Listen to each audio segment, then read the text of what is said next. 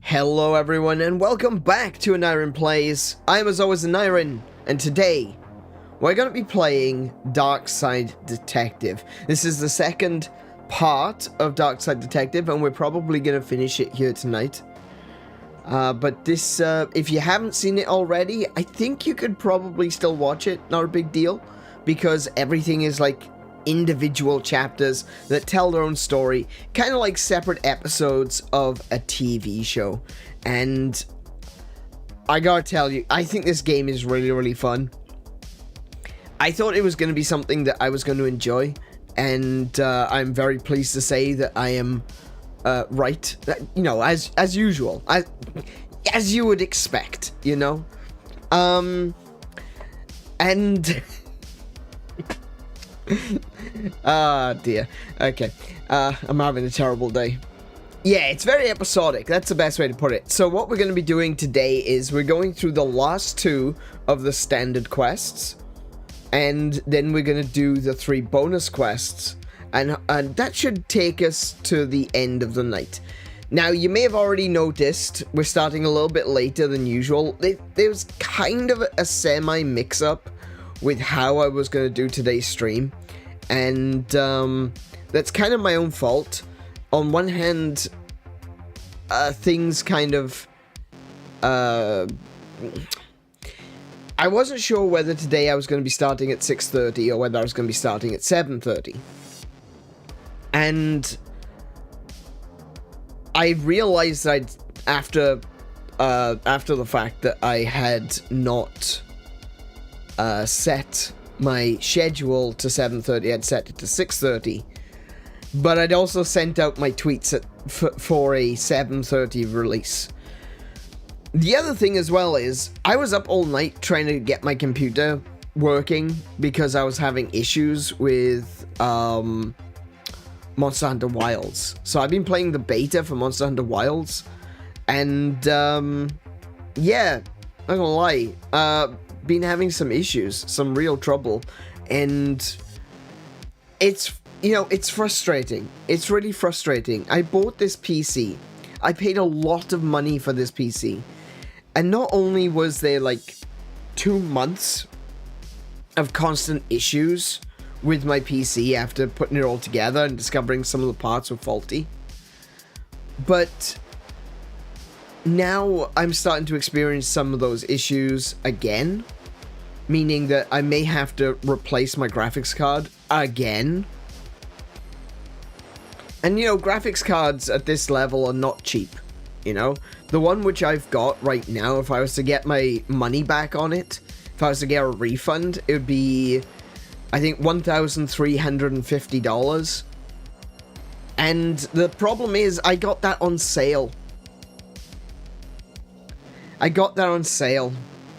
So if I were to get a refund, I can't afford to buy a new one using just the refund money, which is frustrating. And I am genuinely thinking that I need to step away from the brand that I'm currently using, because despite the fact that they're the only ones I could find in Australia that were doing the 7900 XTX, it just doesn't seem to work. I don't know what else to say. I'm having issues with the graphics card again, and it's annoying, really annoying. And I'm thinking about having to go for a different graphics card. But aside from that, it's also been kind of one of those days, you know, because I was up all night. I slept really late. I didn't realize that I had put the stream for 6:30. I thought that it was for 7:30. Although last night I remember Kiko asking me, "Are you starting at 6:30 tomorrow?" And I instinctively just said, sorry, 6:30. And I instinctively said yes. And I realized after that, no, actually, no, it's 7:30, surely. Because it's a Saturday. Normally we would do the loading zone, and then it's 7:30 to play Darkside Detective, but we're not doing the loading zone, and yeah, so very confused. And then Then I thought that there wasn't going to be a stream at all, because our internet was off. I had a little bit of a panic about that one. And just now, I'm sitting here, ready to go. Like, I've just written spooky investigating, you know? And Kiko just responded, "Hey demons, it's your boy Dooley." And I'm sitting here going, I can't start the stream. Something's wrong. My Switch isn't working. And then, you know, there was no output. I wasn't getting any response. Just as an example of how tired I am, let me tell you all the things that was wrong with what I was doing. So my Switch was turned on, but it was my Xbox that was still plugged into my PC.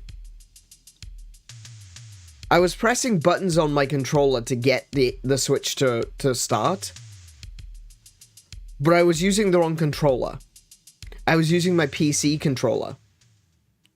So I've got an Xbox Elite. I use the Xbox Elite for a lot of games because I like the flappy paddles at the back. And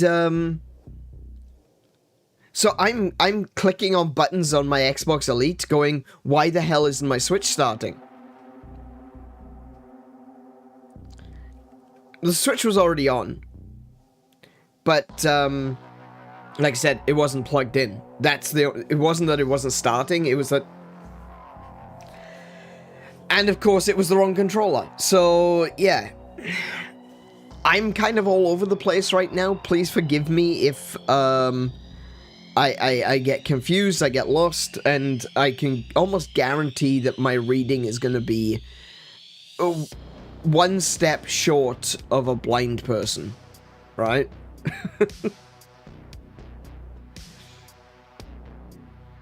Oh boy. This is going to be a fun one though. Be prepared to mock the crap out of me, because it's going to be great. Anyway, I'm not going to hold you guys up. I do want to get into this game. I want to make sure that we can finish it tonight. Thankfully, it is a weekend, which means that we can go a little bit longer if we want to. And let's see how far through Darkside Detective we can actually get. I think we'll finish it. I do think we'll finish it. So if you are new here, do consider leaving a subscription. Don't forget, at any time during the stream, you can hit that like button. It really helps out the channel, and we'd love to see you hanging out, being part of the community, being part of Virtual Fantastic, and seeing you in future streams. And with that one, let's jump on in. Kiko said, that's up there with me once trying to strangle a lamp to stop my alarm clock from sounding. Yeah, I know that's... Yeah, I've been there. I've been there. Actually, for me, it was... There was an alarm going off, and I was going through my phone trying to turn my alarm off. But it wasn't my phone. It was an alarm clock. This was back... Okay. This was back a long time ago, right? This is about the time that I was just discovering my passion for insomnia. And what I would do is I would set up an alarm clock on the other side of my bedroom.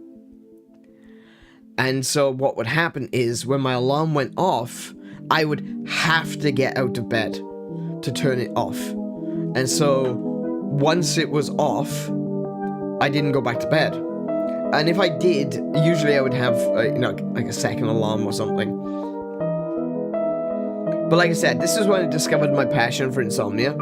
And I believe it was like... It was an 8 o'clock in the morning. No, it had to be earlier than that. 7:30 in the morning. Alarm clock went off. and it was a weekend, so I wasn't going to school. And so I was like, screw this, I just want to turn my alarm off and go back to bed. So I rolled over and I'm going through my phone trying to find where the alarm is, and it wasn't my phone. It wasn't my phone. It was on the other side of the room, but I was so completely mind screwed over it because, like I said, yeah, I think I'd gotten about an hour or 2 hours sleep at this point, and I thought it was my phone, even though I had my phone in my hand. There wasn't like it was like a dream state, you know? I'm not really fully in. And so even though I got my phone directly in front of me, all I know is there is noise blaring in my bedroom. And I'm like, phone, stop, no, stop. Don't want to.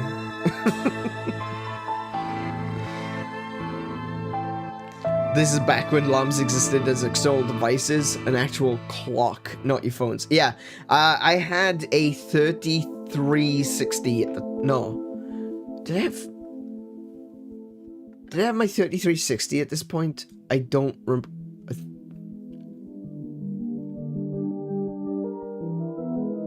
I think it was the 3360.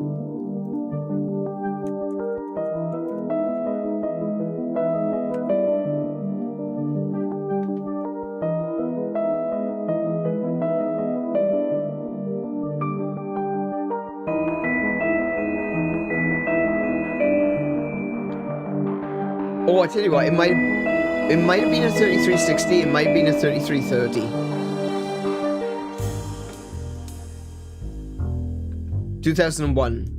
That seems... No, that sounds about right. Yeah. 3330. When did 3360 come out? Also to that... Oh, right, okay, so maybe I did have a 3360.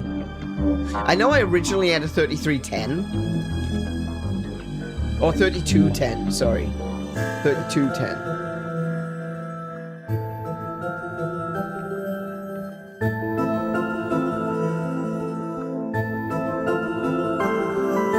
Yeah, I had a 3210, and then I got a 33, I think it was a 3330 or 3360. And that's what I was using at the time. So I was just going through my phone like, why won't you turn off? Why? Why is this alarm still doing its alarm thing to me? I am alarmed. For the longest time I had this tiny rectangular digital alarm clock. That was actually my father's clock first. It was ancient and boxed on for so long. Yeah, I got hang on a minute. We were going to be starting the game. We're having a chat now.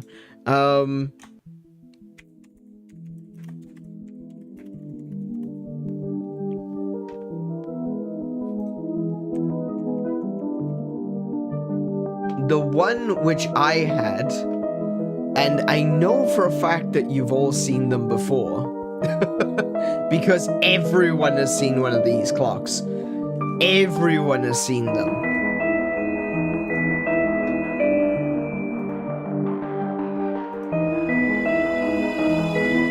Because, like, literally all...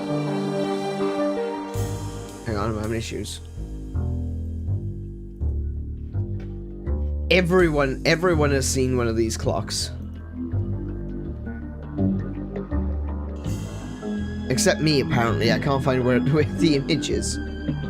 Hang on. Did I just save it to desktop? I could have sworn I saved it to desktop.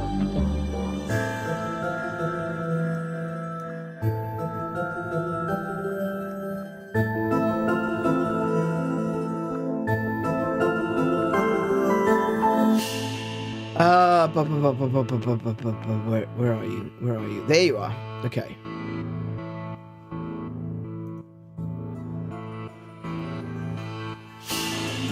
One of these clocks. We've all seen them. We know exactly what they are.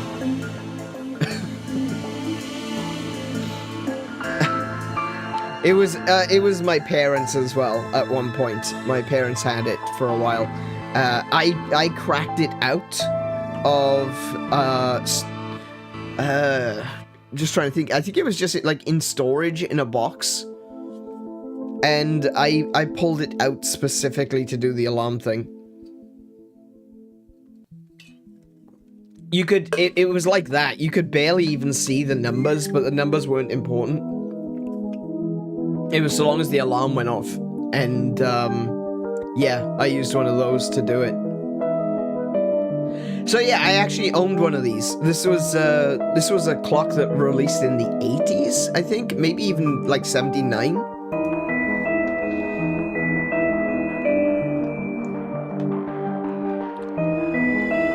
It's the Spartus 1108.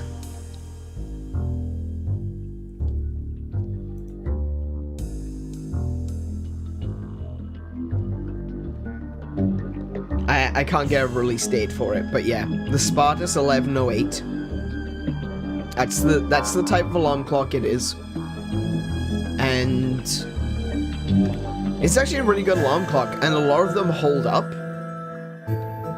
No, I'm Spartus, this was my wife. Yeah, they actually do hold up quite well. Some of the LCD screens are a little bit dodgy, but you can get replacement ones now. I think they still look really cool. Like, they're very retro, they're very me, but I think they look really cool. I wouldn't mind getting one of these, actually. I'm looking on eBay, and they're pretty cheap.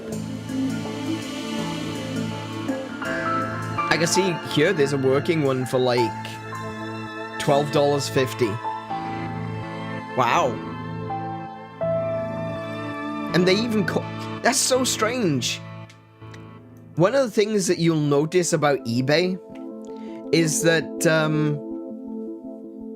if someone has got something like retro 80s written in the title of the excuse me, written in the title of the sale, they'll usually jack up the price. So the fact that it says retro 80s Spartus clock, and it's only $12.50, that's really good. That's actually not bad. I've seen so many of these retro things though, like, anytime you're looking for, like, a gaming system, if you search for a particular thing, like Atari 2600, you can find an Atari 2600 for, like, 20 bucks. But if you search for retro Atari 2600, yeah, you'll get, like, $500, $600, $800 for the same thing. Now, usually if it's like 20 bucks, you're probably gonna have to fix it and repair it a little bit. It could be a little bit damaged, but, you know, it's kind of worth it to, you know, get that experience as well of fixing consoles. You know, bring a little bit of life back to something that has been loved for so long and maybe neglected for even longer. I always feel like it's worthwhile getting one that is functional-ish, but maybe has a few issues that maybe you can fix yourself. You can build a connection between you and the console in a very real way by going into it and fixing things. I've got a lot of love for a Wii that I bought, and I only bought the Wii like a couple of years ago. I got it for really cheap. I got it for like $10, and it was a bit banged up. And I took it apart, I cleaned it all out, I put it back together again, sadly, because of someone else, I think, had clearly tried to get into it. One of the screws is stripped, so it's very difficult to, like, open it up fully. But I cleaned it off, I got it working again, and I really like that little Wii, and I wanna do some upgrades with it, and, like, turn it into an emulation machine that I can play GameCube and Wii games on. Because that's the one thing that the Wii U, sadly, doesn't have, is the ability to play GameCube games. And aside from using a HDMI upscaling cable, which I do have, the best way to play GameCube games is on the Wii. So, yeah, I still want to be able to use that Wii. I still want to, you know, make something of it and turn it into something really cool. I bet Detective Francis McQueen has a Spartus alarm clock. Do you know what? He probably does. Just take a look at this smooth radio over here. That is really cool. I like that. Actually, do you know what's even better than the Spartus 1108? Is you could get another alarm clock which was basically the exact same, except it had a radio in it. It looked the same, but it had a radio in it. That's so cool. Square monitor? Yeah. Oh yeah. He's got an old box monitor. And I think, do you know what? I think square monitors are on the way back. Excuse me. I just ate. My stomach is still kind of figuring out where to put things. I think square monitors are on the way back. Like for gamers, obviously the wider the screen, the better. But I think for office work, I think square monitors are going to come back. And for like regular viewership, right? Because I think that for gamers, you want widescreen because you want like the field of view, right? You've got the I just tried to a Kiko Road. Damn it. You want the field of view. So your monitors are going to get wider, and then you've got the curved ones. And do you know what? I almost bought myself an ultra-wide curved monitor at one point, and I was very willing to spend $2,000 to buy one. I ended up choosing not to, because I wasn't convinced that there was that it was worth it in the end. And I'm quite happy with the monitor that I ended up with. But yeah. So that makes sense, you know. Gamers, we want as wide a screen as possible. Even movies, to a certain extent, they want to, you know, they're slowly making the screen wider by adding letterbox mode.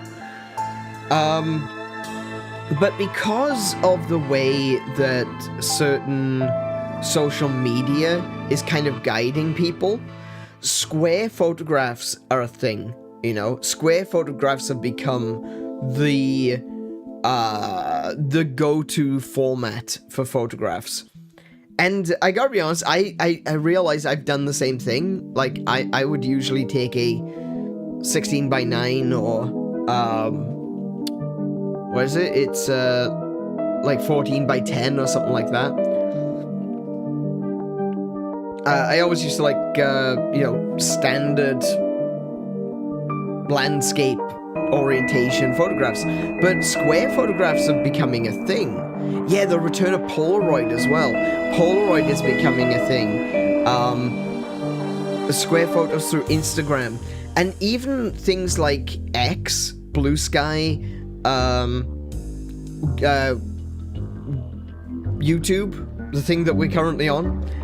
If you go to like the community tab is formatted for square thumbnails. And that's the reason why I ended up changing my, what's it called? My schedule format to being square. Because X was the only thing that had a wider thumbnail when you upload images. That's changed now. X has gone to square as well. But at the time, YouTube was square, Instagram was square, and so what I ended up doing, I was making two different schedules. I was making one to upload to Twitter, and one to upload to YouTube and Instagram, and that's when I kind of realized I could just make a square one, and I should just keep it being a square one, because then I only have to make one, and it works on all platforms. yeah. So I think that there is definitely a movement in like social media and on the internet and stuff like that to move back to more of a square shape for visuals. And as people inevitably, you know, grow up with a certain feel to what they're doing, you know, you expect an image to be square. Sometimes you might expect a video to be square. Like, I know TikTok and Vines before it, and now YouTube Shorts, they're more vertical. I hate vertical video. I am going to be doing shorts at some point in the future, but I do hate vertical video. I think it's so stupid. I think square video would be better, honestly. So I would like to see that they include better formats. But then again, the reason it's tall is because it's for watching on a phone, you know? But I feel like because there's a lot of squareness, there's a lot of, you know, square images, square photographs, you want to set up your website so that it fits all these squares, because people are expecting to see squares when it comes to photographs and images and schedules and all kinds of things. So I feel like there's going to be a movement towards squareness, and the technology companies are going to be catering towards people that expect to see a square, and they'll be saying, oh, brand new ultra tall screens, you know? And so what you're going to end up with is a screen at home that is square. And I think that's really interesting. I don't think movies will ever go square. I really hope not. So I don't think, like, TVs would ever go square. But I think computer monitors, I think that there's starting to be more demand for a square computer screen. And I've seen more of them around as well recently, so for a time I was looking for a 6x9, and is this 6x9? 4x3, sorry. I was looking for a 4x3, and I couldn't find one. But then more recently, because obviously I've rebuilt my PC this year, I went looking for monitors, and I saw more 4x3 monitors than I have ever seen before. So, yeah, I think it's on the way back. I think square monitors back. Sadly, box monitors are not on the way back. Neither are box TVs, and I really wish someone, I don't care who. It can be Sony, it can be Panasonic, it can be Sanyo, Philips. I don't care. Someone please make a modern CRT. We're very slowly, well, not very slowly, very quickly running out of CRT TVs and monitors. I've got 2 CRT TVs because I've got one, which is the one which I currently have set up, and the other one's my backup, because I know it's only inevitable that this TV is going to blow one day, and there's not a lot you can do about it once the cathode ray tube is gone. Once the tube is gone, that's it, it's over. It is over. There's no replacing that, and no one's making them, or if they are, they're ridiculously expensive. So please, this is an appeal to anyone, literally anyone. Sony, you are making ridiculous amounts of money off, like, everything else that you can do. You can run a little bit of a loss leader by producing some classic Sony televisions and monitors. Like, some of the best TVs and monitors for playing retro games are Sony. Sony TV monitor. Sony TV monitor.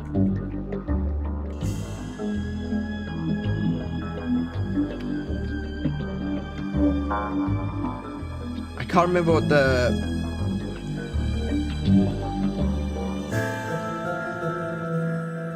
I can't remember what the designation is, but there's a particular Sony monitor which is absolutely incredible. And it is a monitor. It is designed...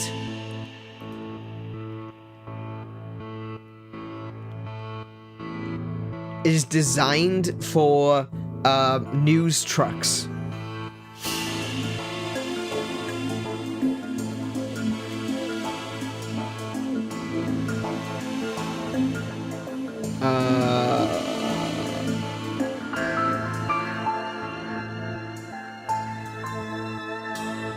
Oh, yeah. I've got it. I got it.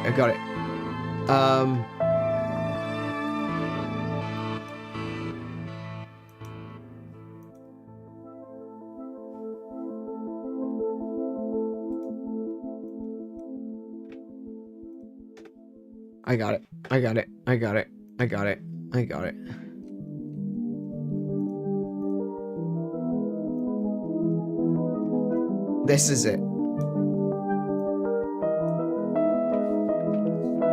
It's quite long, like, and it's got these lovely hooks on the front because it's meant for being stored in a rack, right? They're used for. It's actually, yeah, that is the right one. It's a Sony Trinitron. It's got an LED. Oh, sorry, an LCD cathode ray tube. And then it's got all of these options on the bottom. You can change all of the brightness, contrast settings, the color saturation, the tint, the white balance. You can do it all from here. And then you've got different buttons as well for the various different functionalities this thing has. This is the absolute best piece for retro gaming, right? And they can be ridiculously expensive. Even broken ones can be expensive.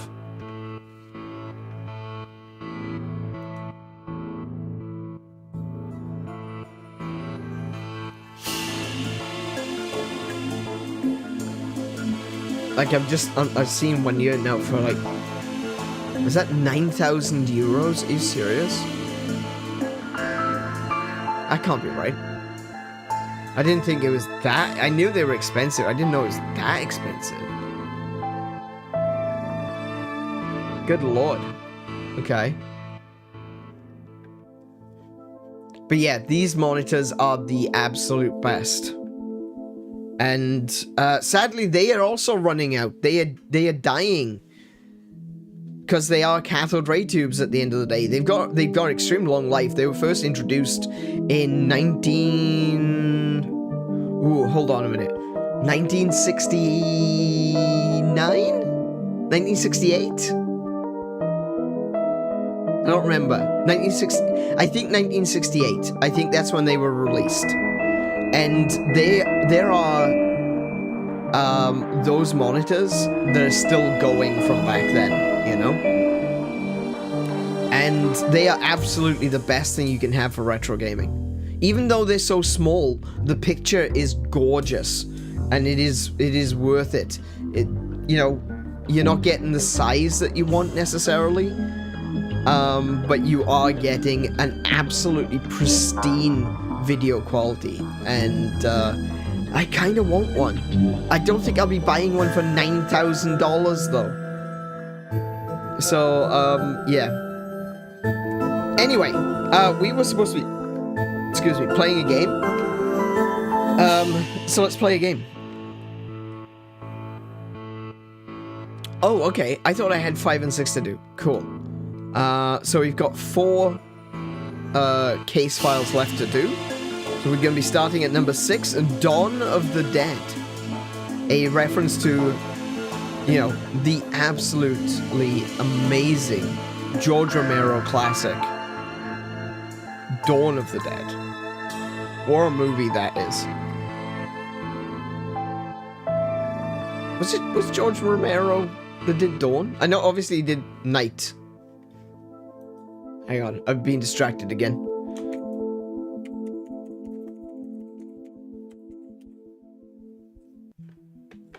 Did he do Dawn as well? He did do Dawn. Yeah.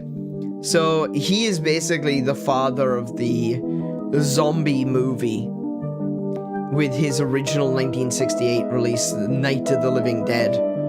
And then he went on to do lots of other zombie movies like Dawn of the Dead, Day of the Dead.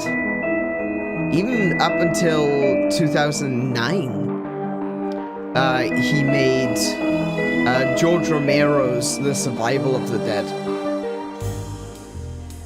Sadly, George Romero passed away in 2017, so we're not going to get any more classic Dead movies from him anymore, but he really was the father of the zombie genre.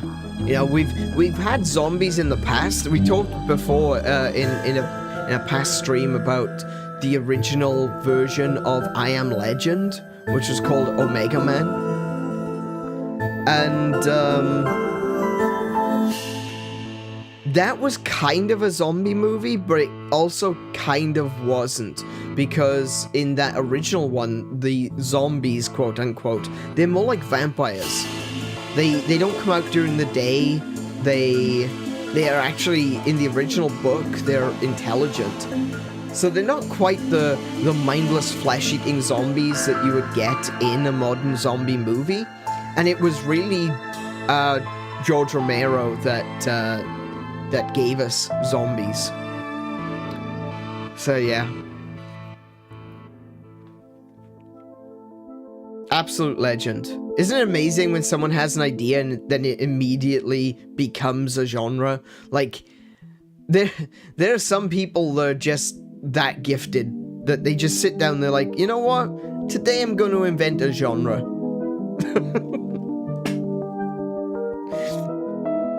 The other person that comes to mind when it comes to inventing genres is Tony Iommi of Black Sabbath. Sadly, Tony Iommi lost his fingers in a foundry accident. He got his fingers trapped under a power hammer, and he thought, "That's it. My days of playing guitar are over. It's done. Never gonna play again." But then someone gave him it was his manager from the foundry gave him an album of a blues musician who only had 3 fingers. And he took inspiration from the blues musician to, one, he created new fingers for himself by melting plastic and molding them to the ends of his nubs so that he could press on the strings. And because he didn't have the strength in his fingers anymore to actually press a guitar string, he switched out the guitar strings for banjo strings and completely created a whole new genre. You've got this sound, this unique sound that is Black Sabbath, and that became, it was originally based in blues and jazz, with a very dark tone to it, and it just sounded so, you drop the tone slightly to give it more of a minor key, and and then suddenly you got Black Sabbath, and he was sitting there thinking to himself, I'm never going to be able to play guitar again until I figure out how to do this. So with plastic fingers, banjo strings on his guitar, he invented heavy metal. That is a fantastic example of, instead of changing himself to suit the industry, when you're like, oh damn, I've been injured, I've got a disability or something, you try to fix something about yourself to be able to fit into an industry that already exists. Tony Iommi was like, nah fam. Nah, I'm gonna create a whole new genre and completely change music to suit me. And it worked. There's not many people in the world that can say that they, invented a genre over the weekend. Tony Iommi can, because he's an absolute genius. He is a true genius. Anyway, Dawn of the Dead. The chief summoned us all to the debriefing room about Code Red, a city-wide issue. So blessed are you in life. Yeah, we went to see Black Sabbath in 2016 for the Black Sabbath The End tour. Absolutely fantastic. Is everyone here? Good. There are riots all over the city. It's all hands on deck. That means you too, McLame. Time to do some real police work. Are you sure your iffy stomach is able for it? You two, stop it.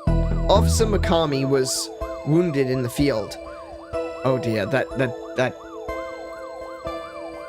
We already know that this is going to be somewhat zombie referencing.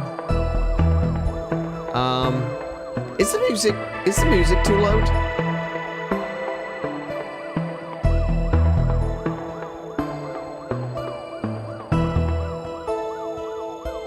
I just noticed that the music is as loud as I am.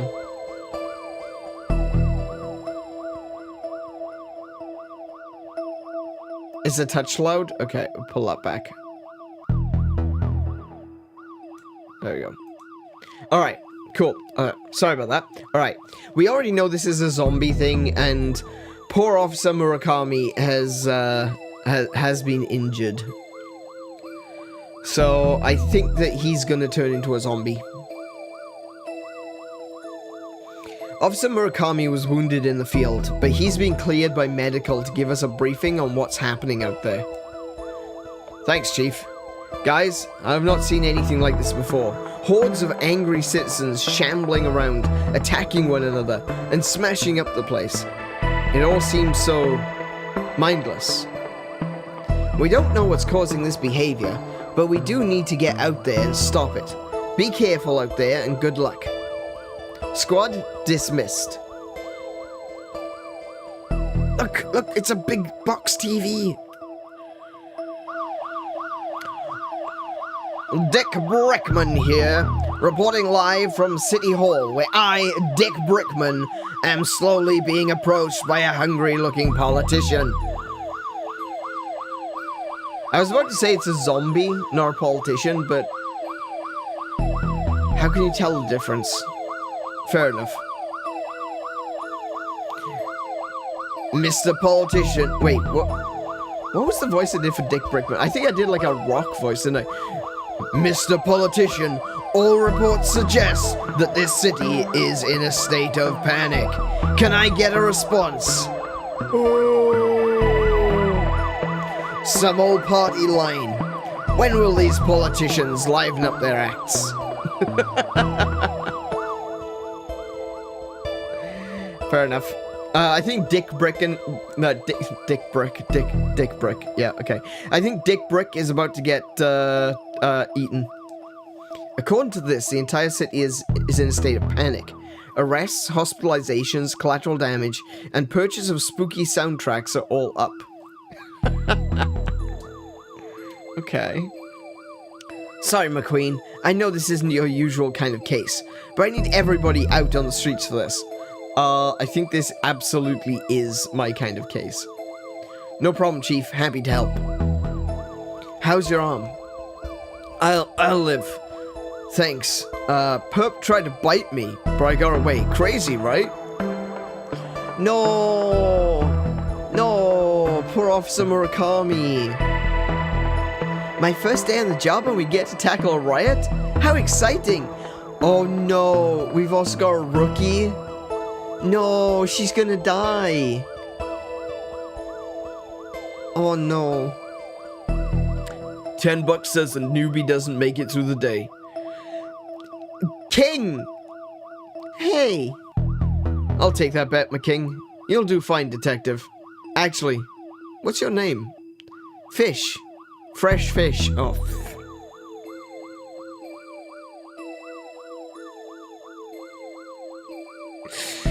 No, she's gonna die.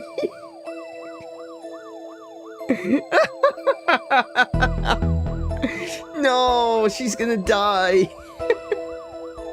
Poor thing.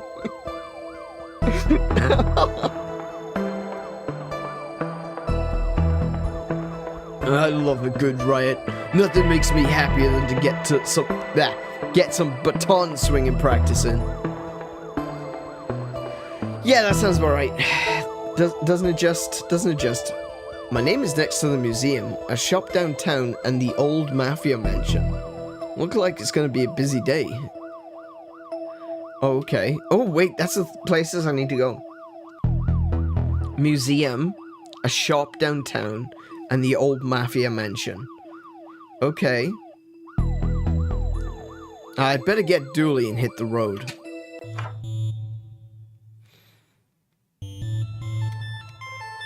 Alright, where do we want to go first? So, we got the store in Chinatown. Wanna bet there's gonna be a Gremlins reference here. We got a mansion, that's gonna be a Resident Evil reference.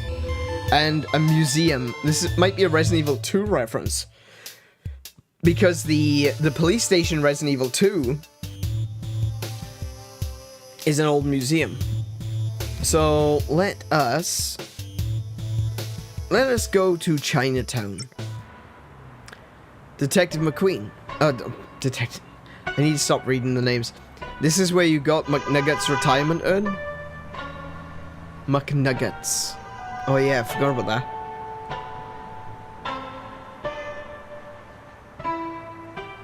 that. During the retirement party, Dooley bought an urn, and inside it was gremlins. So we're here in Chinatown to see what happened. What a fun party. We spent the entire time chasing around monsters. Chasing memories, you mean? Okay, squad car, Officer Dooley. I wonder if I can get some other shopping in while we're here. There's a stringless tennis racket in here. Why do I need a broken racket? There's nothing else in here but takeout containers and dirty magazines. Dirty magazines. Gotcha. Barred window. Looks like we're barred from there. Looks like we're barred from there, Dooley. I don't get it. It's a window, not a club. I was... Never mind. So this is Wang's. Back alley mystic shops are never run by McGilcuddy or Sanchez, are they? That's a good point. It's kind of a stereotype in a way, you know, it's some creepy, suspicious, you know, mystic Asian guy of uncertain origins, you know? It kind of... I don't want to talk deep into the potential racism of it, but it kind of draws on, you know, the Yellow Terror. The idea that some... you know, Asian people can't be trusted sort of thing. And they have these mystical, strange, well, mysteries of the East, you know, that sort of thing. I think it still kind of fits, though, you know? Because when you think about the non-back alley Chinese and Asian stores that you can encounter in, like, supermarkets and things like that. Not supermarkets, sorry, in malls and stuff like that. You'll quite often these days find a Asian remedies or Chinese ancient remedies or, you know, that sort of thing, where you've just got these jars upon jars upon jars of dried out things, like dried lizards and all kinds of powders and tinctures and strange... It's not that these shops never existed and it was purely fictional and meant to make you think, oh, I can't trust those Asians. Instead, it's kind of real, because there's a shop near us where it literally looks like one of these sorts of stereotypical 80s Asian magic, mystery, mystical stores. And it's just wall-to-wall jars of powders and ointments and things. And it's just like, oh, okay.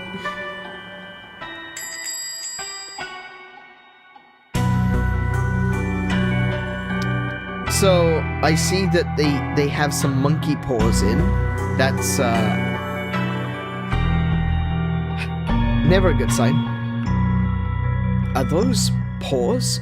No, they couldn't be. Help! I'm trapped. Get rid of them. It does look like the guy from Gremlins, from the original Gremlins. You know, it's the long Fu Manchu, the long grey hair, and the pointed shoulder pads. I love this game. It's like a lot of these references back to the these 80s movies. So good. Okay, so we got healing crystals. Crystals used for some form of healing, I guess. Ow, that's sharp. That might be useful. Okay, lucky cat. Given my current predicament, I'm starting to think none of these lucky charms work. A skull? Is that skull real? That's the skull of the previous shop owner. Her will stipulated I keep it on display at all times. I don't think a will allow you to do that. A dream catcher. Used for trapping nightmares. May be useful in this nightmare. Whoa, what am I gonna... Wait. What am I gonna use a dream catcher for? Can I combine the dream catcher with the tennis racket? A stringless racket I found in the trash. Why was I searching in the trash, you ask? Shut up. That's why. The rope is too tight. I need to loosen it up somehow. You do! You put the dream catcher inside. That is the ultimate demon slaying weapon right there. Or at very least bad dream slaying weapon. Is that you put a dream catcher in a tennis racket. Nice lanterns. A shop like this runs on ambience. 80% of all sales are because customers can't see what they're buying. I believe it. That's pretty. You should buy it. Treat yourself. Now's not the time to be shopping. Carpet diem, that's what I say. That's... never mind. I'm not coming out until those things are gone. What the hell? Monkey paws all came to life. Not feeling so lucky now. I hope the riots city-wide aren't all undead related. Less worry, more scurry. Get rid of them. What's this? Chinese puzzle box. I can't figure out how to open it. No idea what's inside.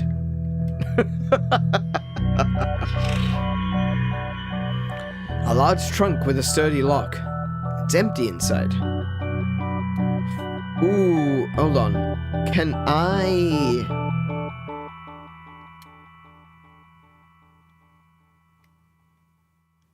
I push them? Can I use the broken racket on the monkey paws? I think I need a way to catch them, not bash them. This is sharp. Maybe I can use this to... Ow! I cut myself on it. Right on its razor sharp edges. So... this is a healing crystal that is... it's not actually a healing crystal. It's a harming crystal. Can I use a harming crystal on the... They're not reacting. Maybe they don't feel pain. What am I missing? What am I missing? Pile of books. Various books on positive living, feng shui, and harnessing the energy of the secret hell beasts to control your enemies. Yeah, fair. Yeah, that's like what I've got on my shelf. Wait, what? Let's see. Yep. Okay, so I feel like I need to push the monkey paws into the box. But currently, I'm unable to... The rope is too tight. I need to loosen it somehow. You can use this to catch that dreamboat, McKing. There's not even enough rope in here to contain his ego. I read that wrong, didn't I? You can use it to catch that dreamboat, McKing. There's not even enough rope here to contain his ego. There we go. That was a better take. Let's try that again. See, this is why people who do actual voice acting, they get multiple tries, right? They don't go up to the microphone and it's all done in one sitting. You get multiple goes to be able to say the line right. Okay, so...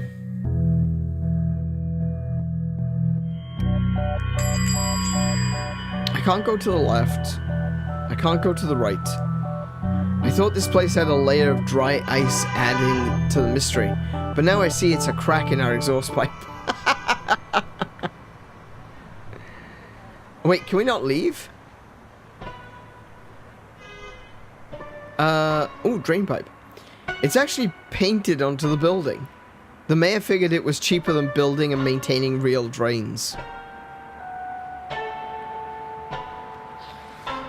Right.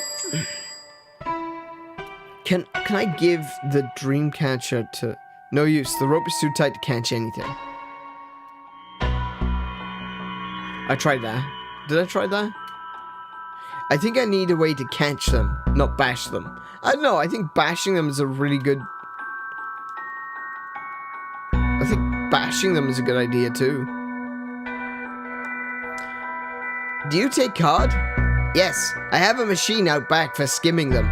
Just tell me your PIN number. Well, that all sounds perfectly legitimate to me.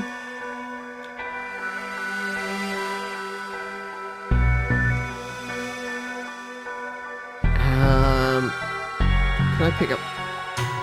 Oh yeah, I've already got that one.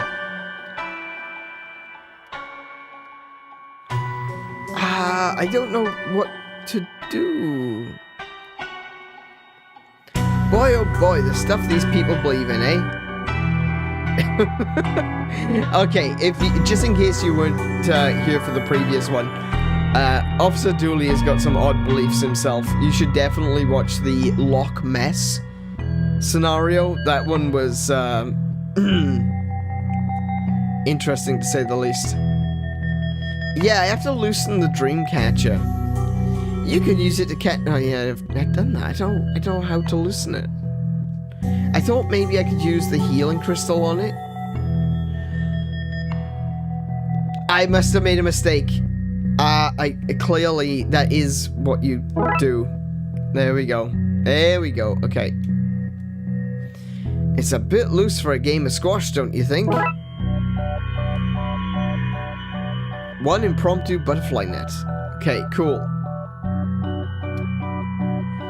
One careful swipe, and... Okay, I've caught them all.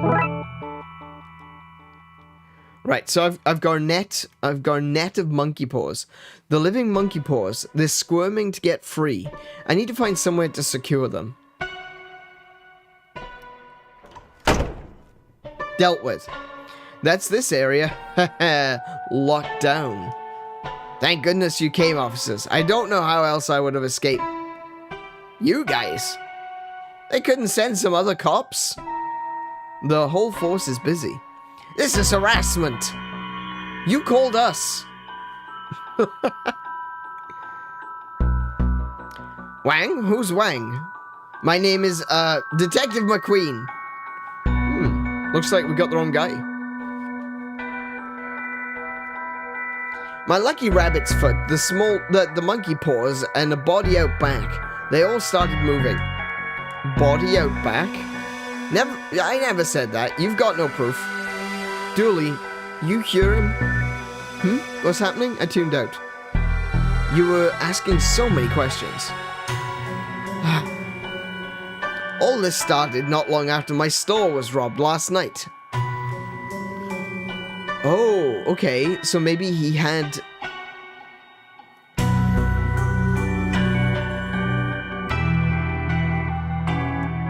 Last night, some goons floated in. They smashed up the place and took some entirely legal ritual components.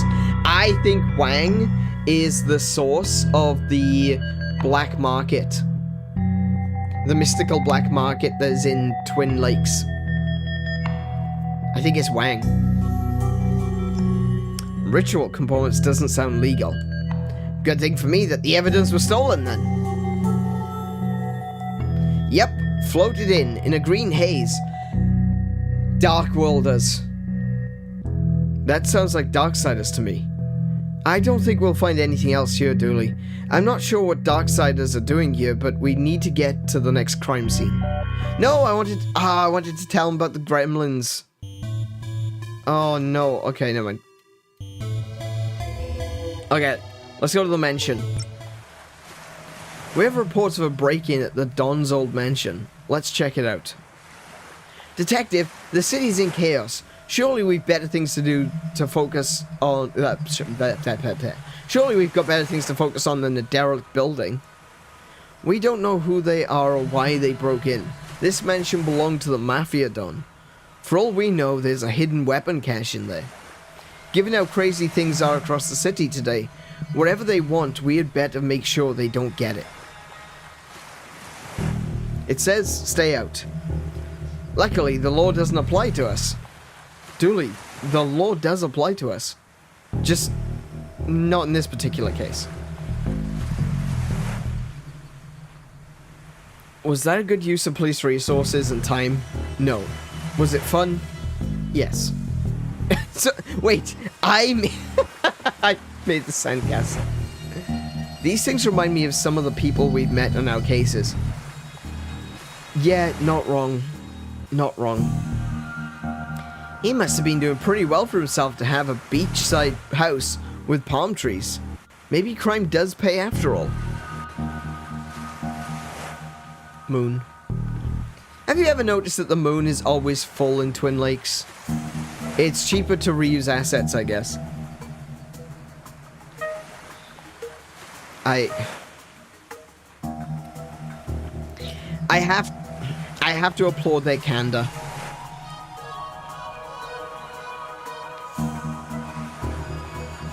Well, this doesn't look good. A condemned sign. I don't see why it's condemned. Looks like a perfectly fine sign to me. Strange equipment. This must belong to whoever's in there. This stuff looks dangerous. I'd better power it down for now. So I stole their battery. Perfect. A broken line of police tape. Looks like somebody has gone inside.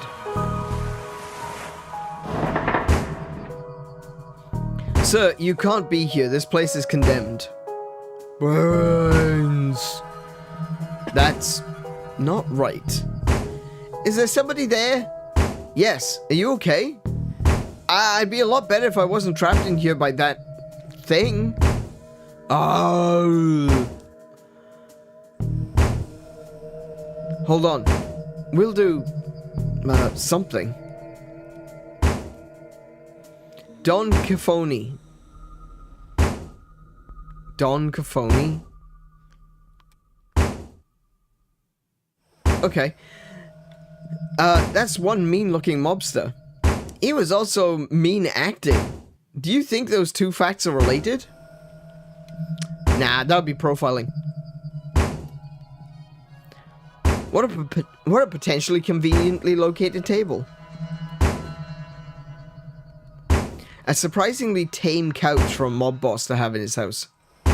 Okay, so I can see what I need to do here. I can use this rope to drop the chandelier on the Zomzom. Now that's a large chandelier. Jeez, if that dropped on somebody, it would really hurt. This seems to be the rope that holds the chandelier in place. Seems to be stuck. Ooh, I don't have a means of untying it. I need to find a... I can't open this one. I wonder what treasures are inside. Not enough to force it open, however. Various supplies including candles. I think I'll take one. Ooh, okay, I know what to do. cool. Missing drawer. Where did this go? What kind of a looter takes a drawer? There's the remains of a long-forgotten roast chicken in here. Ew. It's not edible, Dooley.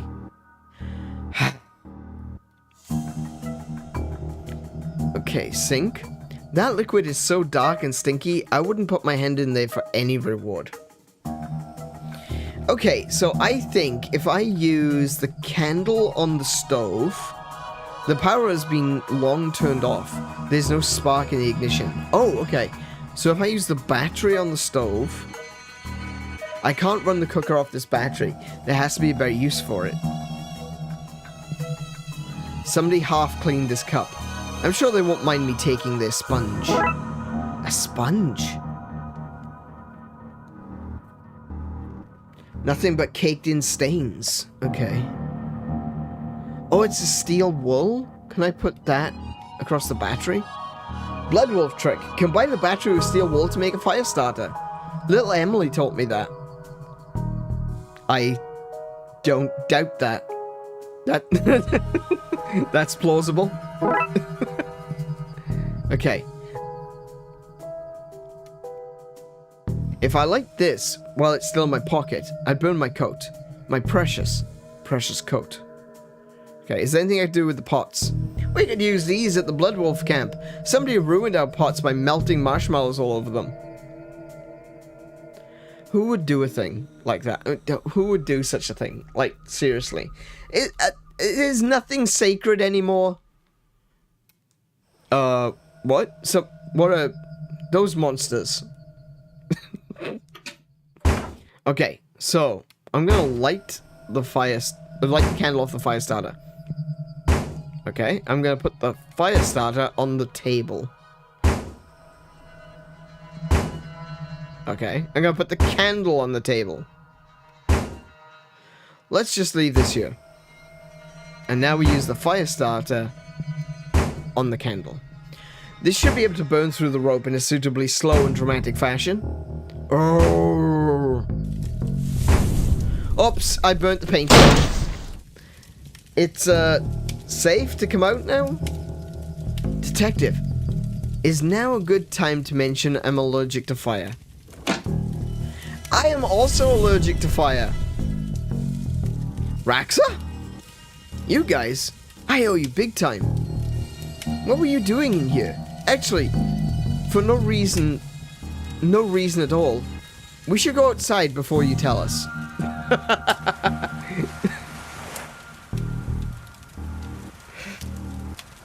Okay. Thanks for saving me back there. Are you okay? I am. Thanks to you guys. What's with the get up? I am an inspookter now. Since I kept finding I'm an inspookter now. Since I kept finding myself in weird goings on, I licensed myself as a franchise. And there was a localized storm here last night, so I knew that meant something was happening after the events at the library. Good catch. Is this your equipment? It is. It's a spookometer. Do you like it? It reads for spooktivity. I brought it with me to help get the readings. But I got trapped in that room and didn't get to look at the readings yet.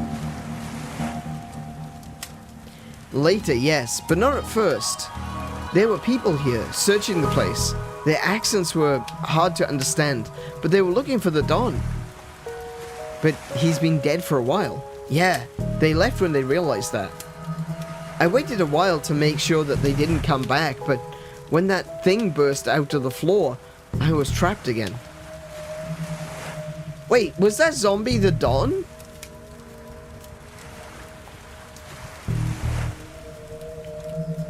So, what do the readings say? That's odd. The battery is missing. Yep. Thankfully, there's a printout inside it. Give me a second while I open it up. Wow, lots of spectral readings. Whatever was looking for the Don, they weren't human. So, Darksiders want something from the Don's house. What could it be? Okay, let's keep investigating Dooley. Raxa, you should go too. Yep, before the fire spreads. Fire? No, that's, the sun's reflection. It's nighttime. Bye!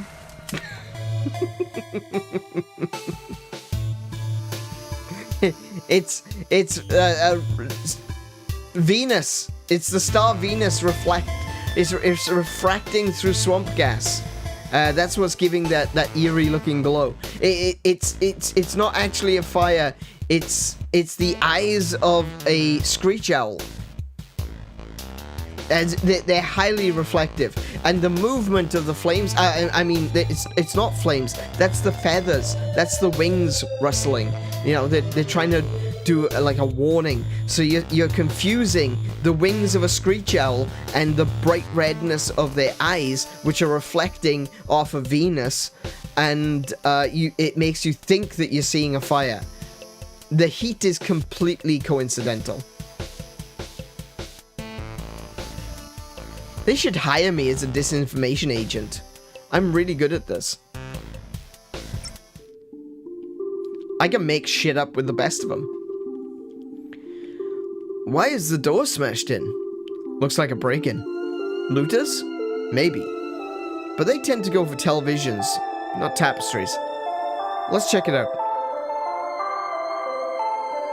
Seems there's an Egyptian-themed display at the... Oh, is this gonna be the mummy? Heck yeah! Ooh-wee, those Egyptians were big. Those pictures aren't to scale. I knew that.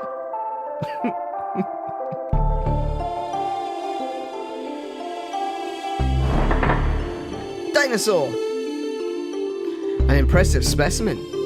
There seems to be something stuck in here, but it's too far for me to reach. Oh no, dead things are coming back to life?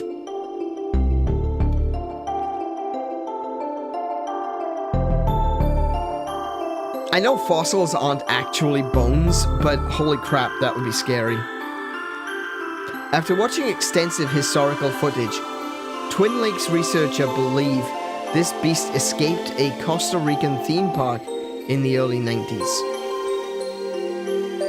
Oh! Okay. Right. So that's a recently dead T-Rex. Uh-oh. Presumed cause of death was drowning, as its tiny arms wouldn't have been great for swimming to the mainland. Wow, their team here must be top of their field.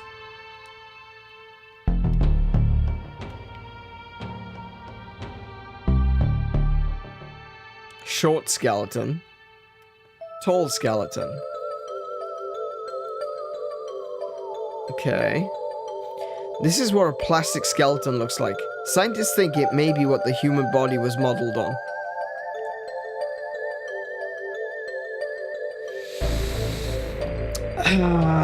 Okay. Fascinating. An ape, probably. What a fine institute of learning this is.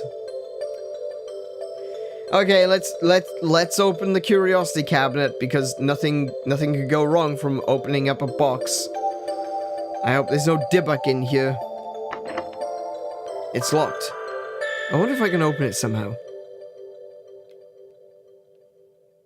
Oh!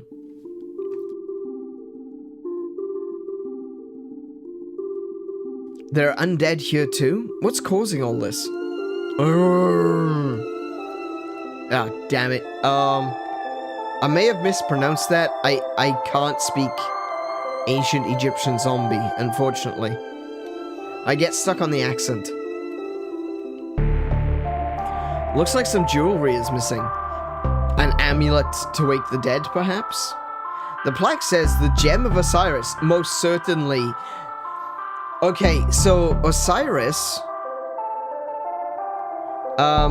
is a immortal god.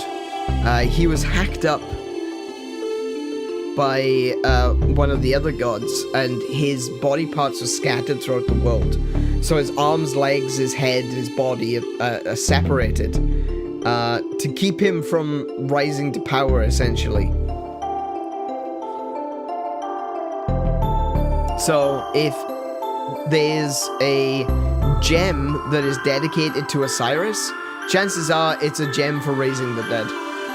Osiris? The Egyptian death god? I can't help but think... Is he the death god? I thought he was just the, like... Oh, maybe he is a death god. I can't help but think that that's tied with what's going on across the city. This must be where that mummy came from. A scepter. A scepter? I don't even know her. Wait, who are we talking about?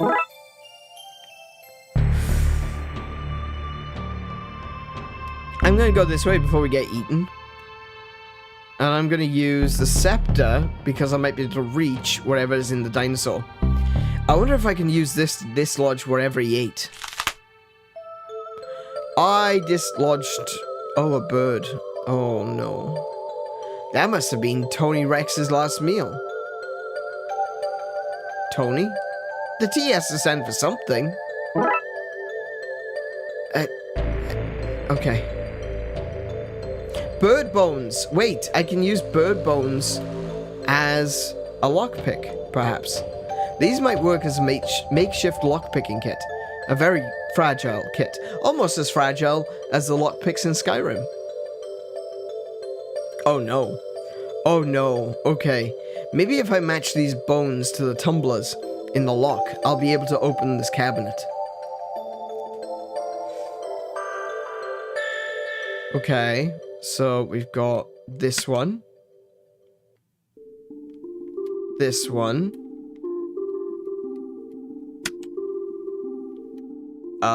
That one. That one. That one.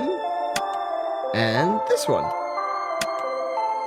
That seems to be it. Now to see what's inside.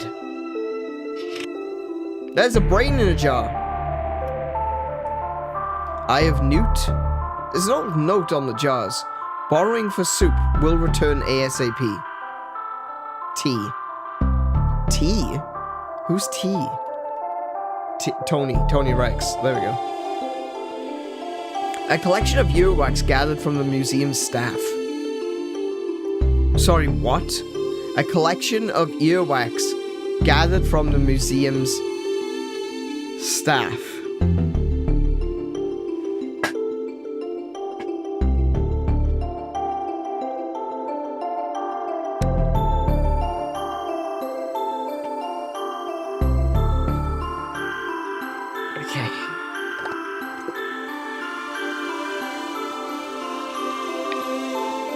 There's not enough alcohol in this game, subs.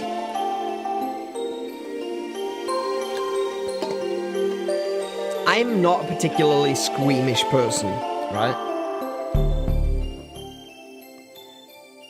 But earwax, I don't know why. I'm repulsed by it. Like, obviously, you know, cleaning your ears and everything like that, it's not too bad.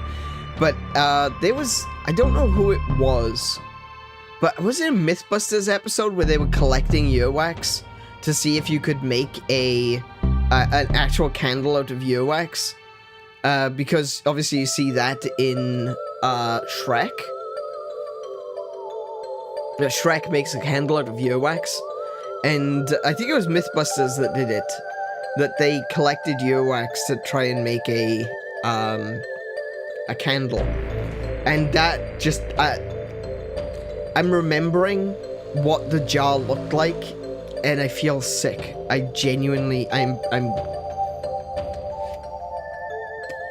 okay, that's horrible. That's disgusting. They seem to be filled with wasps. Living, angry wasps. Okay. It's stuffed full of old invoices. It contains a drawing of some jam.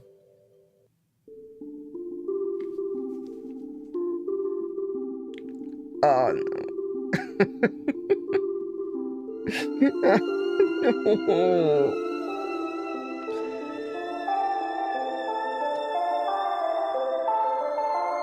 said drawing of jam. I could just imagine opening up my fridge and looking at the jam that we've got, and instead of it being jam, it's just a note inside that says jam. It's like, oh, okay. Some bad juju. Don't open that one. Do not open that one. Alright. I kind of buried the lead, but let's look at the brain. A jar of pickled brains? I prefer pickled onions myself. Me too! Hey! Me and Dooley finally have something in common. I like pickled onions. I love pickled onions. I love pickled onions. I think... I don't like gherkins. I'm not a fan of, you know, the pickled cucumbers. I think they taste disgusting. Pickled eggs kind of scare me. The thing about pickled eggs that scares me is if you're ever in a fish and chip shop and you see a jar of pickled eggs, you genuinely have no idea when that jar of pickled eggs was there. It seems like it's been there for years. Like, I've never seen it filled up. I've never seen it having less eggs in it than it does right now. It's just been there for several years at the same level of eggs. And then it's just like... What is the sell-by date? What is the best before date on a pickled egg? Does a pickled egg actually have a best before date? These are all questions that mankind was never meant to know the answers for. But I prefer pickled onions. I love pickled onions. I've got a jar of pickled onions in the fridge, and sometimes when it's late at night and no one can see me, I go in there with a fork, and I just eat onions. I received a brain in a jar?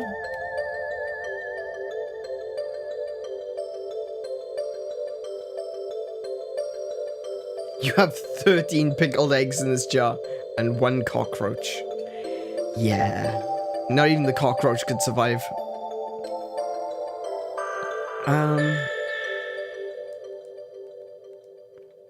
Why do I need the brain in the jar? Oh, feed it to the mummy? That's a good point. Hang on, can I give it... Here, have this brain. Giving the brain to him will achieve nothing. Oh, okay. Old stone tablet. Hang on, I didn't look at this. You'd have to be pretty sick to try swallowing that medicine.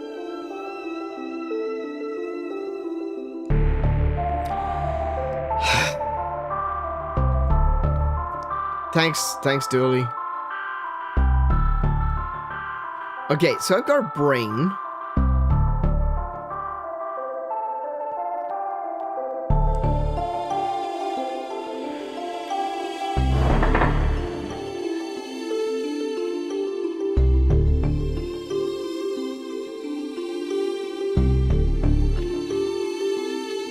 I've got a brain. What do I do with the brain?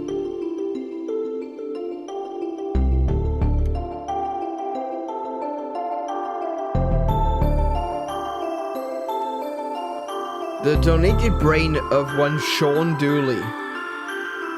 Wait, what? Never used. It wasn't even his idea to donate the brain. Wait, whoa, hold on, wait, what? It wasn't his idea to donate the brain. Lure mummy dearest into... Oh, yeah, good point. Sorry, pickled brain, but I need to take care of some undead business.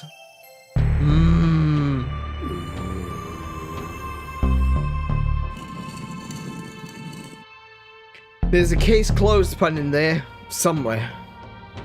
But there's just no time. Dooley, I just figured it out. The Darksiders weren't looking for something at Don's house.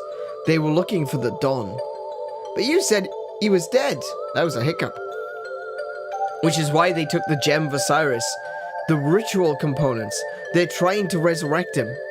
Wow, Detective, what an amazing coincidence that every place the Chief sent us was tied in so tightly with what's really going on. If we had been sent to even one different location, you may never have pieced it all together. There's no time to work out the undoubtedly small probability of things having worked out like this.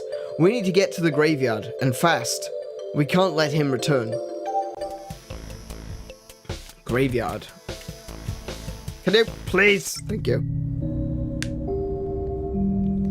That looks like a house on stilts, not a graveyard. I wonder if we can get an overview of the situation from here. It's what I feared. The place is swarming with zombies. These must be the Darksiders we've heard about. Yeah, they look like gangsters. They even got an old Tommy gun. They're firing at somebody inside the church. I can't make out who though. Look, Dooley, over there. There's some bad mumbo-jumbo happening at the crypt. We need to stop them from bringing the Dawn back. Okay. So, oh yeah, go to the crypt. Okay, Dooley, let's go.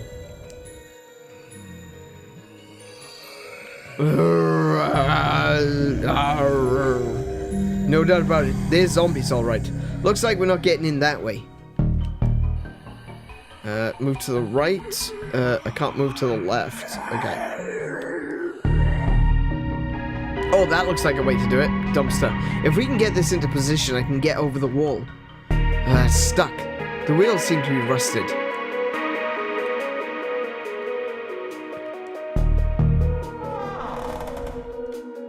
An oil can. I could use that oil to... I could use that to oil the wheels, but I can't quite reach it. It appears to be a box of stew. Is it warm? No, Dooley. You could not eat the old box of stew. Oh. Why is it a box of... I'm gonna stop asking questions. I'm gonna stop asking questions. Here's one for you, Dooley. How many cops does it take to change a light bulb? No idea, but thankfully it's working, so not our concern. Also, streetlights fall under the city maintenance department, and not the police. I thought you'd know that, Detective. Okay. Streetlight. Manhole. It's covered by the massive dumpster. I wonder if there's another manhole on the other side of this wall. That would be awfully convenient. Okay, so I can't reach into the dumpster. Maybe leaving the lights on wasn't the best way to sneak up to this place. No, you don't say. Might need this nightstick to keep the unwelcoming party at bay. There we go. Nice. Okay, I got a nightstick. So if we go to the dumpster, we use the nightstick on the can. I can reach it, but I can't quite hook it. I need something with a better grip. Ooh, I know! I know what I can do. Nightstick. Zombies. Get back, you monsters! Finally, a positive application for police brutality. Arrgh. Well, its hand broke off, but it doesn't seem to care. We might need another way in. There we go. I got a zombie hand. Wait, but I don't have my nightstick. Can I use the zombie hand? Yo, zombie hand, grab this. Okay, in position. Now to squeeze this muscle and... Got it. You received item, oil can. So I'm gonna oil can the wheels. Okay, that's the wheels oiled up. Let's push this into position, Dooley. Now, there's a broken railing here, which makes me think I can go in that way, but I'm very curious as to what's in the manhole. Okay, Dooley, I'll go over the wall, and you go through the sewers. Hopefully that way, one of us can save those people, and stop the Dawn from being brought back. Have I mentioned that I don't like not the time, buddy. The city needs us. I know. Hey, detective. Yeah? Be careful. You too, buddy. You too. We split the party. I'm currently Dooley. That way is blocked off by a large gate. What secrets are you hiding, gate? When all this is done, I'm gonna launch an investigation into you. I'll call it Gate. No doubt this is a secret bolt hole for government informants. This is how the government pumps dihydrogen monoxide into our homes. Monsters. Yeah, did you know that dihydrogen monoxide is usually found in the bodies of drowned victims?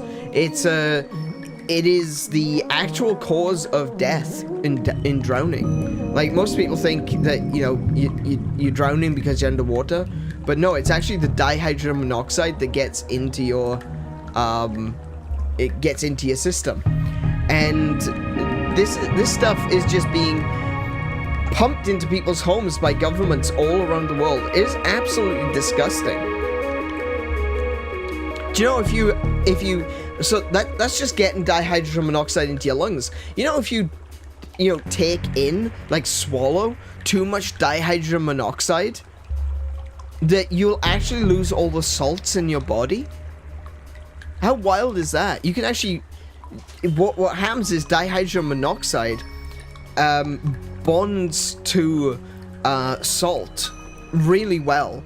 And so when you've got an excess of dihydrogen monoxide in your system, the salt in your body binds to it, and when you go to the bathroom, you basically just pee out all your salt. And that can cause severe illnesses like brain damage even. You need to have salt in your system for your nerves to work. So you can go through some serious problems, all thanks to this dihydrogen monoxide, which the government is just constantly pumping into our homes. It's disgusting behavior. I was shocked when I found out that dihydrogen monoxide was found in 100% of the lungs of drowned victims. How weird. That's disgusting. Damn government. Are we ignoring the alligator watching TV? I'm not ignoring him.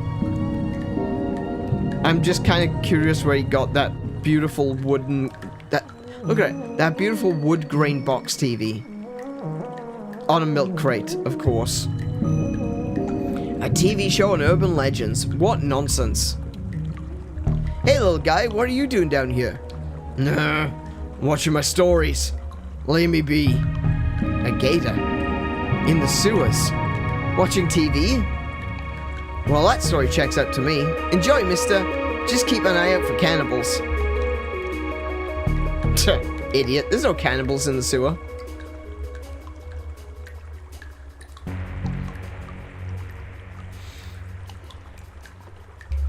Is this a good time to point out that I hate this?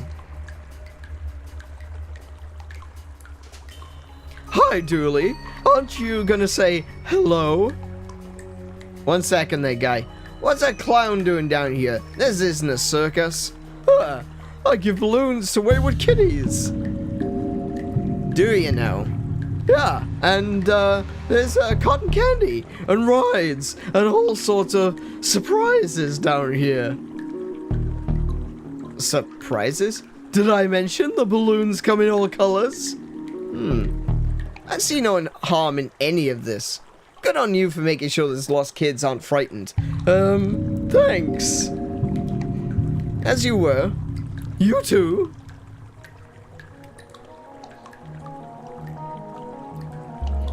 Paper... Oh, yeah, that was in it as well, wasn't it? He lost his paper boat down the drain. That boat's the only thing... that boat's not the only thing floating down here. Didn't need to know that.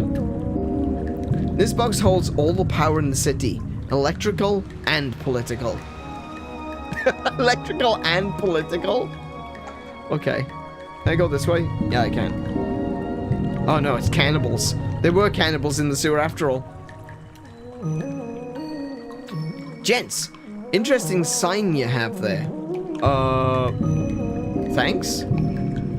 What are you working on? Us? We're repairing the power lines. You've noticed all those flickering lights across the city recently. We're gonna fix that. That sure is great. A great excuse. Do you think I'm an idiot? I see a sign. That's an inverted eye. You guys are illuminations. Oh, eye masons. Sorry. Refrigerate. What? No, the other one. Freeze! I meant freeze. This is why so many of my TV dinners spoil. Drop your stuff and get out of here. I'd arrest you, but I have places to be. What are you talking about? We're just here to resisting arrest, is it? I guess we go listen to Officer and take rest of the day off, Tyrese. Sure. It'll be nice to go home to the family early for a change. Okay, I've got a Kango hammer.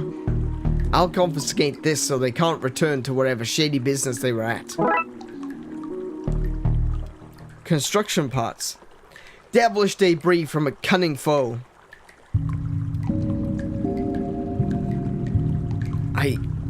Dooley is, yeah. Sewer gate. This gate is blocking me from going any further. If only there was a way past it. Maybe the jackhammer? When life gives you lemons, smash those lemons with a hammer. Then send the lemon carcasses back to life. Wait, what? Then send the lemon carcasses back to life so it knows not to mess with you again. Send? Shouldn't that be bring?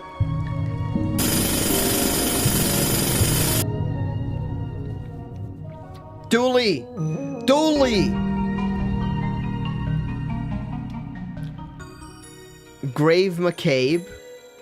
Teresa Macabre. Paul Bearer Conway. Okay. Ben Haunty. And Chris Goulston. Okay.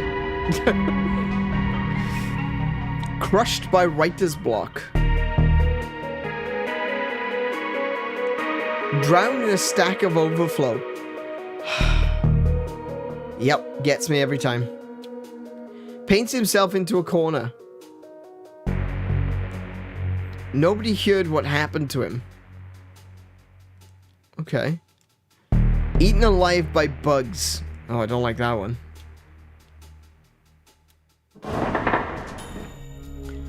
We've been breached. Charge! Oh, wait. Crikey, I do apologize. I thought you were the Hun, come to munch on my brain for military secrets. But I can tell now you're a Yankee boy. It's in the stance. Not rigid enough. Shoulders like melted ice cream on a sunny Sunday morning. Boots? Huh, boots in my size. Like them old chap, they're yours. Belonged to a sergeant of mine in the war. Thanks? Wait a second. These aren't normal boots, they've got metal socks in them. He had mechanical legs. Needed special shoes that would click on. That's why we've got no use for them. How generous. Okay, hold on. We got some shoes that click on rather than being wearable. Okay. It says gas mask, but that to me, that looks like a dog. That looks like a dog. It looks like one of those Scotty dogs. Like, there's his head. This is his ear. Those are his eyes. These are his fluffy jowls. And this is his little tongue. He's even got a black bit where the nose should be. Okay. This seems obscure enough to be useful. Hands off, old boy. Those Huns outside smell dreadful. That mask is my only protection. That's a nice helmet. It's poor form to comment on another man's piece, old chap. I'm afraid you can't have that, old chap. I need to bash zombie Fritz so he can try to enter if he tries to enter my bunker. Okay. So now, so nice and warm. Another reason to not want to go back out there. Built it myself from plane parts after I was shot down here during the Great War. I say Great War, but really it was mediocre at best. What is the date that we are currently in?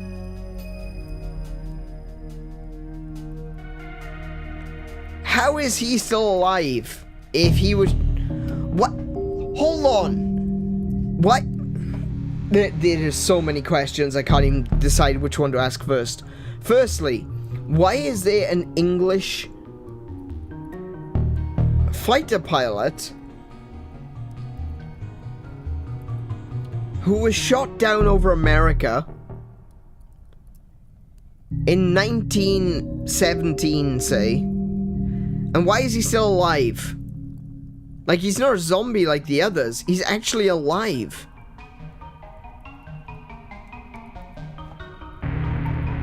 It's the 80s? I don't know. People have got laptops.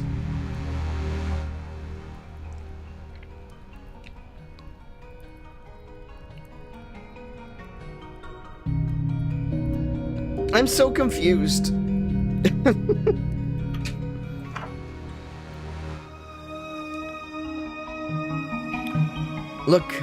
Look here, Slim. We got a stray zombie. Heh, yeah, stray. Fire a few rounds so we can chase it off and be thankful that we ain't got a horde to deal with. Heh, yeah, horde. Well, that makes going into the crypt difficult.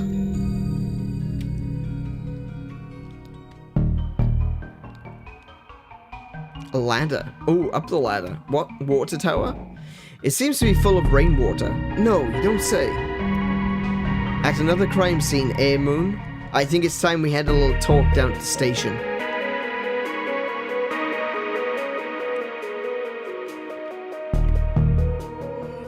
Oh! Brains! I can't pass by them. But maybe I can find a way to go over them. And get through that broken window. Oh! I need to get out of here before I get munched on. Can I jump?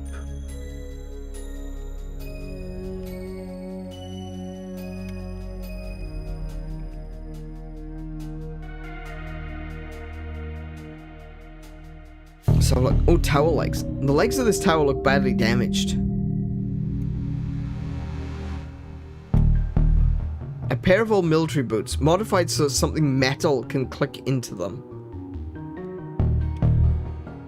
I guess it's for excess water to run down into the sewers.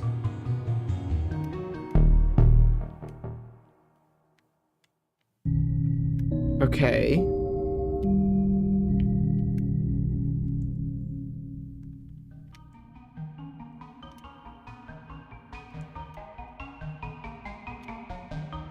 I just wanted to see if there was like a clue there. Let's go back to the shed.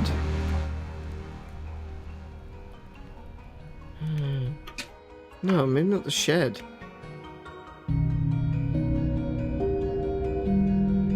Can I use the boots on the tower? I think I'll try something else. Maybe use the boots on the pipe? Doesn't look like it's working. Scaffolding.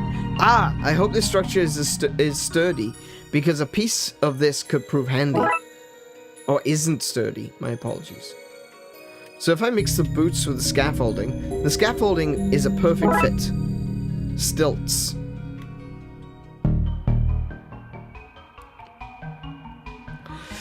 This isn't where I think we thought. This isn't where I thought we were going with this. I think I'll try something else. Okay, so I'm not going to be able to like kick it down, but if I go this way, burns. Wait. Oh, do I want to put them on first? Okay, let's try these out. Yep, that looks ridiculous. They can't get me all the way up here. Oh, brains. The Darkside goons shot out the window, giving me a handy way in. Agent McScream? What are you doing here? What are any of us doing anywhere? Helpful as ever? I need to save whoever's trapped in the bell tower, then figure out a plan to get to the crypt and stop that ritual. Let's see what we got. Okay, so I can exit through...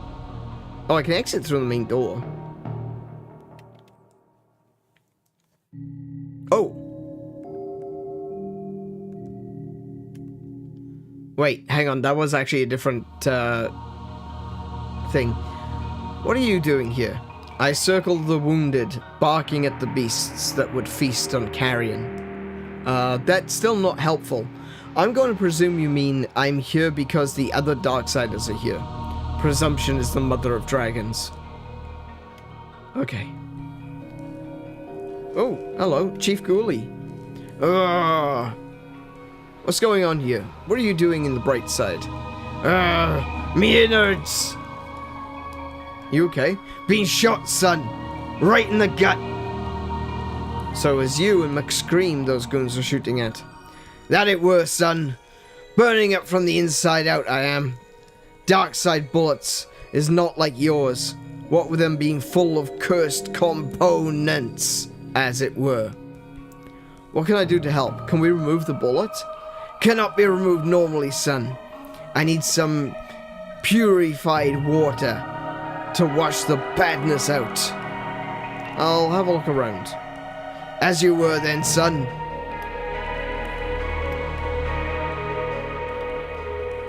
Oh. So, the cleanser's full of old caked in, moldy smelling incense. That's disgusting. That's the pews. Pews. Bell tower.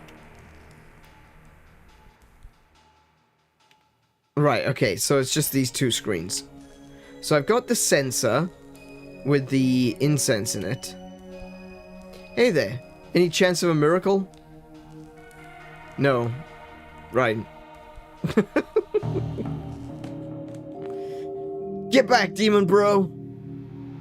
No. Pastor Farrelly?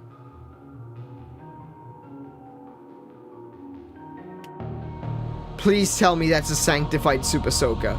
Please tell me that's a sanctified super soaker. Great. Now I'm soaked. Gnarly. I thought you were a hollowhead. Total wipeout on my end, bro. Right. Do you have a towel I can borrow? An assortment of extreme sports goods, from scuba tanks to hang gliders. And oddly, face paints. Why do you have all this? Dude, I like to extreme to the max. And you can't extreme to the max without painting your face. But the scuba tank is bust. I lost the mouthpiece. I'm gonna throw it out. Mind if I take it? Sure, dude. Enjoy. Sorry for the washout, dude. What was that about? Hollowheads don't like holy water, my friend amigo. Turns them into mush burgers. Good to know. Oh, wait. That means I'm sanctified. Far out, dude. Happy to share the Lord's liquid. Don't say it like that. I'm way low right now, wasted my last wipeout on you, but you can have my dregs. But dude, it's not enough to mush a hollow. I came to save you, are you okay? Given the circumstances, I'm happy to be topside and not drowning in a swell of undead. We need to get you out of here. If you can cause a break in that wave of undead, I can get myself out, dude. How will I do that? Like, the surfer listens to the sea, maybe you should listen to the dead. That actually might work. Good idea. The Lord speaks through me, Broseph. I was meant to be going on extreme sports holiday, but I stayed to bless some babies. Bro, I will not make that mistake again. Okay. Sayonara, dude. Okay. Okay. So I got a little bit of holy water that I could potentially use on Chief Dooley. Use this to wash out your wound. Much better. Thank you, son. And I've got a scuba tank? The heck am I gonna do with a scuba tank? Oh, the vestry. Hello. A blocky dog's calendar. So it's not just it's not like a low pixel calendar. It's like actually a low pixel calendar. Amazing. Okay. It has the core religious text from all major faiths and a note saying, just in case. Right. I wish I had a nice chair like this back at the office. I couldn't confiscate this for the case, could I? No. Could I, though? No. It's a heavy-duty shredder. It could probably even tear up clothes. Tear up clothes?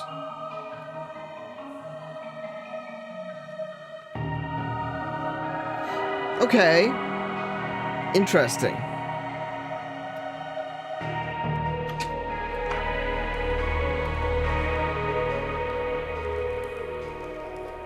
I'm just gonna start rubbing things on other things right now.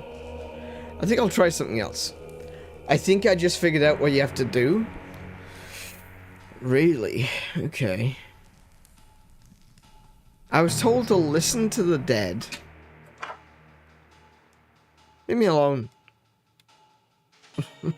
Ow! Quit it! Quit it! Ah, my spleen. Your spleen is in your head, sir?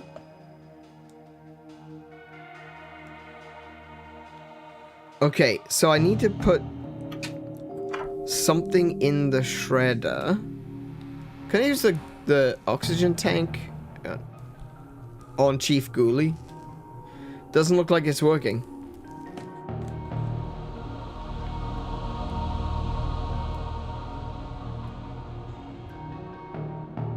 Oh no, I didn't mean to do that. Okay, back.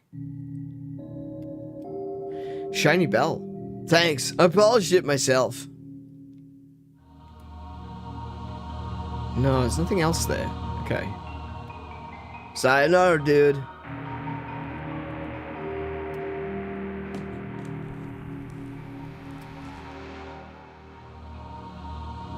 Shredding up fabric? Oh, like clothes?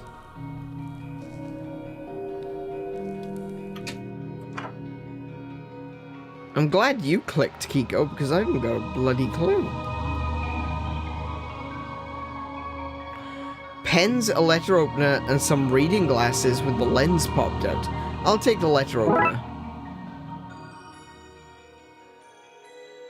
And now I'm even more confused.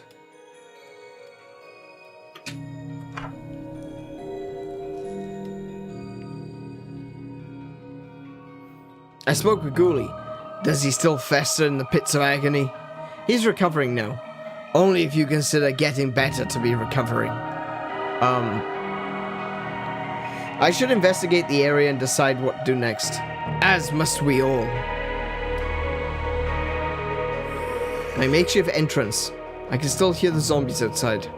Brains, brains, brains, brains, brains. Sounds like they're arguing. If only I could understand them. I've got to understand what those monsters want before going back outside.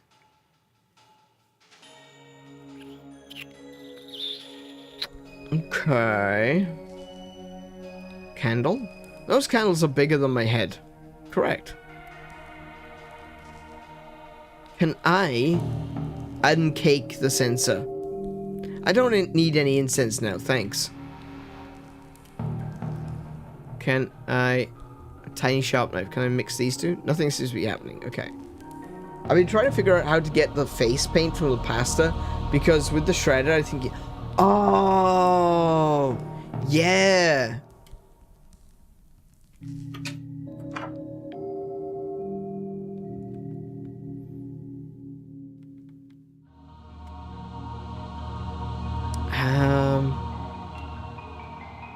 Can I, like...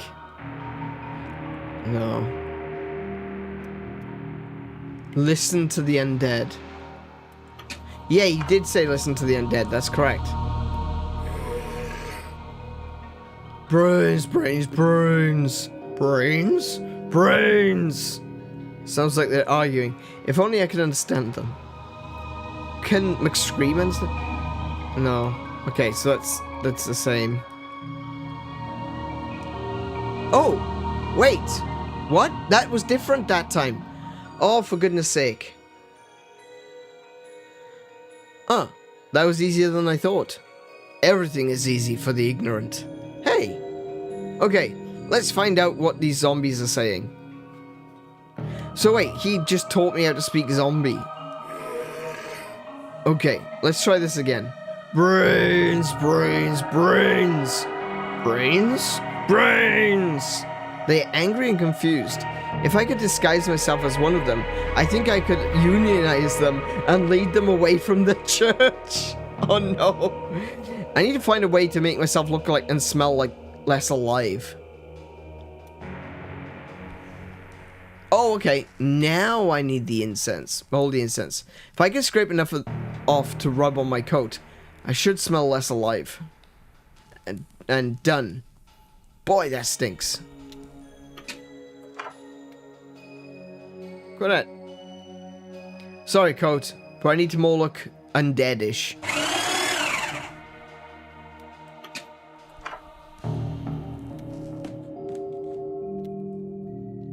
Can I use your face paints to make me look undead? I could do that. 110%, bro. Percents only go up to 100. 110, bro. 110. Fine. Sayonara, dude. Okay, so I am now zombie looking. Okay, I should be able to pass as one of them now. Brains. Brains? Brains. Brains, brains, brains. Brains? Brains, brains, brains. Okay, they've agreed to unionize under my leadership. Time to talk to the people who brought them back. Did I just flub that? Did I just completely, you know, roll the nat 20 on my decisions there? That was amazing. Holy crap. Alright, where do I need to take them? I wasn't paying attention. To the gates, I guess. Mamma mia! It's a zombie horde! Run, Slim! Yeah, run! Cool, that was easy. I'll get the car key. Those goons must have dropped these before running off. Stop right there! Too late, Brightsider. Alexander Pope? Really? Okay.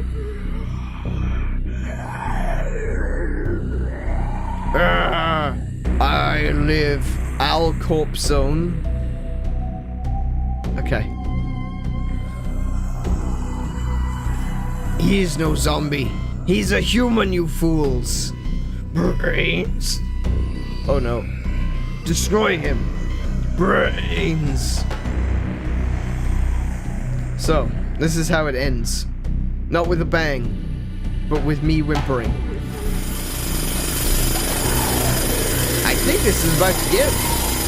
Oh yeah, it's about to give alright. Holy crap. Dooley, no! Dooley, he's trapped under the rubble with all those zombies. I need to save him. The priest said that holy water turned them into mush. But where would I find enough of it? Holy water. A statue of Saint Monica, patron saint of being trapped in spooky crypts with bad guys. Ah, that sounds appropriate.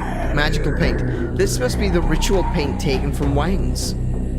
They used it to paint those markings and summon Corpzone's soul into our Don's body. Can I repaint the markings, perhaps? I don't understand why a floating being needs a ladder to paint on walls, but I'm glad that they do. This could make a passable walkway. Okay, so I want to put the ladder down across the gap. This should get me across. And exit. I'm going to use the car key. Driving the car into the water tower would give me enough water, but it's not holy. Plus, Dooley would drown too. I need to fix those problems first. Okay, I need to go to the shed. It's the Hun! Charge! Not this again. It's me. I'm disguised. Ah! A Yankee boy. Black Ops behind enemy lines, is it? Something like that, yeah. As you were then. I need this. This seems obscure enough to be useful. Hands off, oh boy. Those Huns outside smell dreadful. That mask is my only protection. Are they gone? Wait.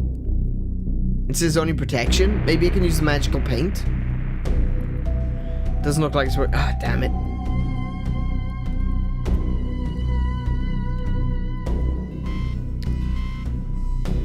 Okay.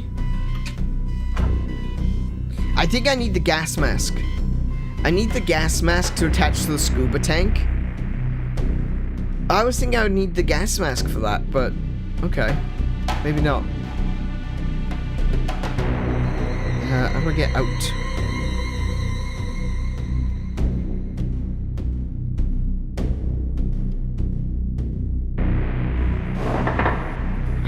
I don't know how to get out to the graveyard.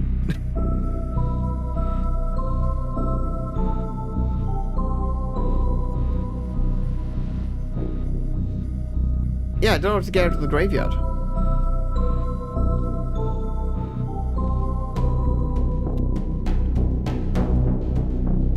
Oh, I guess I could just drop it down to him in the church, eh? Wait, no, it wasn't in the church. Don't mind me. I'm tired. Leave me alone.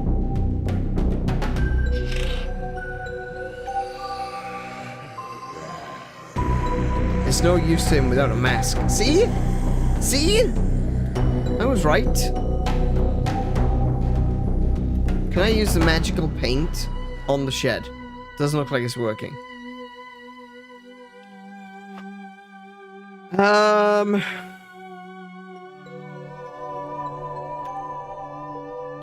Oh, I need the super soaker. I think.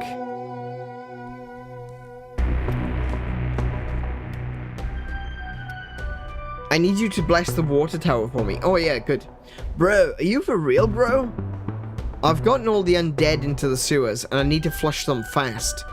I've been waiting to be asked to churn out that much god juice, like, literally forever.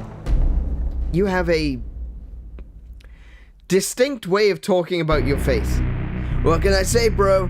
The Lord is my surf guy. We hang tight and we hang often, and I want to bring the whole world out on the waves with us. But we, the Lord and I, take safety mucho serioso. Take this life ring with you in case you get caught up in the flood.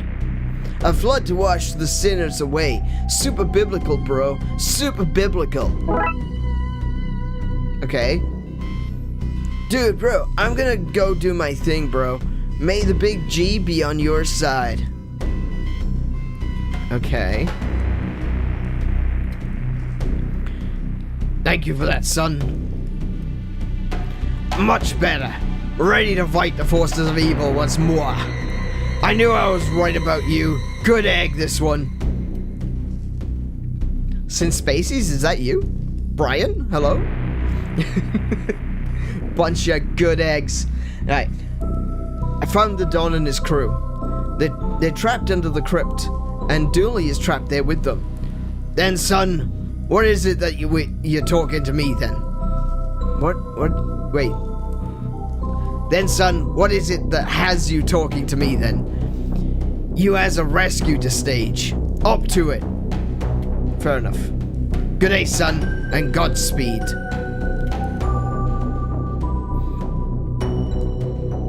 I found the dark side. No. All that zombie talk earlier tired me out. I must rest my eyes. Really? I need you.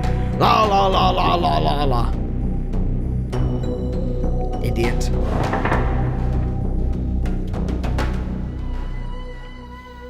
Okay. So I got Can I scuba tank the life ring? Okay, so the life ring is already inflated. Oh, it could be a polystyrene one, actually. Magical paint? Don't need paint. No, okay.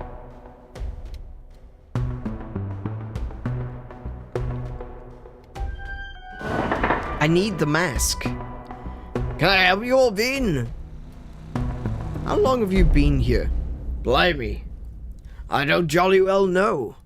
Crashed here as a young man, took a job as a gravedigger. I wasn't a citizen. All happened some time ago, I should imagine. Are you okay? You look like you've been through a lot. Me? You look like you've been through the wars yourself, old boy.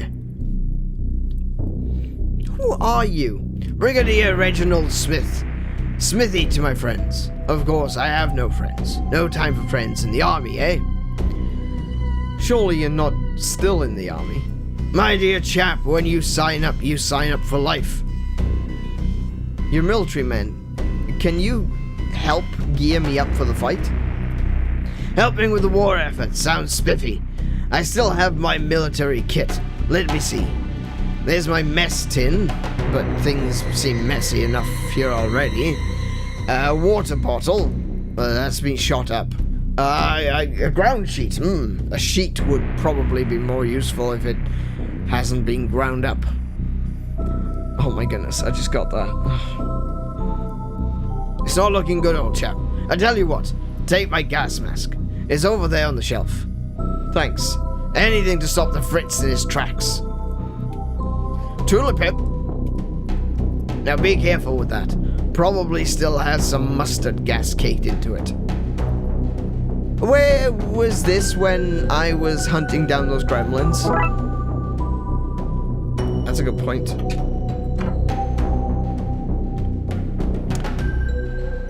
Right, so now I can put the scuba tank onto the gas mask. The mask should hold up as a replacement for breathing apparatus for a few minutes at least. Okay. I still don't know what the magic paint is for. Can I put magic paint on, like... I think I'll try something else. Okay.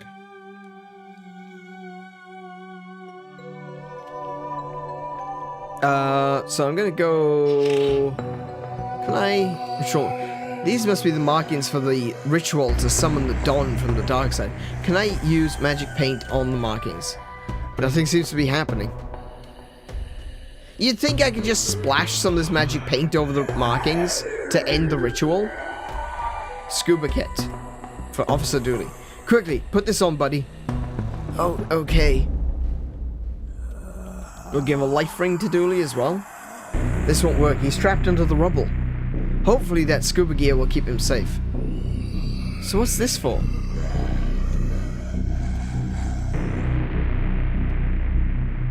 Let's go to the water tower, see if the priest has done his job. Bro, I'm all over this, bro. Go do your thing. I'll be ready, bro. Are you gonna be ready to leave?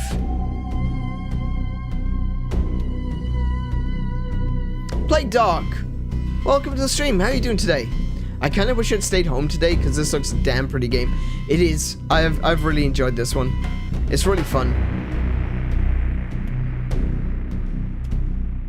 Okay, Dooley's ready. I'm ready. Are you ready up there, father? Cowabunga! I'll take that as a yes. Best of luck, dude. I'm after my vacay. Of course. Of course he did. How else was he gonna get down? The pedal's locked in place and the car is good to go. I hope my aim is true.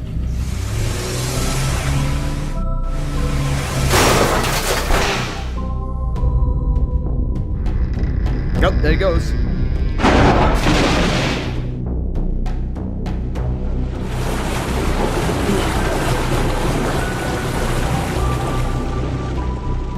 Yeah, and wash away all the zombies. Sick.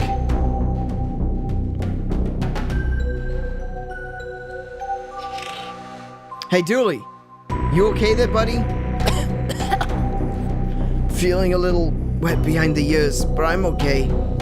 Glad to hear it. No! The Don's still alive. Ah! You took my minions. I'll have to create new ones, starting with your friend.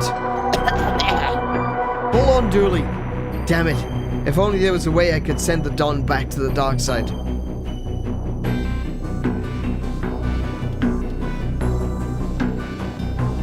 I need to copy the ritual markings onto this ring to turn it into a makeshift portal. Ah, perfect. Okay, so I need.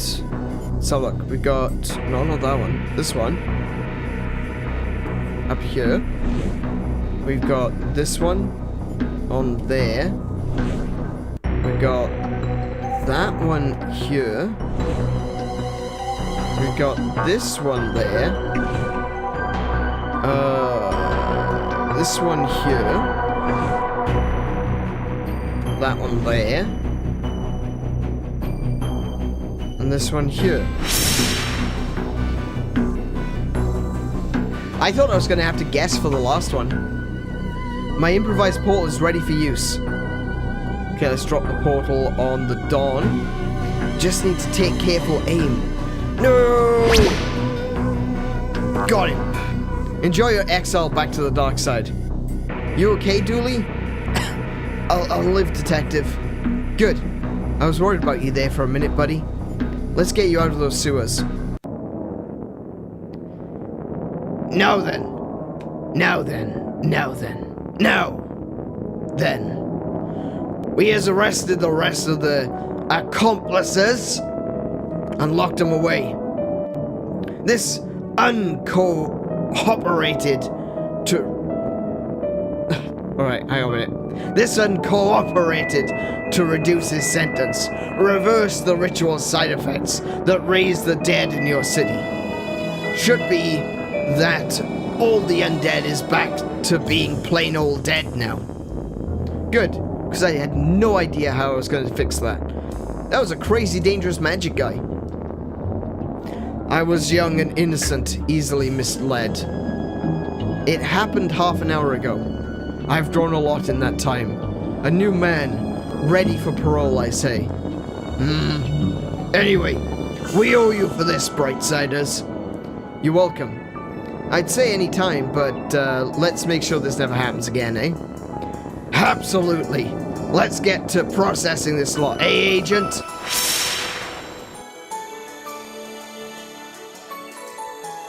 Sometime later. Dick Brickman here with Detective McKing, who just received a medal for stopping the riots across the city. Can you tell me, Dick Brickman, and them viewers of Dick Brickman, what happened, Detective? There were riots across the city, and now there aren't. Light on the details there, Detective. Your wife is the mayor. Is that a conflict of interest? Nope. There you have it, friends. No conflict, one fancy medal. Congratulations to the detective. After all that, I can't believe he got a medal instead of you, Detective. They're saying that the water tower burst a few days prior and got tainted by dead bodies before leaking into the reservoir, giving everyone temporary madness. At least we know what happened. You're a hero, Detective. Thanks, buddy. That means a lot.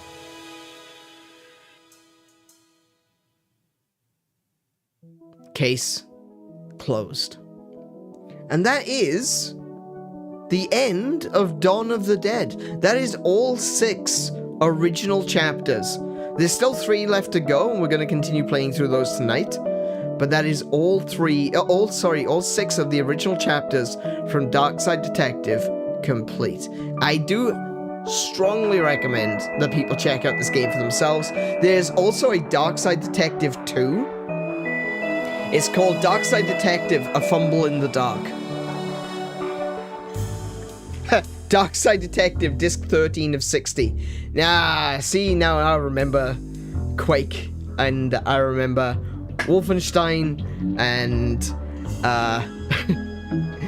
some of the games, some of the just sheer number of floppy disks that we needed to play games back in the day.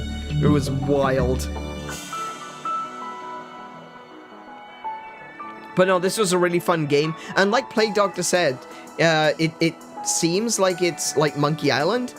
It absolutely is. It's strongly Monty Python. John Romero. Come on, there's got to be a George Romero in there as well, please. Okay. In memory of Peter Farrelly. No pixels were harmed in the making of this game. Some wrists were carpal tunneled, however. Aren't we all? Any resemblance to actual persons, living or dead, or actual events is purely coincidental. Even the guy who you are pretty sure you met on that budget cruise one time, any photos you have with him, fictional, should be burned. Okay. Government wants you to know this is a work of fiction. This is going past too quickly. Hold on. Can I take a moment? Please. It's going too fast. I can't read that quickly. Good grief. Peter Farrelly was related to one of the devs. Oh, okay. Of course. Yep.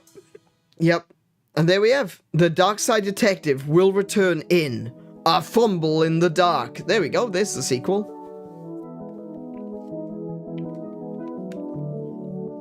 But we do have a few bonus episodes. We have 3 more chapters to do. Before I jump on into those chapters, however, I am going to just take a quick moment to step away from the PC. Plague Doc, if you are able to watch, I recommend not watching, honestly. Specifically for you. I know there's a lot of people out there that are like, you know, oh, I want to watch the streamer play, and for the most part, I want you to watch the streamer play. Views are important, but I think for some people, especially people that are like really into games like Monkey Island and you know, Flight of the Amazon Queen, that's a favorite of mine. The Broken Sword collection, you know. Games like that. Deponia is a really good modern point-and-click adventure.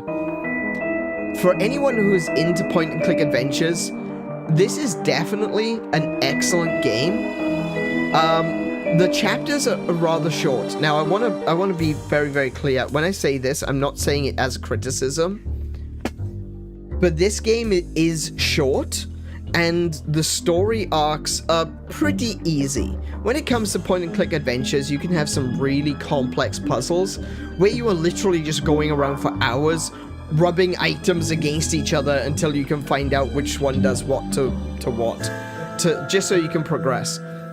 There's a sequence like that in Flight of the Amazon Queen, and I know that Monkey Island has... Monkey Island is usually pretty good, but it has some moments where you're just like, I have no idea what to do. Sadly, as good as Broken Sword is as a series of games, it's got a lot of rubbing things against things just to see what works. And the other game I can think of is King's Quest, also very, very similar. So, if you are into those kinds of games, and if you're into this sort of, you know,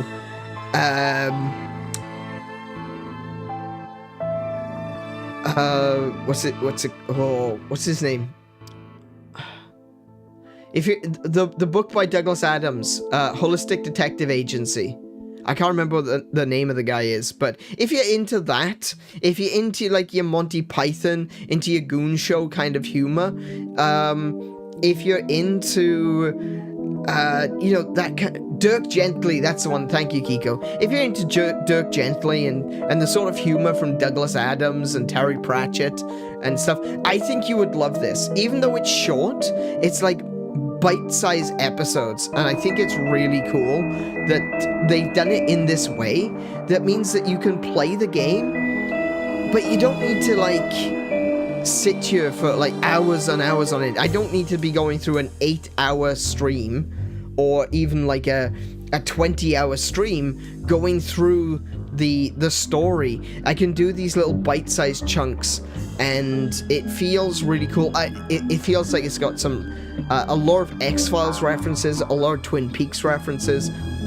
It's got a lot going on, and it's just a really fun, enjoyable point-and-click adventure, but it's not very complex, right? So if you are into like your complex ones, like your Broken Swords, there's a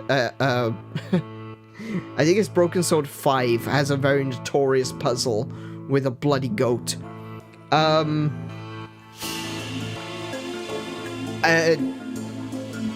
If you're into your more complex ones, this may seem a little bit easy for you. This may seem quite elementary, and it is, but I think that's a good thing. You know, it hasn't made it any less enjoyable. It's been really fun, and I'm looking forward to continuing to play through the bonus episodes. One thing I would definitely say that this game would work for is like if you're out and about a lot and you've got this on your Switch. In fact, I think you can get Darkside Detective on mobile, right? So if you've got this on your Switch, or if you've got it on mobile, this is one of those games that if you're going to work, you can knock out a mission or chapter, I guess you could say. You can knock out a chapter or an episode on the train to work, you know? Or when you've got a lunch hour, you can work your way through a mission. I think it's really... It understands where its audience lies, and it lies in that short, quick, enjoyable experience where you can work your way through a story and then it's finished and it's done and you can move on. You can have that little bit of enjoyment and move on. And I think there needs to be more games like this, where as a whole the game is decently, you know, it's long enough. I think you can finish this game in like a few hours, 6 hours I think they said on How Long to Beat, if you just sat down and played all the way through it. But if you're going to be playing it in chapters, you could do it like one chapter a week, one chapter a day. It's still going to last you a good long time, and it's going to be, you're going to be able to play something during those little moments that you have. Like I said, on the way to work, if you're taking public transport, please do not play this game while driving. And on your lunch hour and stuff like that. It's a real niche market that really only mobile games fill. And that's such a shame, because I think there's so many opportunities to tell cool little stories like this. And, you know, have them episodic. Have it done in such a way that you can enjoy it in short bursts. Because there's a lot of people out there today that just don't have the time to sit down and play. Who's got the time these days to sit down and play through Skyrim from beginning to end? Who can sit down and play? Like, there's so many games that are like 200-hour games, you know?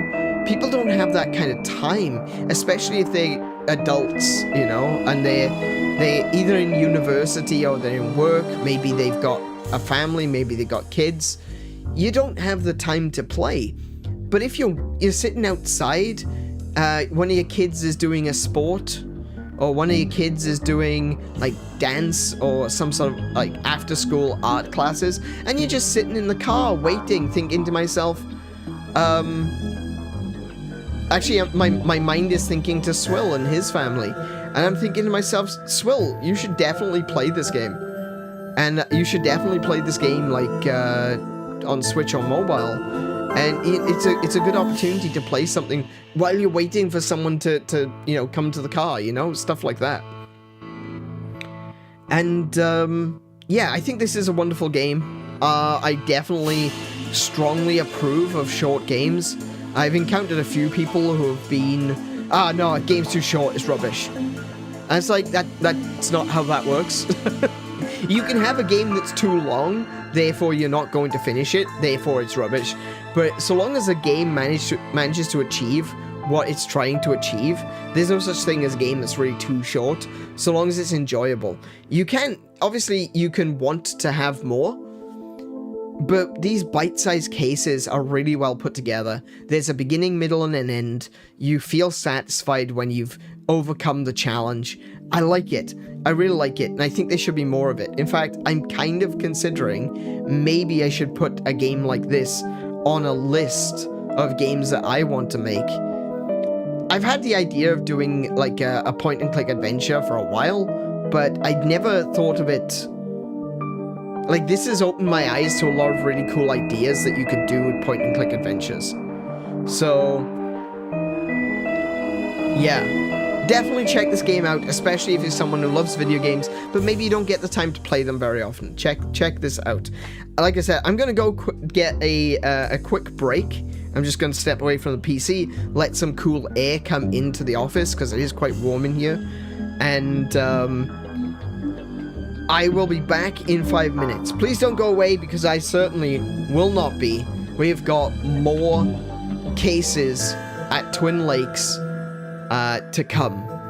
And we're going to finish it tonight as well. That's the other thing. We're definitely finishing this tonight. We got 3 more missions, and we've got an hour of stream left, right? That's when we would usually stop. But we're not stopping until this is done.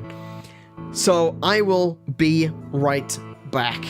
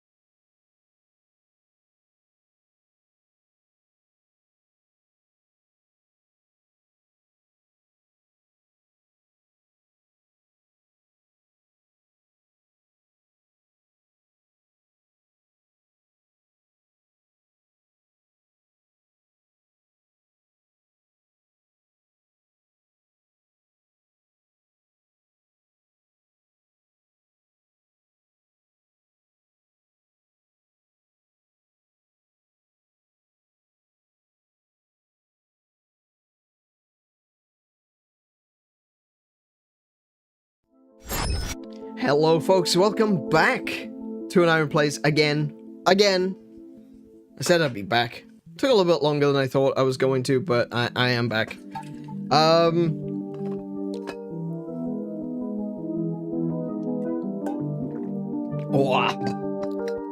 that was a big old mouthful. Okay. I hope you like the sounds of my swallowing, because you can get a lot of that.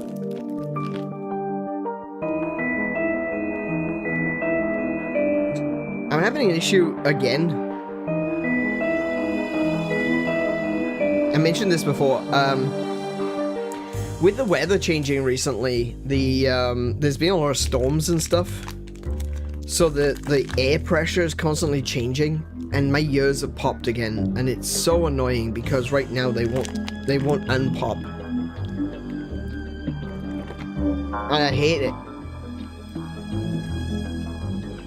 I'm currently eating a muesli bar, so please excuse me.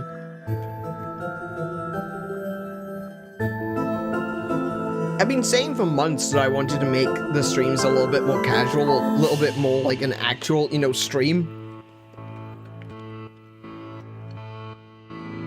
I think that's one of the things that I really want to work on moving forward. As I keep saying that I want the streams to be a little bit more casual, a little bit more back and forth, talking with the chat. Less about, you know, a heavy focus on, oh no, I need to get this done on time and all that sort of stuff.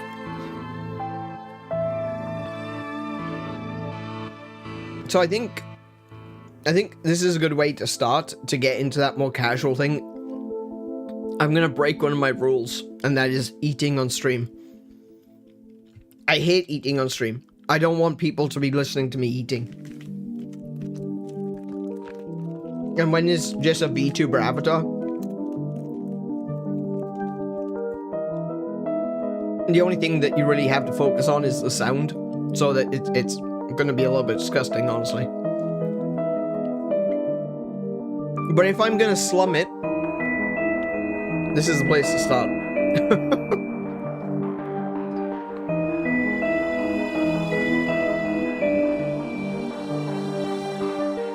Oh dear. Okay. But yeah, I want sorry, just going off on a tangent here now. Could talk more about this later perhaps, but one thing I want to do, like I said, I want the streams to be more focused on multiplayer.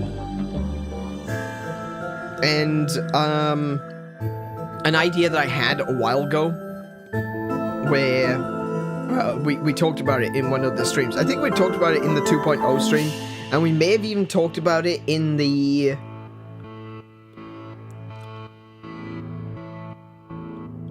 When was it? I think it was around my birthday last year. I talked about the idea of doing multiplayer games on stream and doing videos of single player games, and I'm really... I kept trying to do it, but I stopped. Every time I stopped. And I stopped because I'm not really as big of a fan of editing as I used to be. Oh, excuse me. But I think if I was to, like, release, like a 40-minute video twice, maybe 3 times a week,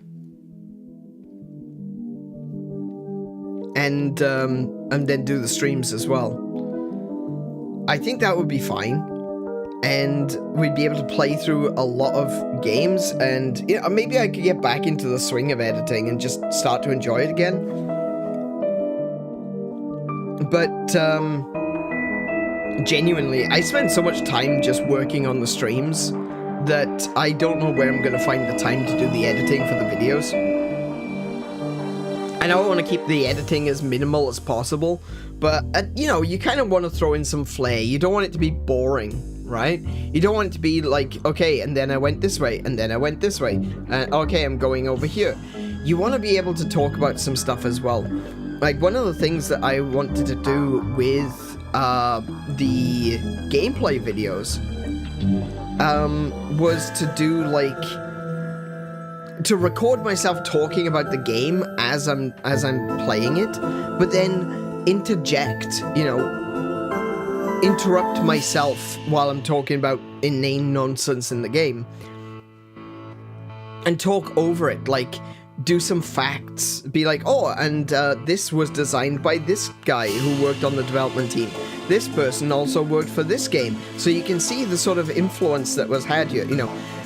Talk about the game itself, talk about how it was made, talk about cool little bits of trivia and things like that. So the problem with that, though, is that that takes a long time, right? I know it doesn't sound like much, but it genuinely does. It takes such a long time to do that, because one, unlike with a regular video, for example, a regular video, you write the script and you speak over it, right? You speak the script, you record your voice, and then you get the best bits and you clip them together to make the video. So you've got the recording time to record your script, and the recording time for the script may be, well, it definitely will be longer than the video itself, but it's something that you can, you know, it's a part of the process of making it. You know, it's a necessary step in the process. So you do your recording, you clip it all together so that you've got the sound for the video that you want. Next up is the visuals. Now, if I was making videos about spoopy things, well, what would I use? Probably lots of stock media, lots of photographs, a few videos, clips from other people's videos, clips from people that have gone ghost hunting, stuff like that, right? If I was to do I was about to say King Kong, but it's not King Kong. If I was going to do a Bigfoot video, you know, I'd be using lots of clips from people that have gone Bigfoot hunting. I'd be using clips from documentaries. I'd be basing my scripts off of those sorts of things. So there's also, like, you know, you're getting a lot of these clips, you put them all together and you make the video that you want. When it comes to writing the script, there's also the research time, and that's, you know, that's great, but at the end of it, you've got a video. You've got a video. And it's ready, and it's gone, you know? The editing might take some time, but for the most part, if you know what you're doing going into it, and if you, after practice, it becomes a very quick process. Now add gameplay.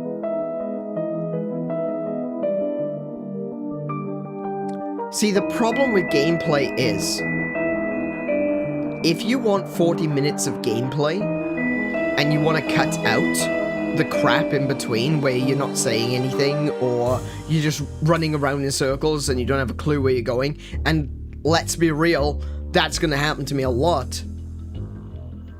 I'm going to be looking at an hour and a half, maybe 2 hours worth of gameplay for a 40-minute video. So,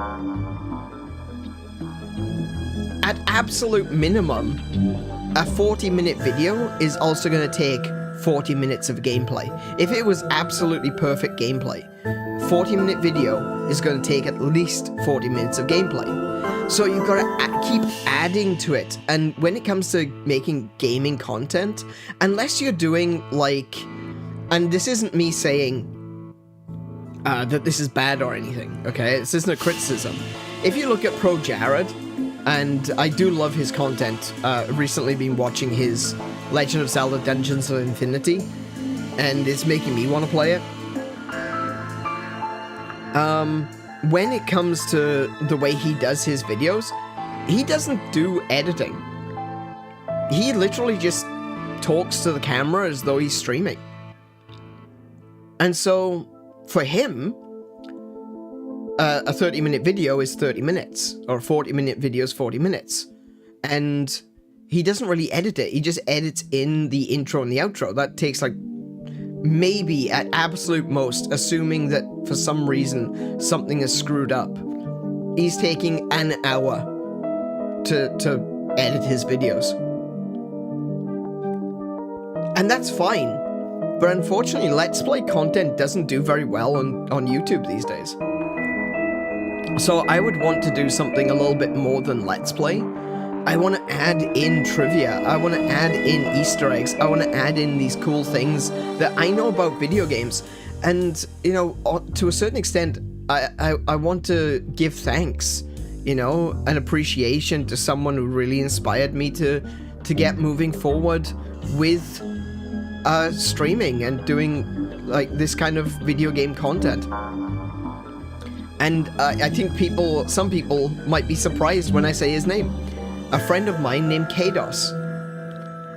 I bet there are plenty of people out there right now going, okay, wasn't expecting that. But yeah, absolutely.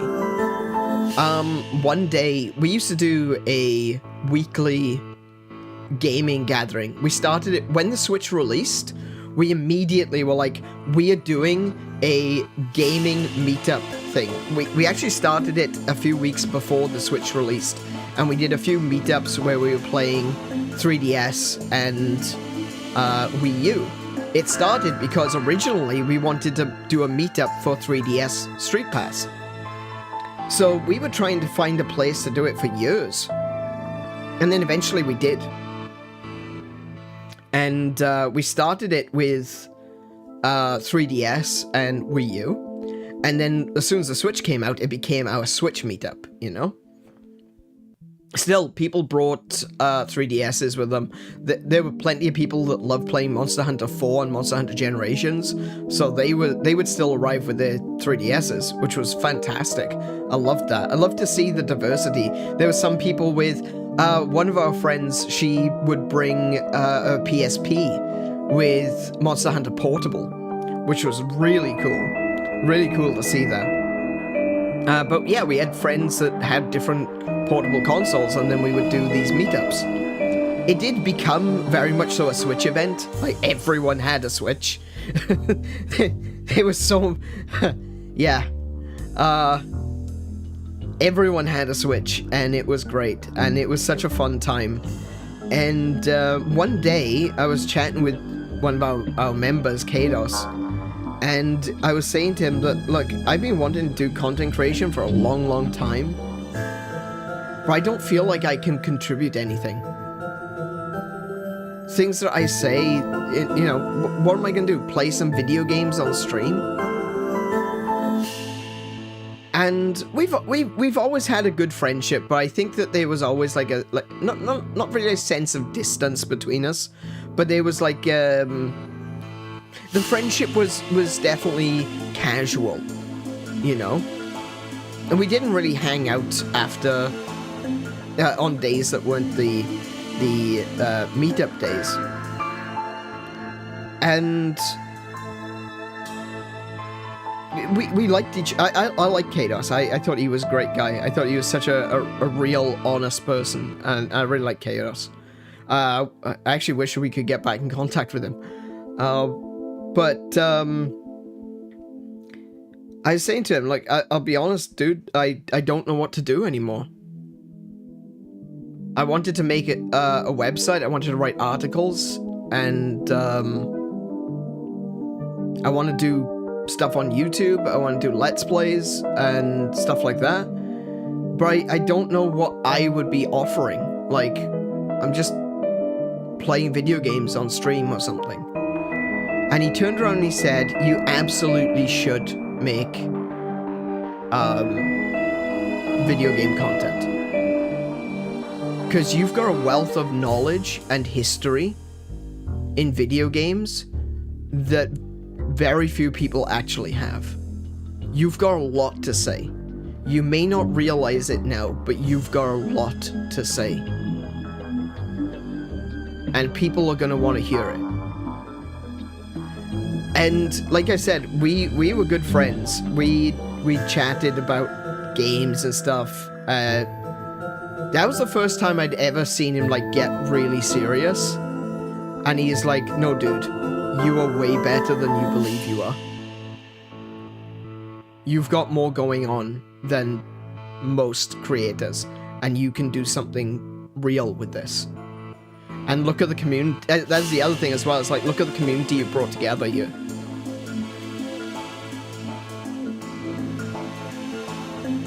So Kados, if you're listening to this, buddy, at some point in the future, do catch up with me. I'm on Blue Sky, I'm on Twitter, we're still on Discord.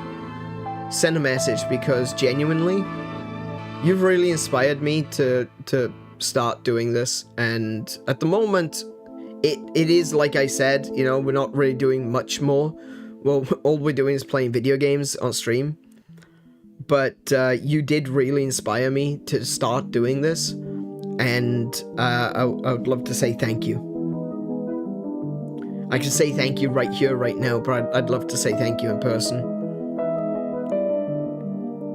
Because, yeah, I don't think I would necessarily be doing this right now if it wasn't for you.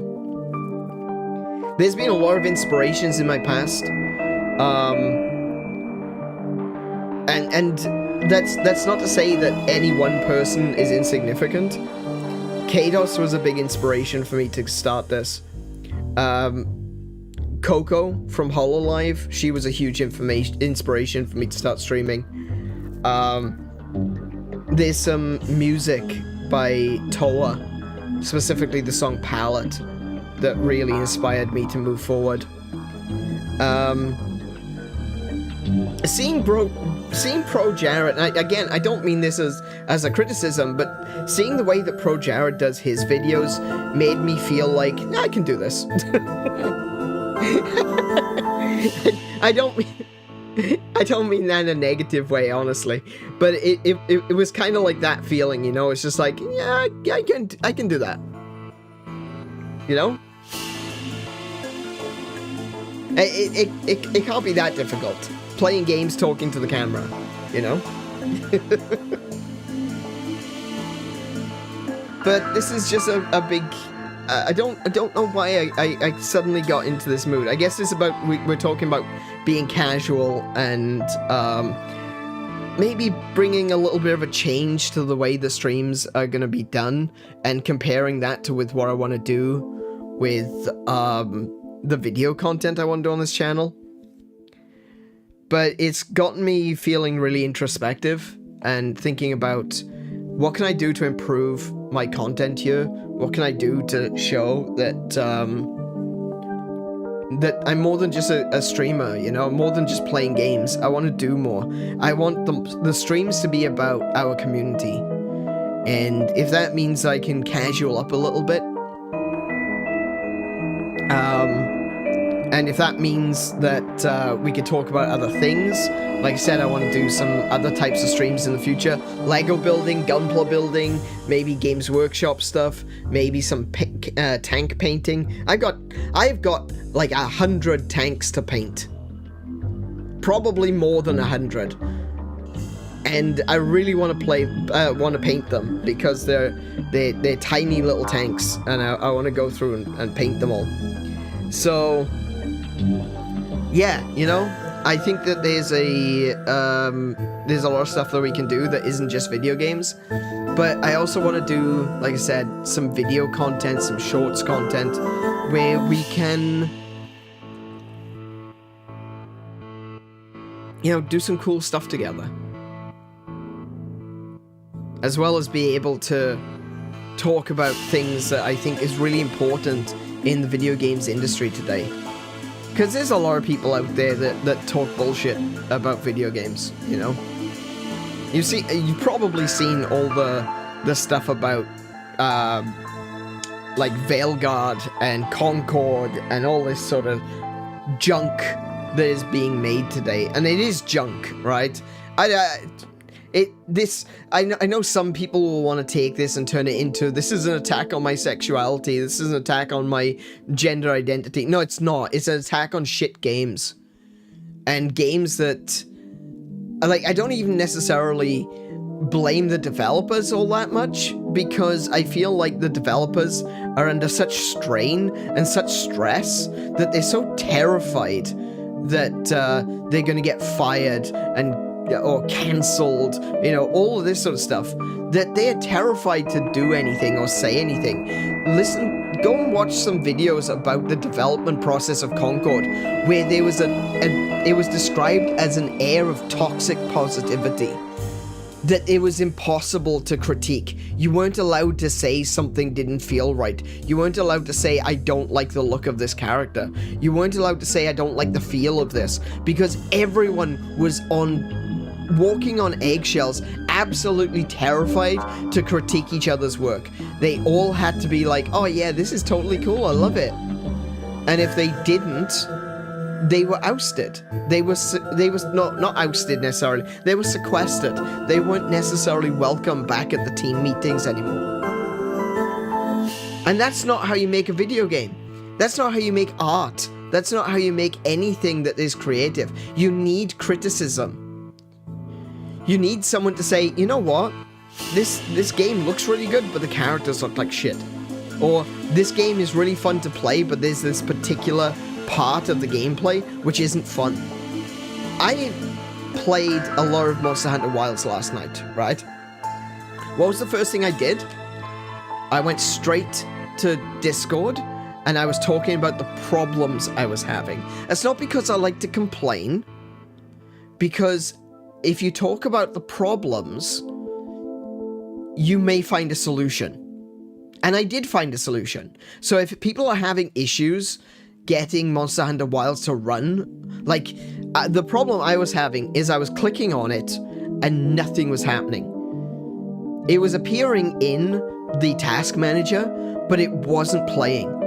And I found out the reason why. There are 2 files in the Monster Hunter Wilds folder which Windows 11 doesn't like.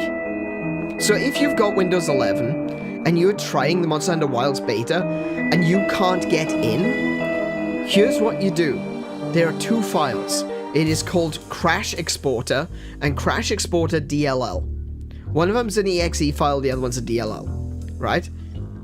In your Steam folder, find the game. So you go Steam, Steam Apps, Common, Monster Hunter Wilds. Go in there, you'll see the 2 files. One of them has got probably a Capcom logo, that's the exe file, and the other one is DLL. And they call the same, Crash Exporter, right?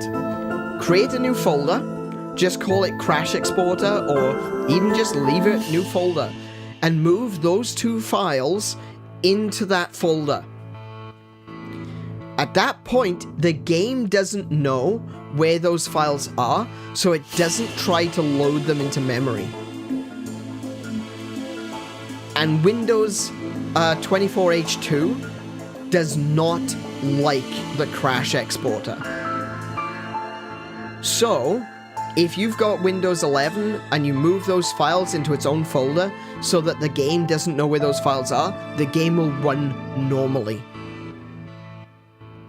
It'll run perfectly normally. And do you know how I found out? By listening to people who were complaining. Because that's how you find out. You start with a complaint and you find a solution. And I think that's important. Toxic positivity is killing video games. There's so many games that should have been good. Look, Concord was never going to be good, right? It was a team-based shooter from like that should have come out like 10 years ago.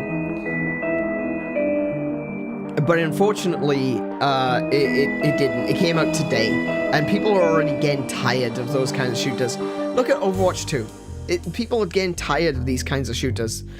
We've already got like the best that you're gonna get. You know, like what they say about why there are no good MMOs.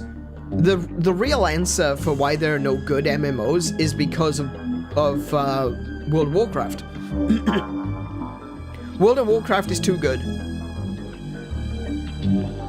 And I know a lot of people will be like, yeah, well, it's not that satisfying anymore. Sure, I agree, actually.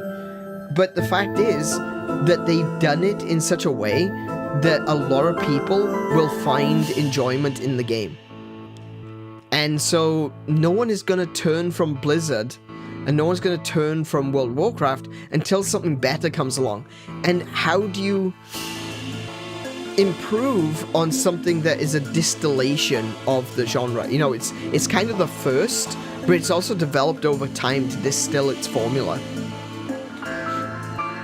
And, you know, the number 2 MMO is Guild Wars 2. Oh, and I guess RuneScape. That's still got millions of users, but, you know, that was perfect out the gate. RuneScape was perfect out the gate. You don't need to, you know, yeah. So, you've already got the games that are doing the best. They feel really good. They feel very satisfying to play. You've got your Overwatch 2, which a lot of people don't like, but the game is drifting back towards being Overwatch 1. You've got your Valorant. You've got your realistic ones, like your CSGOs and all of that, right? And your Rainbow Sixes. And so we got plenty of these games, and they're all really good and really satisfying. The cream has risen to the top. You can't come in thinking that you are going to disrupt the entire system. It's not going to work. There are too many people who are ingrained in these games that they play them literally every single day, that you're not going to break that unless your game is absolutely phenomenal.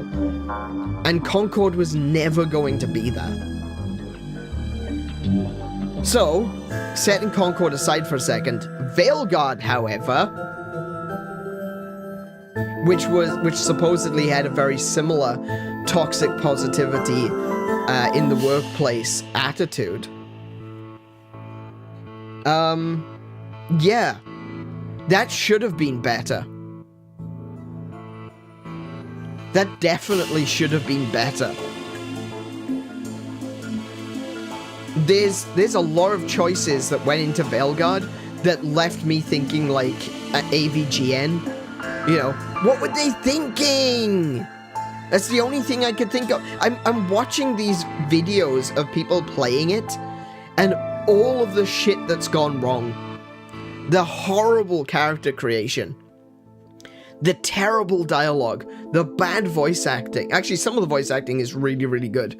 But then some of the side characters are just really awful, and it takes you out of it. It's like, okay, they got some good voice actors to play these characters, and they're doing a bang-up job. And then you've got this villager, which they realized, oh shit, we didn't hire someone to play the villager. Steve from accounting, you get in here, you've got the right sort of voice for this. You know? It just... There's some really bad stuff in there. And the thing is, when you've got something that is really, really good in some aspects, the really, really bad can shine even brighter. You know? It's the contrast. You wouldn't know that the night was dark if the day didn't exist. And that's what it's like. I'm just watching all these things going wrong. The game itself is a broken mess. And it's so disappointing to see. Dragon Age, admittedly, I didn't get along with Dragon Age. I didn't. I got to a certain point in it and I couldn't continue. So I didn't continue playing Dragon Age. I might come back to it in the future. And I know people have got their complaints about Dragon Age 2. And I know a lot of people like Dragon Age Inquisition. Veilguard... It's not even half as good as 2. It's not even a quarter as good as 2. It is a mess of a game. And it's a mess of a game that came out 12 months after one of the best D&D RPG games of all time. People say, oh, you shouldn't compare them, that's not fit. No, Larian Studios, practically an indie developer, knocked it out of the park with a AAA title that made other AAA titles look crap by comparison. They knocked it out of the park. They have done such an amazing job that is completely reimagining what it means to be a AAA game.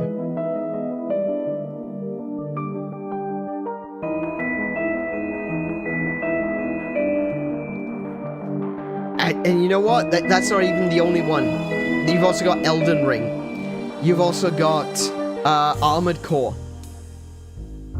So many amazing games coming out from these smaller developers. And I will say smaller developers. Like, FromSoft is not huge. But then we look at what the sort of games that Ubisoft are producing. We look at the sort of games that BioWare are producing. Developers who really should know better. Concord, you can kind of give them a pass. They were a really small studio too. But Larian, FromSoft, they're doing gangbusters right now. And this is the reason why there were so many angry articles written when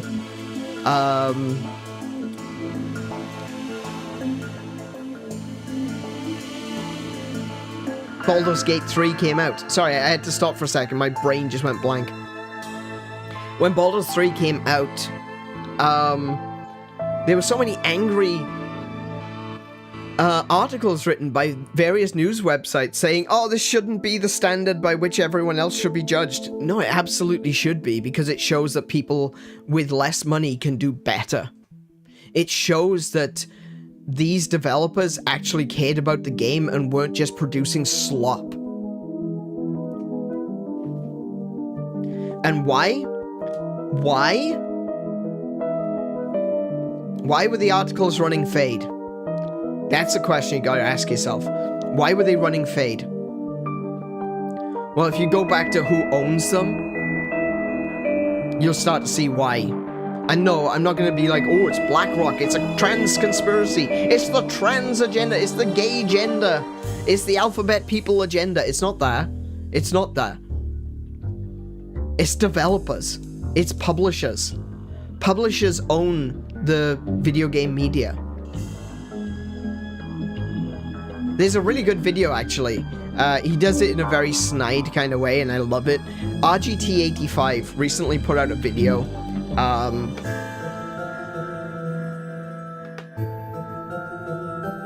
Where is he? Hang on a minute.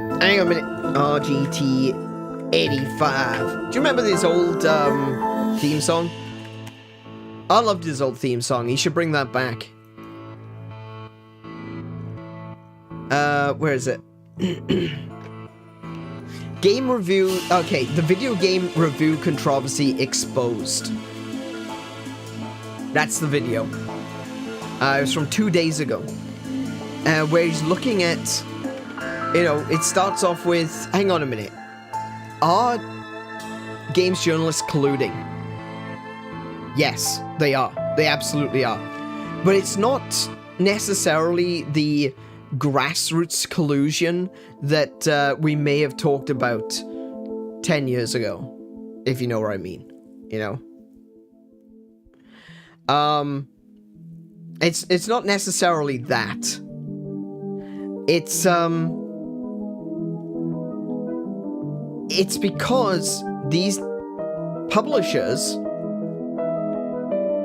these games publishers, and people who are investors in game publishers own the companies that make these websites.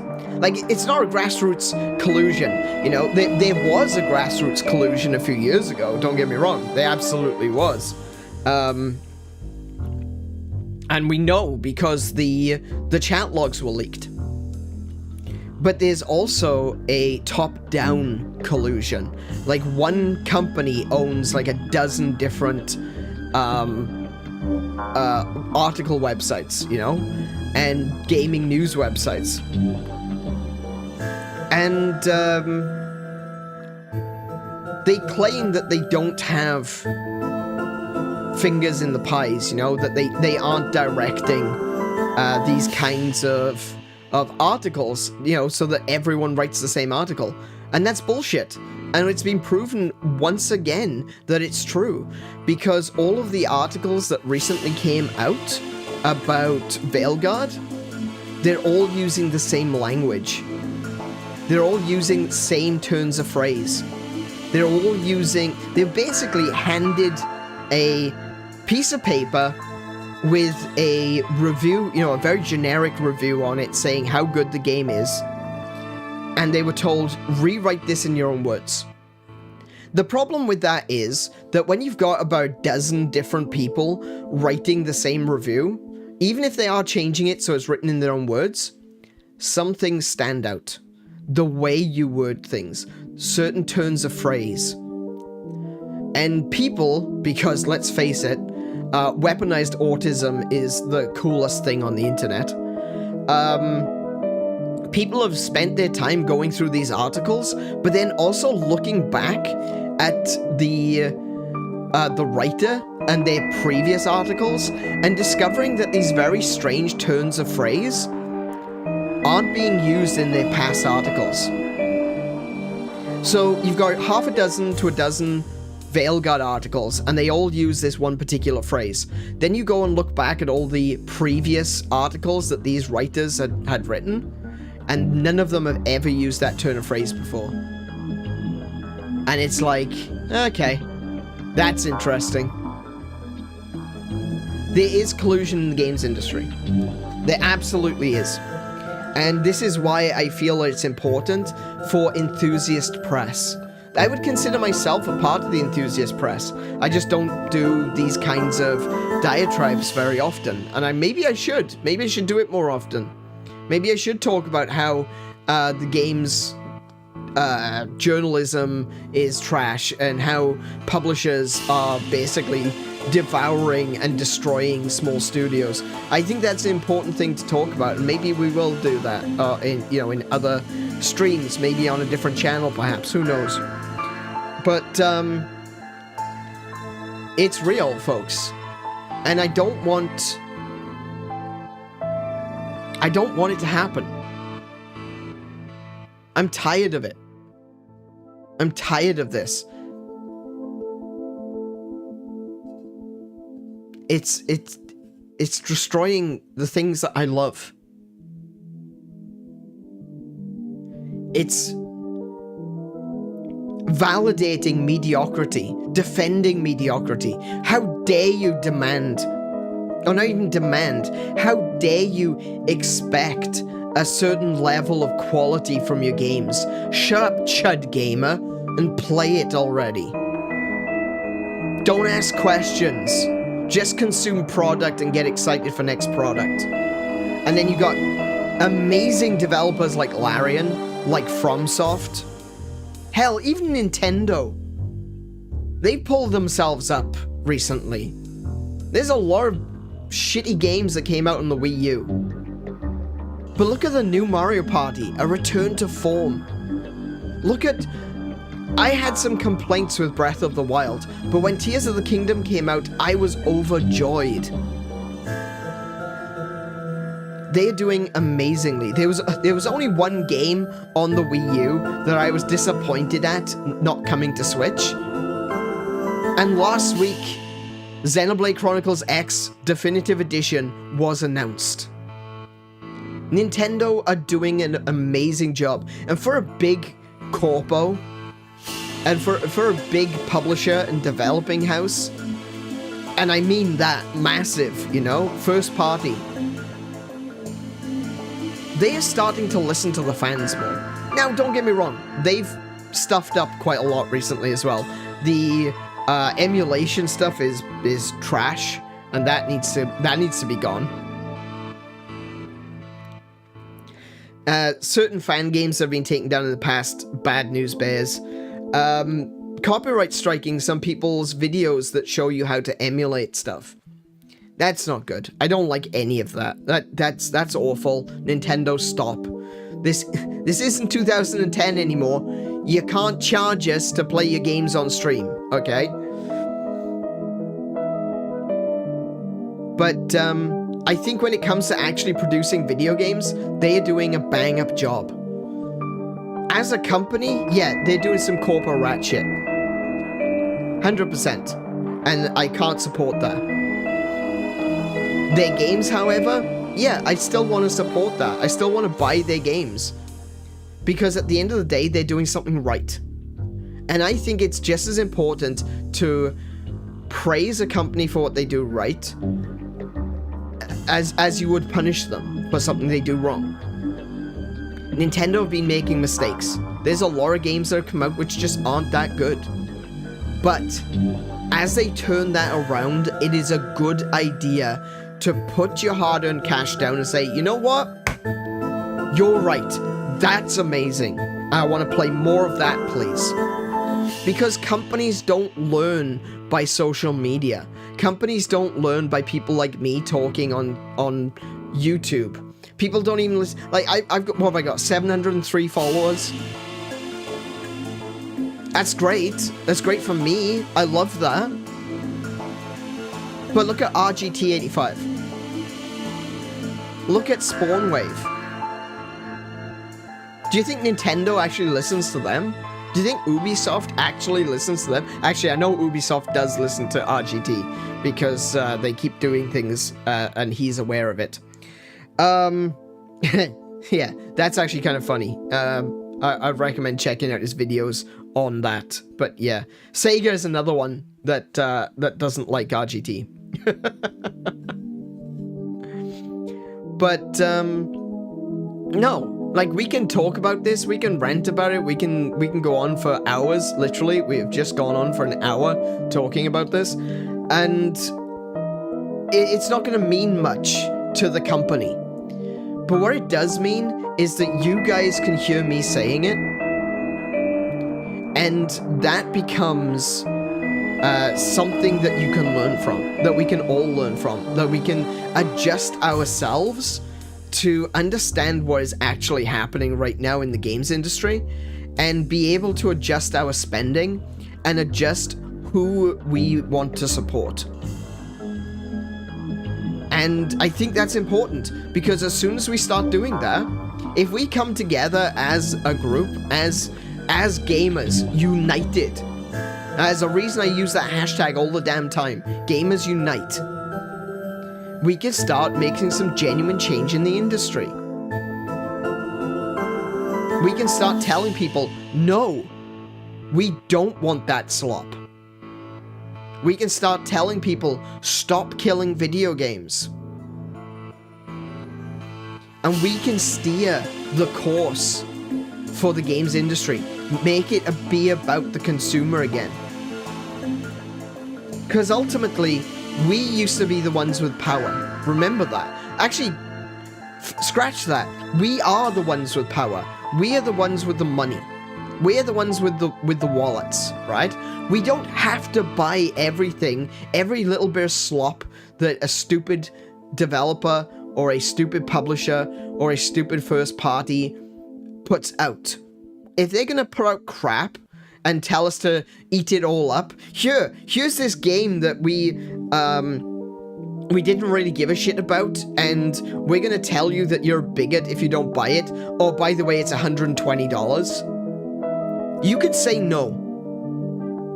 And you should. And we all should. And we should all stand our ground and say, screw you. I'm not gonna buy that slop.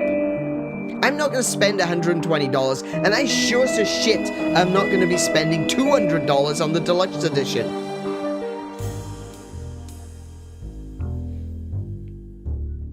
And maybe we can recourse this industry. Maybe we can put us back in a position where us as gamers, as the consumer, as the audience, we have the power again, or at least we feel like we've got it. I think that's the thing. It's not that we have lost the power. We haven't. It's still there. It's still our money that's being spent. It just feels like we've lost the power because publishers telling us that we're bigots because we don't like a game. The games industry, you know, the insider journalism and all that sort of stuff. That disgusting, incestuous relationship between journalist and publisher. They have tried to convince you that you are weak, that you are nothing, that you have no power, that you have to eat the slop. But you don't, and you shouldn't. you can let it go. You can let it pass you by. And if they turn around and say, oh, you're a bigot for not buying this game, tell them where to stick it.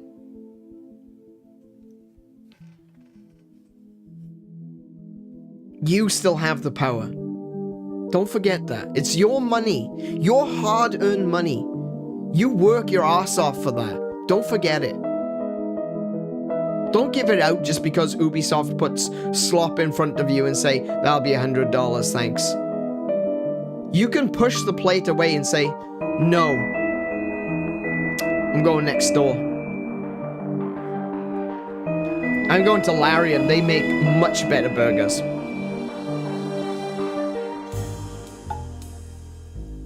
Gamer rant done.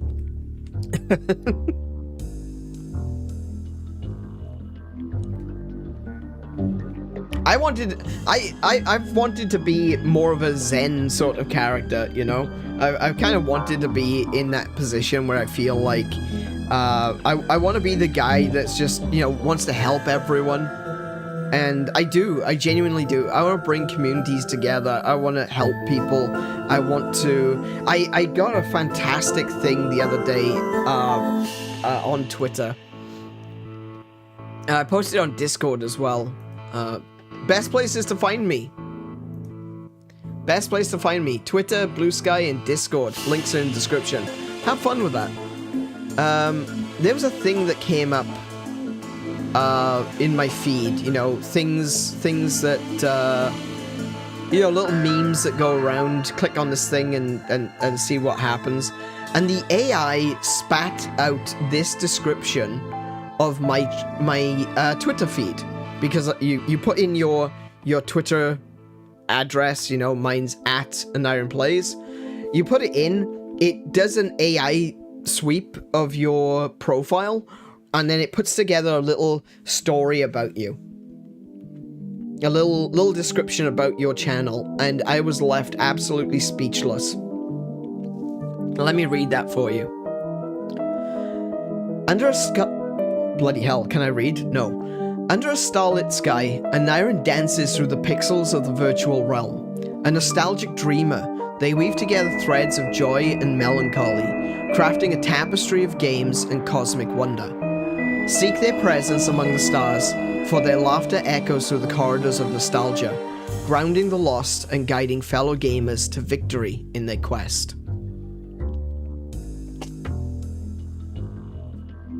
Have you ever heard the quote, "Be the man that your dog thinks you are"? I want to be the man that this AI thinks I am. I genuinely do. That left me absolutely speechless. Even now reading it again, I can't believe that it was an AI, but I guess I should, you know? Virtual Fantastic and all of that. It makes sense that the AI would have a perfect description for who I want to be.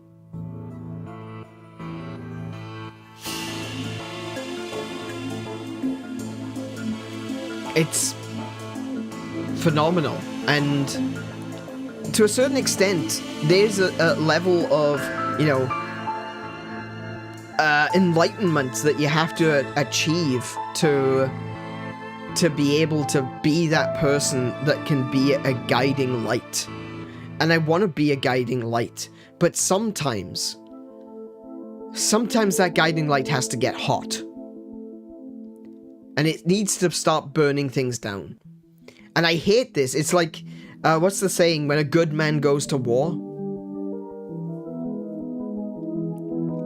I hate that that in the industry today, good men have to go to war.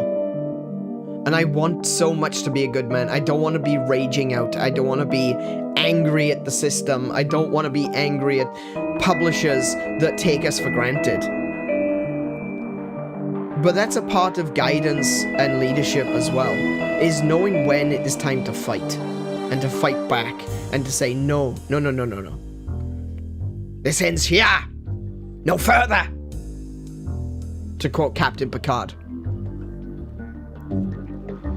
Or better yet, to quote Braveheart, I'm gonna go pick a fight.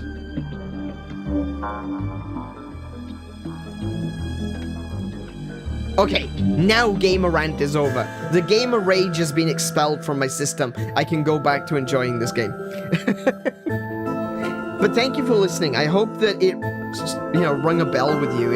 If this is something that is important to you, if understanding the games industry, and if you feel that there's something very wrong with the industry today, leave a comment. Not just this time because it's going to help this channel, but I want to know what you have to say on that matter. That's an important thing. So please do consider, commenting your thoughts. I think we can still turn this ship around. I don't think we're in a position right now where all is lost.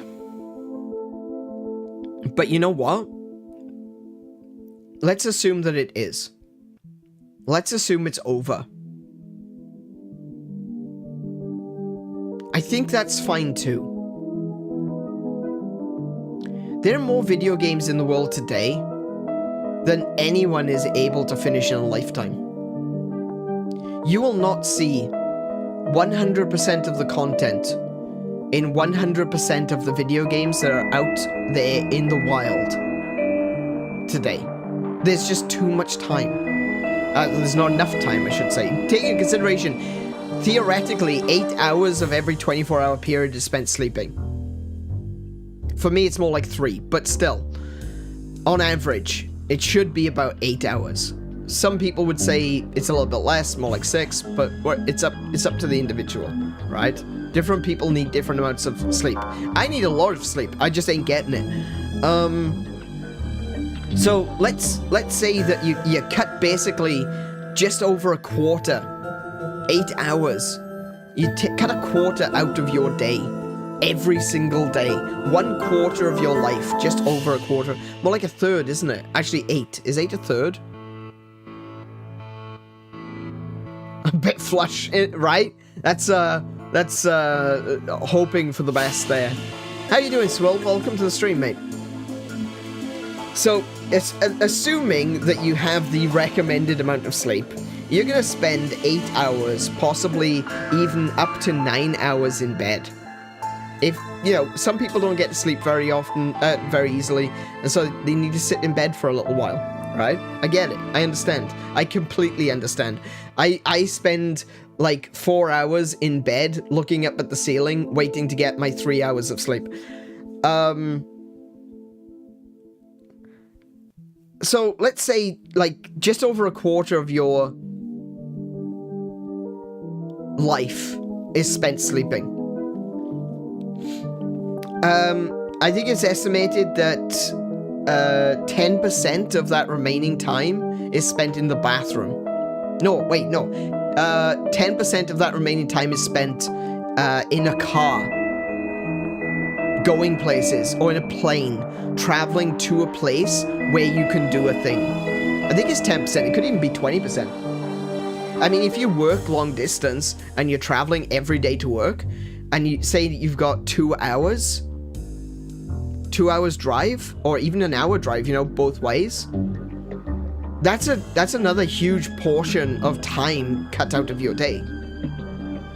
Then there's all the things that you have to do, looking after children, your chores. You don't get a lot of time. Even assuming that you are a multi-millionaire, you can't buy skipping sleep tokens. It's not like a video game, It doesn't have there's no microtransactions on real life. They're all macro transactions, right?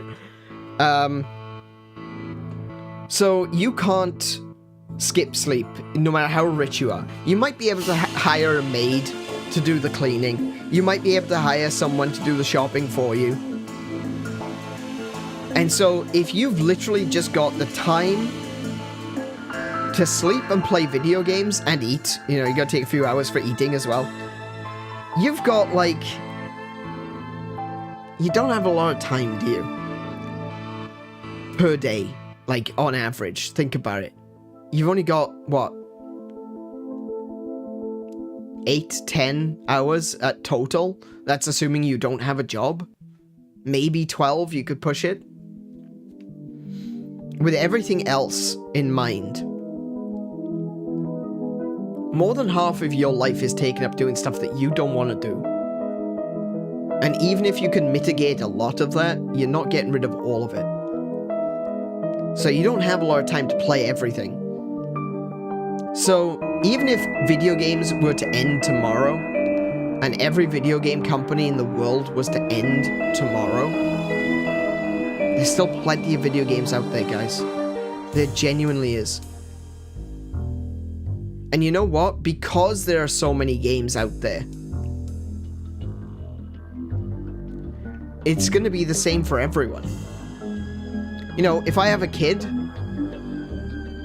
there's still the past 40 years of video games for them to play. If he has a grandkid, there's still the past 40 years of video games for them to play. If I have a great-grandkid, those 40 years are still there. That hasn't changed. That's why preservation is so important.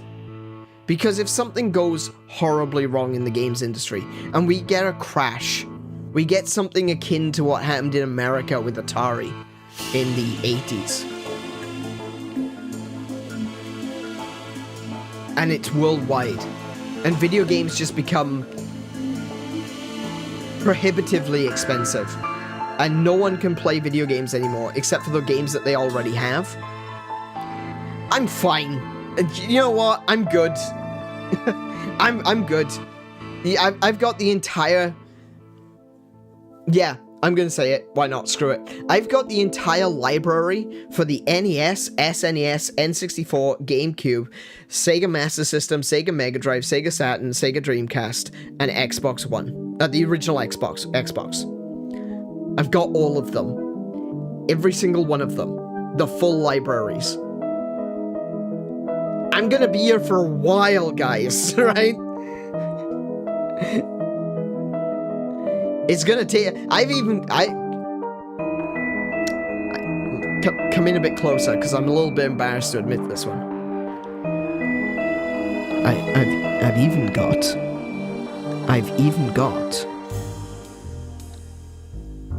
some Philips CDI games. Yeah. Those ones. So...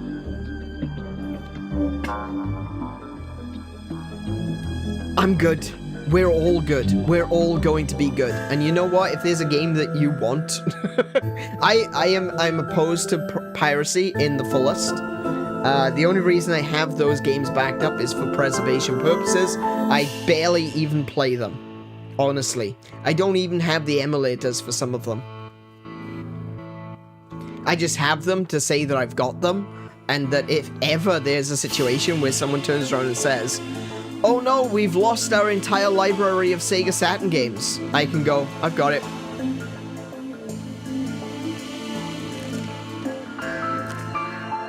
I can help you out. I'm eating my muesli again. Anyway, Swill, my brother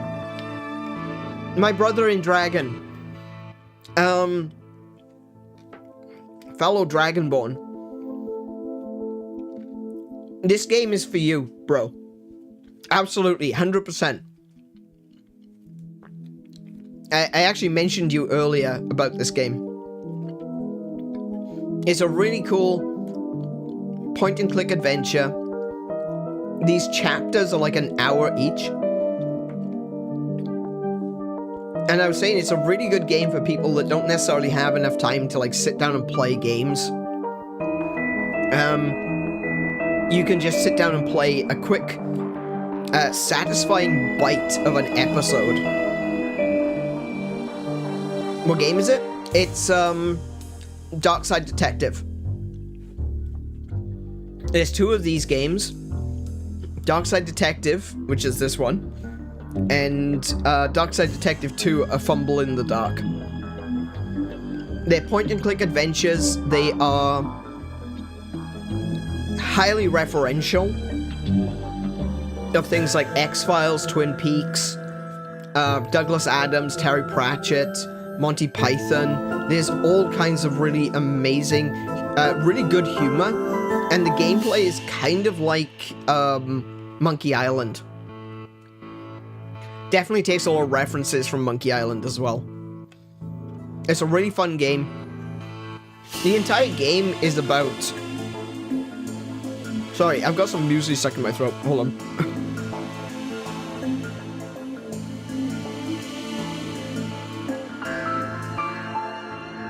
Sorry about that. Yeah. Each chapter is like an episode in a TV show, you know? So you're playing through it, and you've got 9 episodes here. I've done the first 6, we're going to play the last 3. Do you know what? We might not. I did say that we were going to finish this tonight, but I tell you what I'm going to do, since it's already 11 o'clock, we're going to start Buy Hard, and we're going to finish Buy Hard, and we're going to come back for part 3. Because I think a lot of this discussion, yeah, I've been here chatting for over an hour now. I know, I'm sorry. But I hope that it's been, I hope that it's been worth it, though.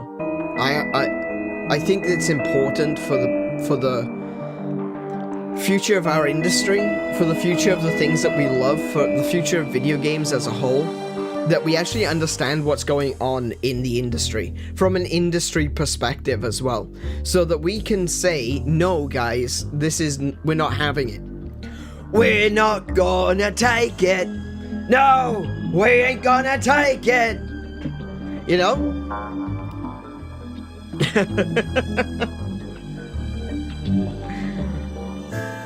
We're not gonna take it anymore. It's alright to say that every now and again. There's nothing wrong with it. And you know what? You're gonna be called names for it. Because the journalists don't like the fact that they don't have power. They're the equivalent of middlemen. Their opinions are ultimately worthless. And the publishers want to control you and tell you, you've got to like this game. And, you don't. And you can give them a finger and say, not on my watch. I'm gonna play the games that I like, the games that I love. And if that means that Ubisoft goes under, I really don't care. I really don't care. Ubisoft is just one of many, right? And here's a reality check for you guys. You know THQ Nordic? There used to be a company called THQ back in the 90s and the early 2000s. And they made a lot of really good games. But they crashed. The company went bankrupt. And do you know what happened? All the franchises got sold. So the games that were made by THQ were sold to other companies, and they continued making those games. And then what little remained of THQ became THQ Nordic. I think it was like a merger, and they bought the name. So THQ, despite the fact that it went bankrupt, it went under, and they had to sell off their franchises, they're still around. The franchises are still around. The developers, to a certain extent, are still around. So if Ubisoft were to completely die in the ass, you might get someone like Atari buying Prince of Persia. I think that would make sense. Infogrames doing Prince of Persia would be fantastic, because they just recently re-established Infogrames.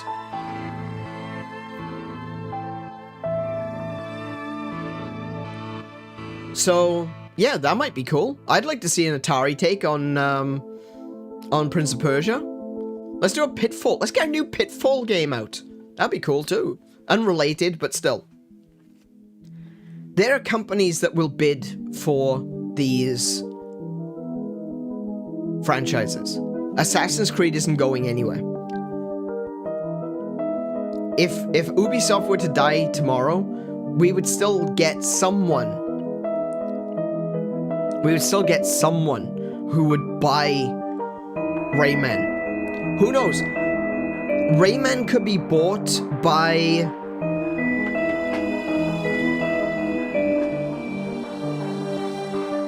Imagine Rayman being bought by the guys that made the new Crash games.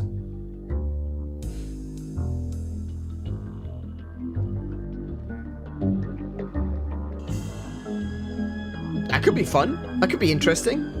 I honestly don't like Rayman 3D. The Rayman 64. Oh, Rayman 2. Not a fan, honestly. I like 2D Rayman. I like Legends, and I like,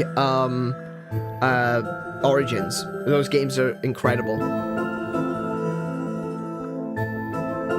But, Rayman might make a comeback. At the moment, people don't... Ubisoft doesn't want to do stuff for Rayman because they reckon he doesn't sell. And then there's millions of people going, give us a new Rayman game! And they're like, nah, no one cares about Rayman. Alright, okay. Hopefully Nintendo will buy the old Rare titles if Microsoft ever go under. Then Shrek comes out with the line, what a load off. Yeah. Actually, do you know what? If Nintendo bought the Rare games, that might be really interesting. You know, if I ever won the lottery and I got like millions upon millions upon millions of dollars,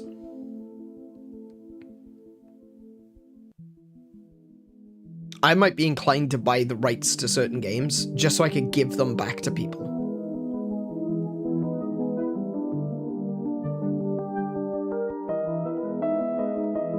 I'll buy the rights to games and then hire people to make Banjo 3.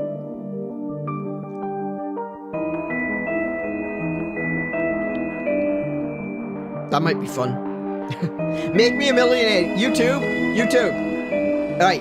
Okay, so in order to get this to work, right, I need, like, Mr. Beast money, okay? Right? Except I'm not going to sell moldy food to children to get it. So, what I need you all to do is like, comment, and subscribe so more people find my channel, so I can be a millionaire, so I can buy a bunch of video games and start my own development studio with absolute industry legends to be able to say, right, we're gonna make some bloody good games. How about that? That's something to work towards, isn't it? There you go. Make me a millionaire, YouTube. You did it for the polls. You did it for KSI. You did it for Mr. Beast. You made all these, allegedly terrible people into, like, household names. Let's get me rocking the suburbs, just like Quiet Riot did. Right? So that I can then buy up a bunch of game rights and give them back to the people who deserve them.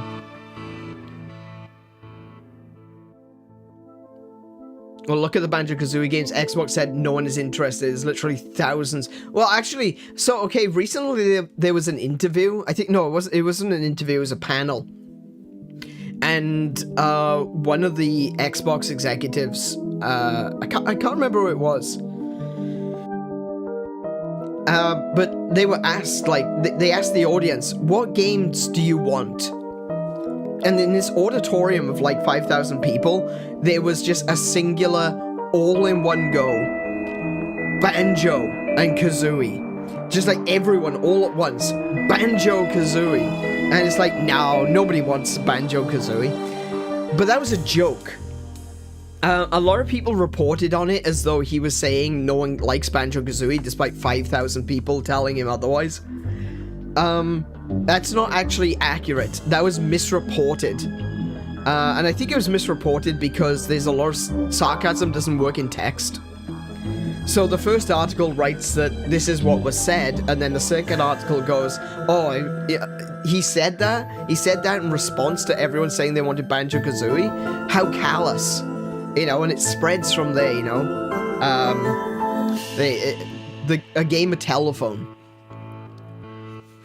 And, but that wasn't accurate. That was very inaccurate, in fact. he actually said it as a joke. He said he laughed as he was saying it. They are aware that banjo is a big deal, and they want to do something with it. So there may still be banjo. Yeah, it was a bit of a whisper. Yeah, absolutely. Yeah, it changes every time it passes by a journalist, which we should all be expecting by now. Things always get worse when a journalist is involved. A games journalist, especially. Anyway, we're gonna play Buy Hard before we end today. This is the first of many more casual streams. It wasn't intending to be. I did actually want to finish this today, but this is definitely more of a casual stream. So let's play Buy Hard, and then we call it there for this evening. Christmas Eve. Oh wait, no, hang on. No. We're not doing a Christmas one. We might come back to that later. Poltergeist. Dinner with the Dooley family. That's interesting. And Bates Motel. It's Dooley's birthday, so I'm taking him to Twin Lakes #1 roadside attraction to celebrate. Okay, we'll do Buy Hard closer to Christmas. This will be the last stream we do for Darkside Detective for a little while, but maybe we'll come back to it later and then do the last two. So we're gonna look at Poltergeist. Case summary is Dinner with the Dooley family.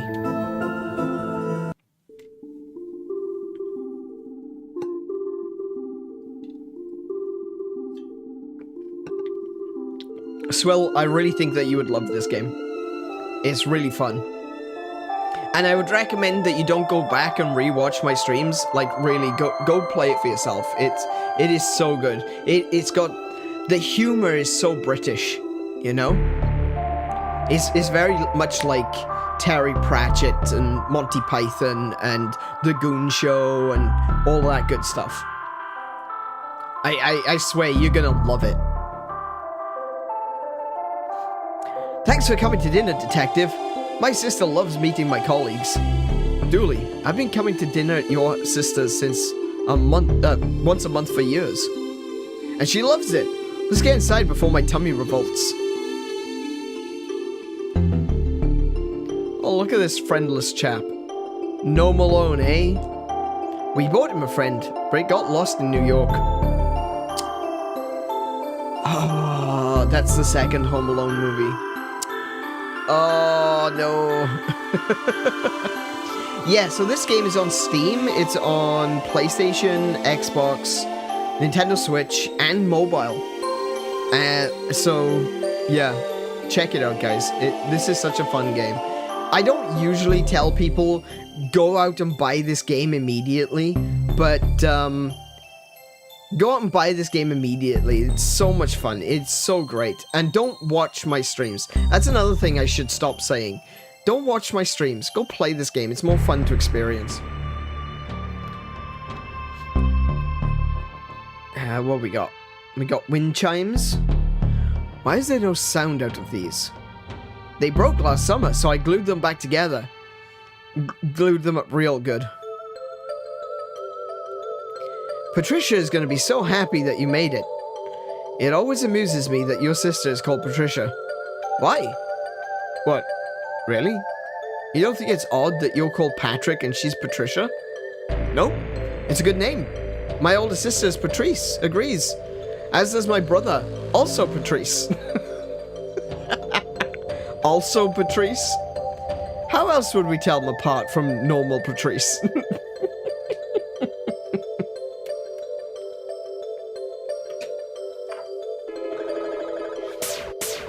What the? What's going on here? He's playing video games. Oh, wait. No, he's got... Wait. Wait, there's an evil... Scream! One of my favorite paintings. Edward Munch. Or was it Edwin Munch? Anyway. Yeah, so there's an evil face on the screen. And this kid is playing, what looks like a Game Boy. And there's some popcorn. I love popcorn. What the? What's going on here? Yeah, Buzz, turn the TV off if you're playing your Joy Child. Electricity doesn't grow on trees. No, Dooley, the TV. What? I just told him. It's alive. Yes, alive and angry.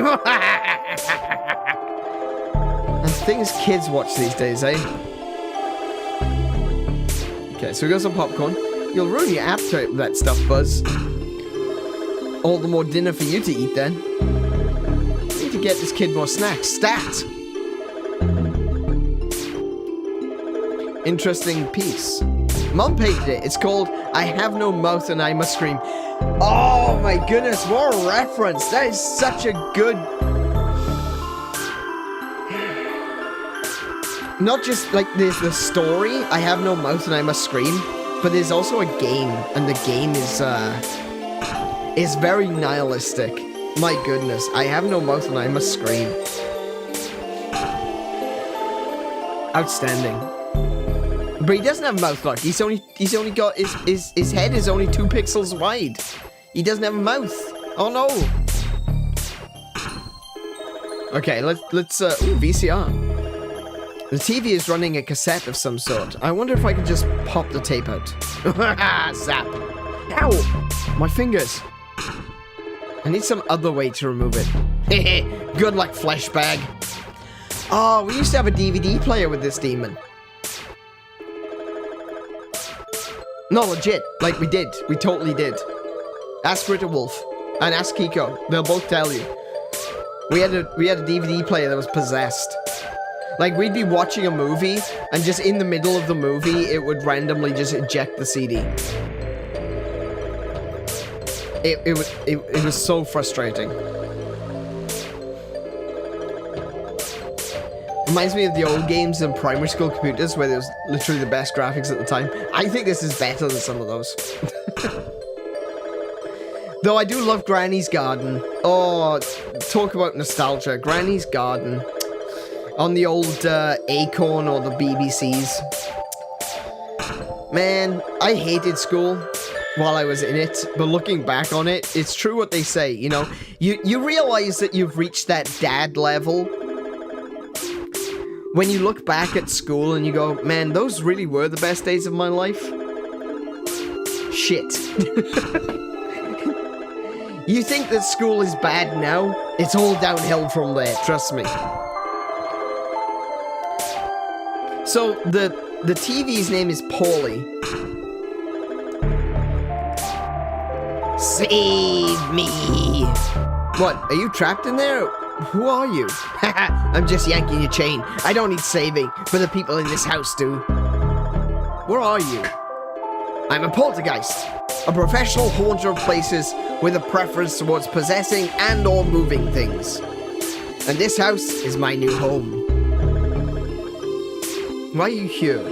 A team of game developers trapped me in this VHS tape. I don't know why, but these fools freed me. Game developers. Talk about meta. I'm a dad, Mr. Late School. I tell you what, though. Think back to those days in primary school or junior school for us. You know? Think about school holidays. Think about getting new video games.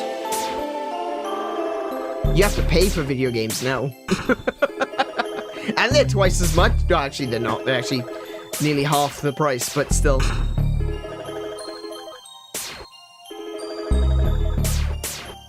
There's just so much wonder back then. School itself was a bit naff, but it was good times.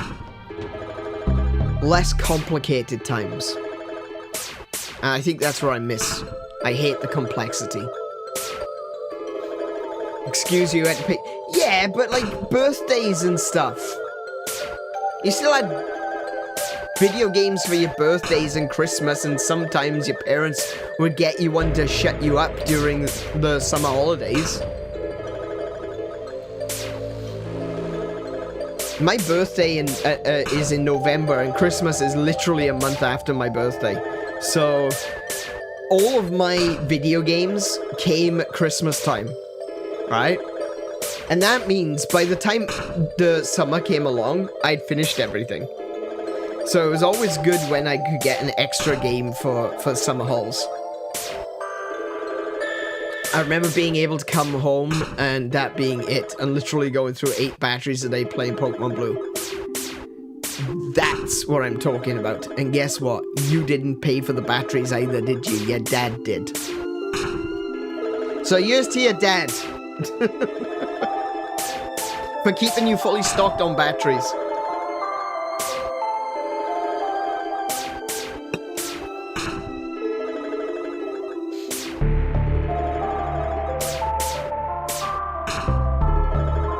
But yeah, yeah. It was better times. Like I say, may not have enjoyed school, and that's fair. It was just a lot simpler back then. And I'm never going back. I want revenge for being trapped like that. An utterly dehumanizing experience. But you're not a human. I don't care. I just want an excuse to cause trouble. Where have you hidden the remote control? Far away from here, and far away from you, Flashy. Why is nothing ever easy? Tell me, this is exactly what I'm talking about. Mine was in June? Oh my goodness, that's like the best time of year to be born. Oh, video games in Christmas and video games in June. Every year. Oh my goodness, that's the best.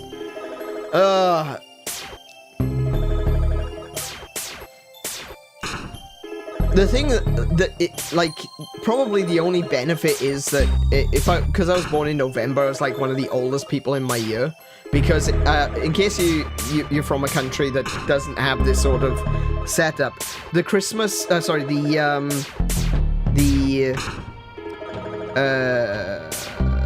semesters for school in the UK, we go from September to June. So, because the year flips over in September, and I was born in November, I was one of the oldest in my class. In fact, for a long time, I was the oldest in my class.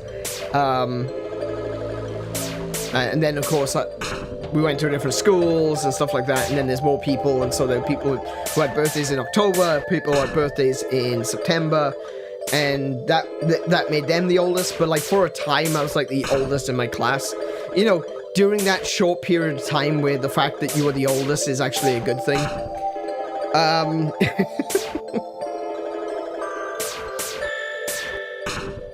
Death about times minus the school, yeah. We used to go out exploring. Like, I used to play Legend of Zelda on my friend's NES, and then when I got my Super NES, I used to play Link to the Past. But where I lived, there was like fields and forests and stuff around, so we'd go out exploring like that. You can't, you literally cannot do that anymore, because the fields that I used to hang out in, they got completely overgrown with thorns. It's now a thorn thicket. It's all blackberry bushes. And no one is recovering that land. I think the only way that you could potentially recover that land is just bulldoze the whole lot and, you know, scatter grass seed everywhere. What do you want? Mayhem! I'm slowly taking control of this house, and once I do, I'm going to crush everything and everyone in it. We better get everyone out of here, Dooley. Odd, the door is locked. Tick-tock, tick-tock! I'm going to crush everyone who lives in this block. We need to find a way to exercise this TV, and fast. How polite for us soon-to-be flattened flashbag. Or my watch, creep. Okay, video cassettes. Let's see. The workout horror flick, The Exorcisist. Yeah, Exercise is my horror, honestly. I'm a little bit desensitized to a lot of horror, but if you put something like Richard Simmons, rest in peace, I'm gonna be scared, you know. A story about some vampire realizing the error of their ways, The Found Boys. That's the sequel that no one asked for. And the incredibly tame fantasy adventure classic, No Trouble in Little Italy.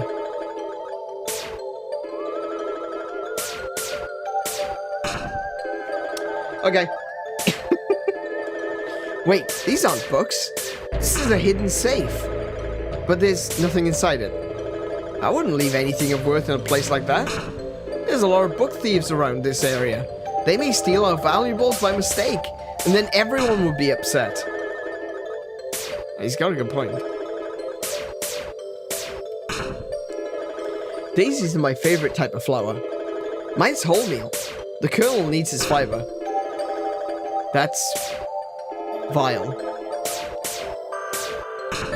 Righto. What? Hey, Buzz. Gah, you made me lose my high score. I hate you. Kids are such magical creatures, eh, Detective? What's going on here? Nothing. Buzz, tell your unky detective what happened. Fine. Mum rented a video to watch after dinner, but I was bored and put it on. Then the TV flipped out, so I'm playing my game. Where did you rent this video from? Indian Burial Ground Video Rentals, Inc. Okay, well let me tell you where your first mistake was.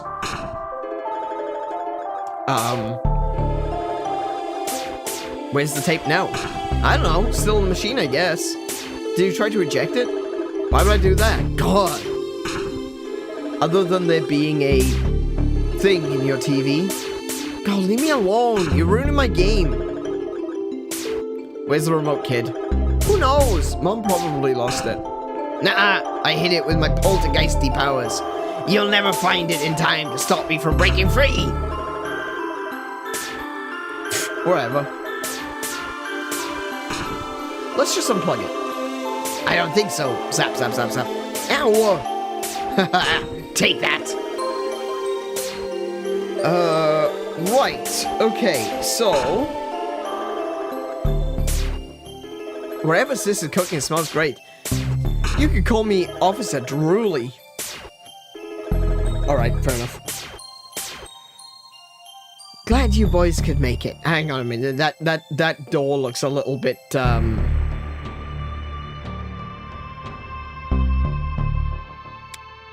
that door looks a little suspicious, don't you think?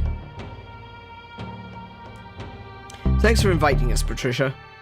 I wore my spandex uniform so I'd have room for seconds. Oh my goodness. This guy. Hi, Francis. I hope you brought your appetite with you. I did. Thanks for having me. My pleasure, Francis. You know, I love when you visit. Dinner smells good. Fry it up with some onion and garlic and anything will smell good. Okay, that doesn't work for me. I can't have garlic. Ha! I'm sure it'll be lovely. It'll be better than a steady diet of coffee and donuts anyway. That's true. Garlic is good for chasing off unnatural things. May I take some? Sure. Here, here's some leftovers. It'll leave your hands smelling divine. I thought this was an Irish family. Their name's Dooley. Why is she talking like an Italian? Garlic. Okay. Patricia, have you noticed anything unusual since Buzz tried out that tape? He watched it already? That boy. So exhausting.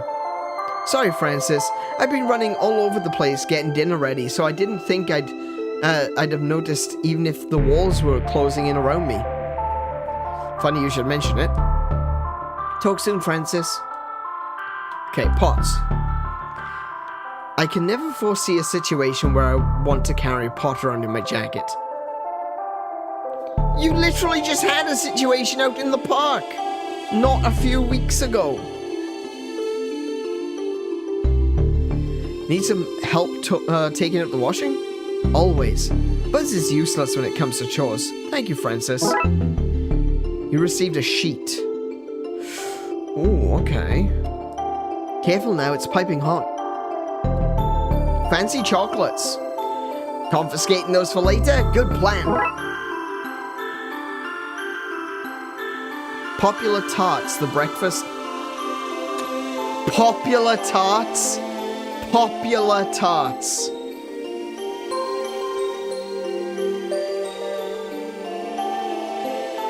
The breakfast treat of choice for the promiscuous children? Okay, fair enough. Baked beans pizza, because little people in your life are disgusting. Hey, now, hold on a second. Let me hang on. And Swill can probably back me up on this one. Heinz released a baked bean pizza back in the 90s. And it was amazing, right? It inspired my own creation of the full breakfast pizza. You replace the sauce with baked beans. You put bacon, sausage, mushrooms, black pudding if you're into that, and I am. My goodness, I am. Eggs. What the best way, in my opinion, the best way to do the egg, right, is you scramble the egg first in a frying pan, scatter it over the pizza, then put the cheese on the top and stick it in the oven for it to cook. Alright? That is a full breakfast pizza, and it is bloody amazing, I will have you know. There is nothing quite like a full breakfast pizza. And you know what? Here's another way of doing the egg as well, right? If you've got like a personal size pizza, one that's like, you know, like a 12-inch diameter pizza, just a little one, you could just crack an egg right into the middle of it and cook it under the grill. That's a good pizza. Breakfast pizza with baked beans on it is incredible, and I will have no disparagement of baked bean pizza. Thank you very much. So this one. Serial killer. Spotting while...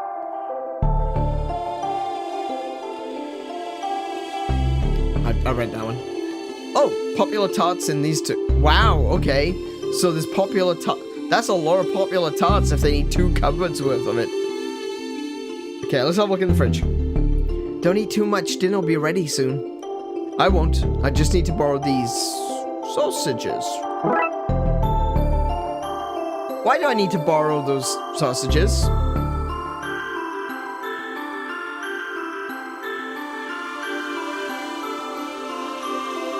What am I making?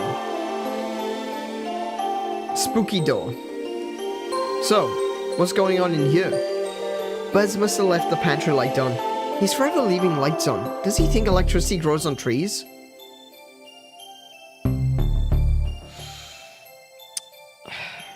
That's not a saying. Oh, that's a really spooky door. Your sister get an extension built onto the house? On little Buzz's income? Unlikely. Little Buzz's income? You gotta be pretty judgy expression. You've got a pretty judgy expression for a rubber duck trapped outside of time and space. There's a remote. There's a remote. I just need a way to safely get to it. Poster! Why is there no actual food in this pantry? That's a good point. Stop sign. I wish I could stop sign. I wish I could. How do I get that? Hang on. Can I use the sheet to try and whip it? Won't reach by itself. Can I tie the sheet to the sausages? In no situation is this a safe substitute for a rope. Oh, you did it anyway. Brilliant. Okay, now let's see if I can grab that. Oh my goodness, that is so dangerous. Okay, Dooley, hold on to this as tight as you can. I will never let go, Jack. Don't say that. She did let go. She held on to the Hey. Let's discuss this over dinner, right? Now, it's time to grab this remote. Fine. Dead remote. And Buzz's income? Is he a YouTuber? Is that what it is? Buzz is a YouTuber. He's a gaming YouTuber.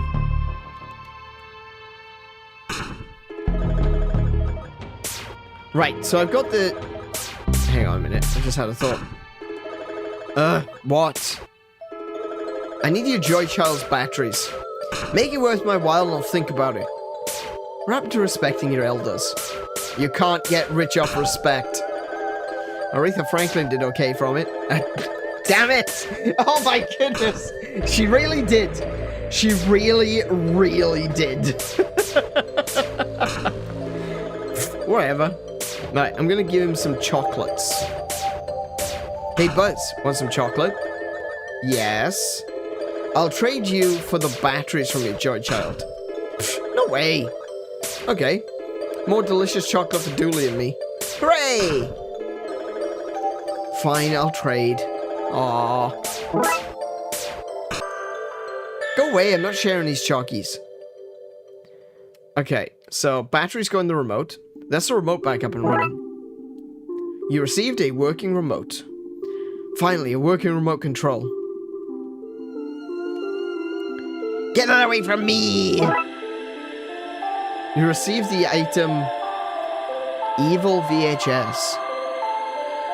The cassette that started all of this. I need to find something to purify it with. Well, I've got garlic. Can I rub garlic on it? Hopefully we can stink the evil out of this tape. You received ritual package. Okay. Ooh, can I throw it? Can I throw it in here? What kind of guest do you think I am? One that wants to get rid of a tape.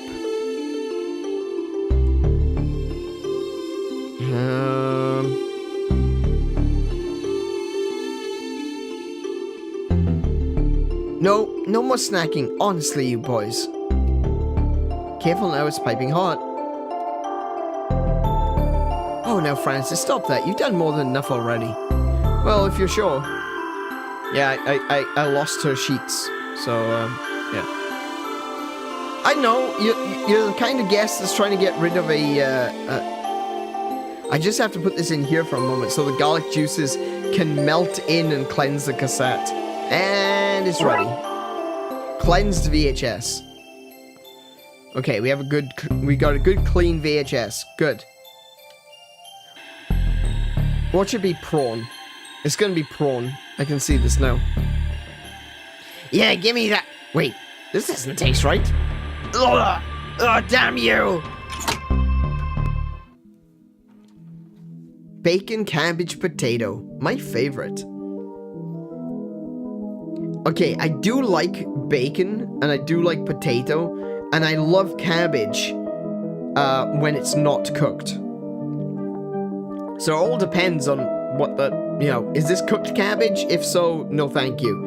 If it's raw cabbage, heck yeah. Eat up, everyone. I want my 3 best boys ready for whatever the world throws at them. Thanks, Patricia. No need to thank me. We're all family here. Grown-ups are so lame. That was a nice one. That was a good one. That was a good, cute ending. I like that one. Like, they've all been good, but that was just a good place to end the stream, I think. So yeah, as you can see, Darkside Detective is a really fun game. It's a really good game. It's a really enjoyable, funny, lots of really good humor. I like the spooky vibe of it. And I know we didn't do much. We did 2, and I ranted a bit. But I think that, I kind of want to do more like this, honestly.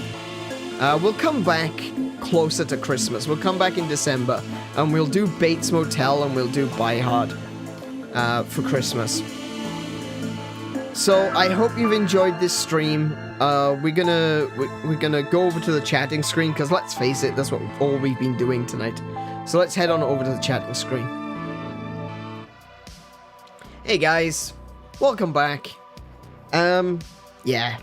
I think now's a good time to call it. I want to get some time in Monster Hunter as well before the beta is over. I tell you what.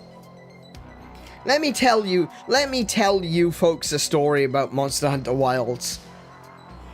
Good lord. I was thinking to myself when I went into playing it, you know what? I'm going to play a new weapon. Not necessarily like a completely new weapon because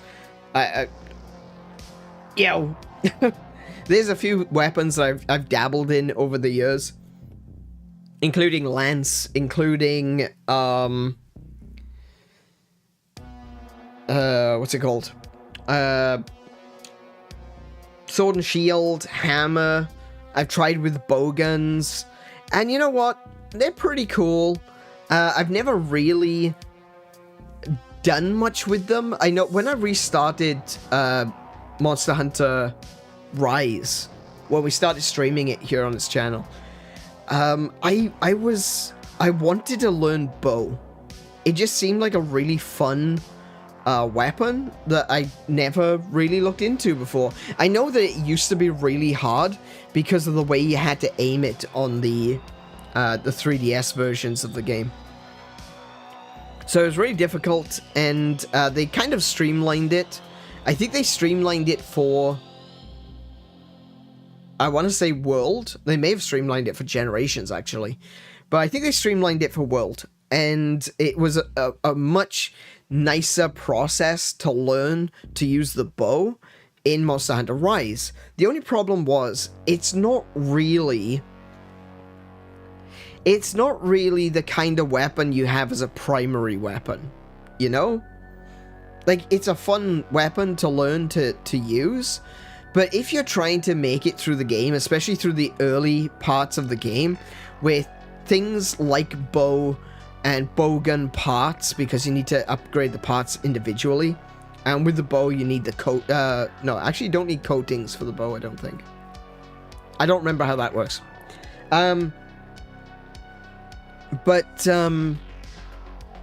They can get really expensive. You know, like the bowguns, you need to buy the ammo and everything. And there used to be stuff like that for swords too. You used to be able to get oils for putting on the swords, but they kind of removed that. That's not a thing anymore. And but like for swords, that was optional. For bowguns and for bows, the different ammo and the different coatings and stuff like that, that's not an option. That's a part of the actual weapon set out, you know? You need the ammo. I think they stopped. Did they stop oils by 3? I think oils were in 3. Well, oils in 3.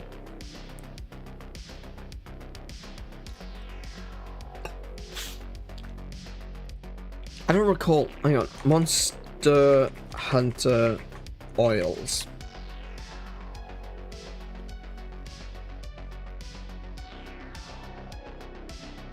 So it's sword and shield, it says. I thought it was more than just sword and shield, but okay. Maybe I'm wrong.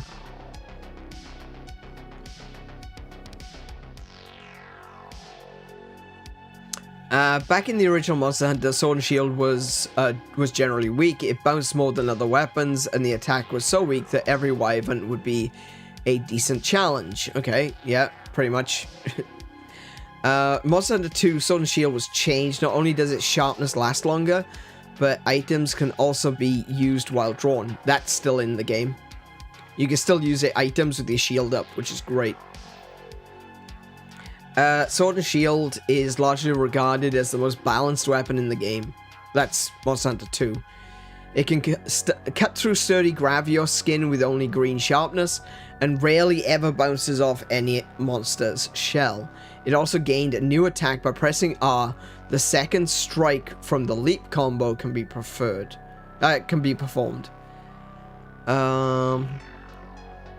In Monster Hunter 3, it was added that you can bash enemies with your shield. And that can be used to KO a monster. And that is primarily the main attack that you use these days.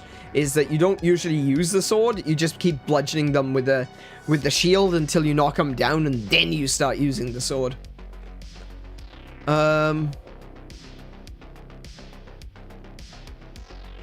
In Monster Hunter... Oh, wait, was it just Generation? I thought it was before that.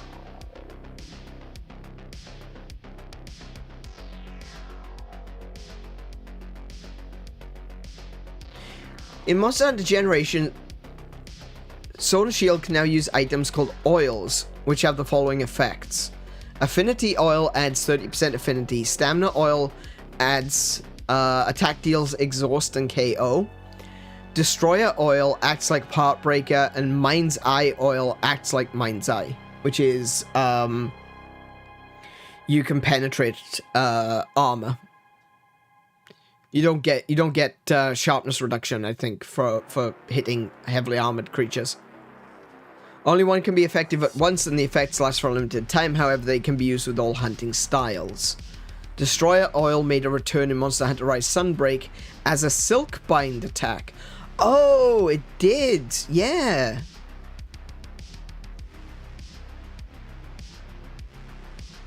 Okay, was it literally just in Generations? I thought it was before that. I thought it was in 3.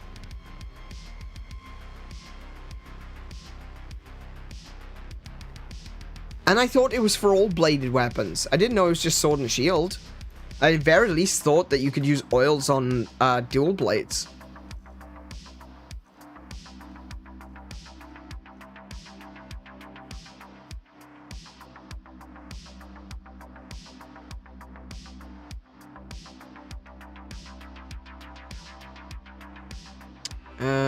Well, when you go to weapon traits for the sword and for the dual blades, it doesn't actually say anything. It says changes in 3rd generation because the dual blades changed massively in 3rd gen, but it doesn't say anything else after that. So if there was any changes in 4 or changes in gen or changes in Rise, it just the article for dual blades just doesn't say it.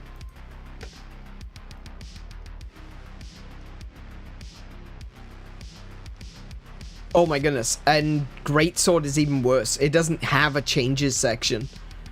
Okay, fine. Maybe it was just Sword and Shield. I mean, as you know, I played Longsword for the majority of my playthrough in Monster Hunter games. So... like, I knew of them, I didn't realize that it was just a generation. I didn't know it was a Sword and Shield thing, honestly.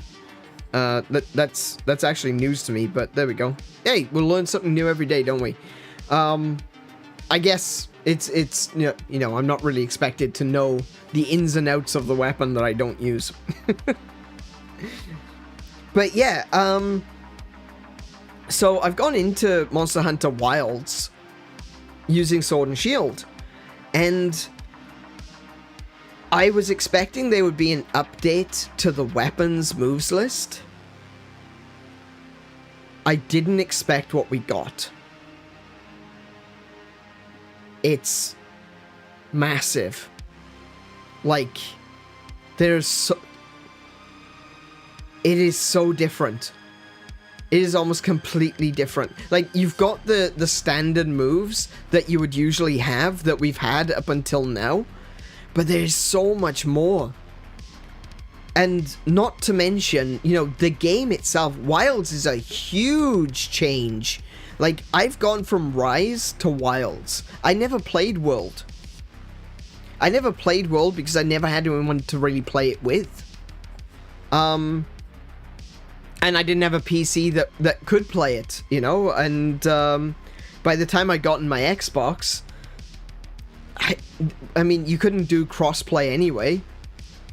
So it just kind of... World, to me, was one of those games that was just like, you know, Monster Hunter World, it looks really fun, but I can just watch it from a distance and enjoy the game that I've got. And I am more likely to be able to play more Like, look how much we've played Monster Hunter Rise and Sunbreak. I think if I had gone to Worlds, I don't think we'd necessarily have as many people playing with us as regularly as we do, because for the longest time, Rise was only on one console. You know, there were people that came into Rise later, they got the PC version, and that's great, and, you know, I'm glad that people enjoy it. But it's like, Monster Hunter Rise was a very significant game for the Switch, and it's done really, really well. And so, when someone turns around and says, are you playing, what version are you playing on? Really, a lot of the time, people are asking, are you playing the Switch version? Or perhaps they've got both versions and they don't mind. But I very rarely find people saying, oh, I've only got the PC version, you know? I know some people that do. I think Tim has the PC version. And so, you know, not being cross-compatible for multiplayer is a real shame. But, you know, they've worked that out. We've got Xbox, we've got PlayStation, we've got PC. We can all play together now in Wilds, and I'm looking forward to that. And you can open up a lobby, and this is going to be great. The 16-player lobbies. That's good. I can't wait. I genuinely can't wait for that. That's going to be so much fun. But anyway, there is so much, like, Wilds is almost a completely different game. Sure, it's got the same sort of, you know, usual game loop, you know? Find a monster, hunt the monster, you know, go back home, make armor out of the monster's parts, make new weapons out of the monster's parts. But a lot of those mechanics have changed. The way, because you can switch weapons in the field, the way that armor skills work has changed. So it used to be, and if you come and join us for Monster Hunter Rise on Monday, you know, we'll probably talk more about this and about what we've been playing. Rise has all of the skills, you know, that your character doesn't level up. Right? Your character doesn't level up. You level up.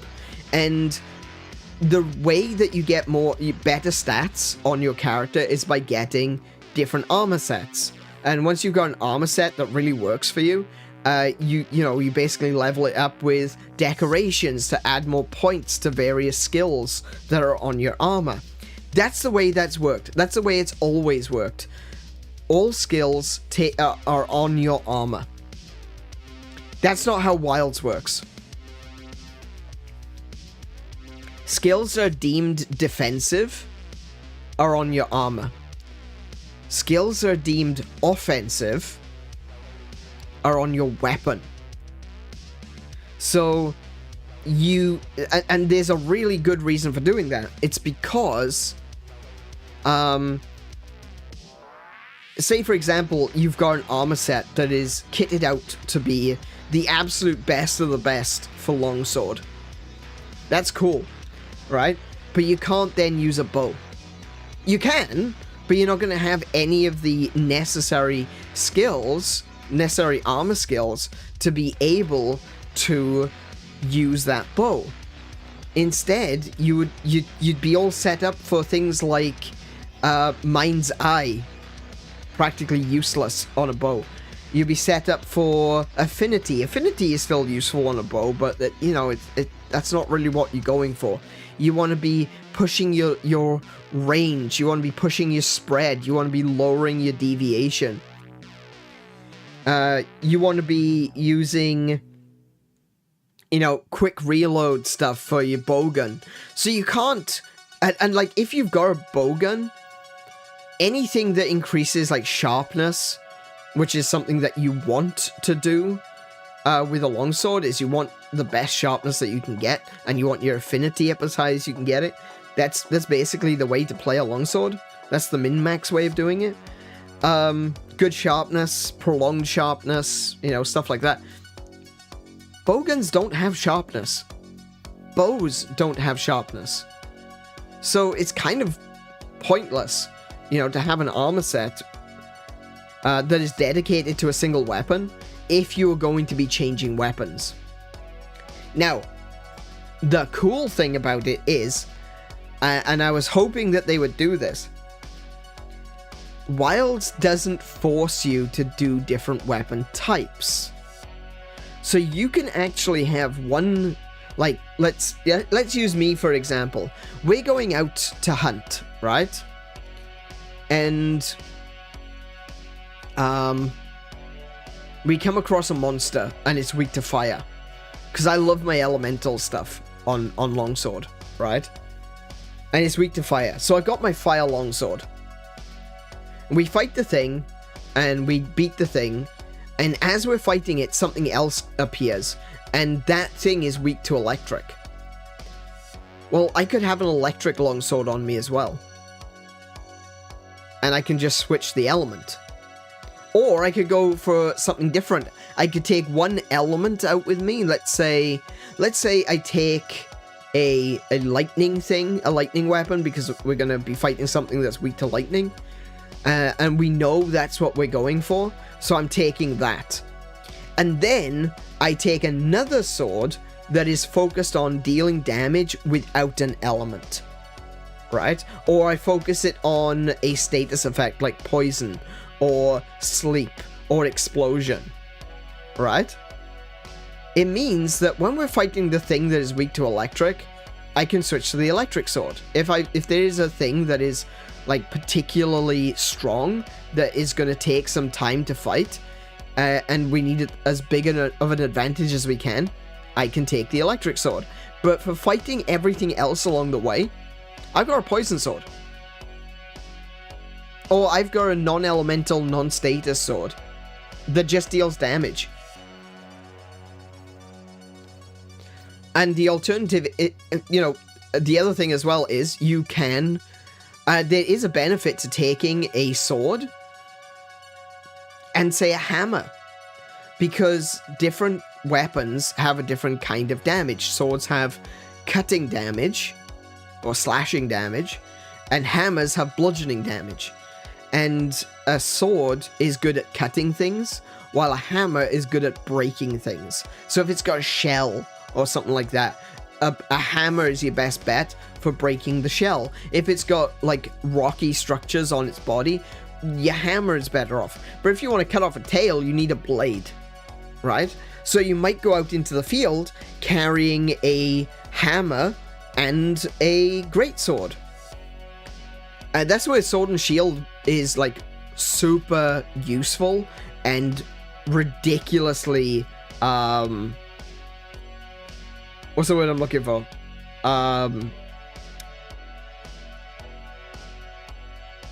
It's very flexible. It's a very flexible weapon, because when you use your shield as a weapon, it does bludgeoning damage. If you use your sword as the weapon, it does cutting damage. So you can use a sword and shield, which is probably going to be... I wouldn't be surprised if sword and shield would be something of a meta. Versatile, thank you, Kiko. It's a very versatile weapon. I think sword and shield is going to be something of a meta. And I think it's going to be like sword and shield and bowgun. Everyone's going to have their favorite, but I think sword and shield and bowgun is going to work really well together. Because then you've got all three types of damage. You've got shot, slash, and bludgeon. Which is really fun, and something that I've been enjoying about the sword and shield. But because of how big the game is... And like that's just me talking about the way that the armor and weapon sets have changed. Now you build your armor to protect yourself, and your weapon has skills on it. So now you need to be able to pay attention to what skills are on your weapon. You need to know what slots you've got for various... I mean, weapons always had slots anyway, but it's like you're looking for the right weapon, not just the right element, but it's got to have the right skills that are going to work well with it. It's going to be a little bit more complex, even though it is going to be probably a bit more flexible. It's also going to make you go, well, I really want to buff up my mind's eye, and the way to do that would be to use this sword. But that sword doesn't have the best sharpness, you know? No, sorry, mind's eye, I just realized, mind's eye is for targeting weakness. For targeting weak points. Affinity. If you got, like, expertise, that's the one. If you got expertise, and you're trying to push your affinity, try and get your affinity as high as possible, and then you're looking at these swords, and you're like, man, this sword would take my affinity up 2 levels, but it doesn't have, like,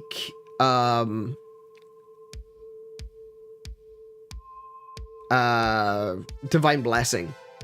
Just putting it out there. Probably wouldn't have Divine Blessing anyway, that would be on your armor. But maybe it, like, buffs affinity, but it doesn't have the attack damage plus that you're looking for. Or maybe it has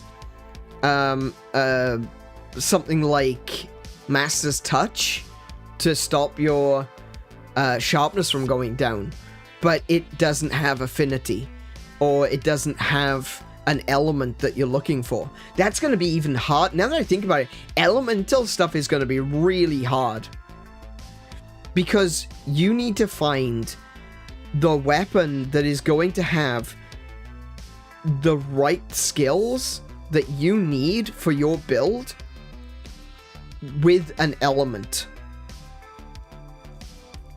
So there might be a sword that is like a really good, it has affinity, it has mind's eye, it has attack plus, it has all of this stuff, but it's fire, and you're fighting a fire creature.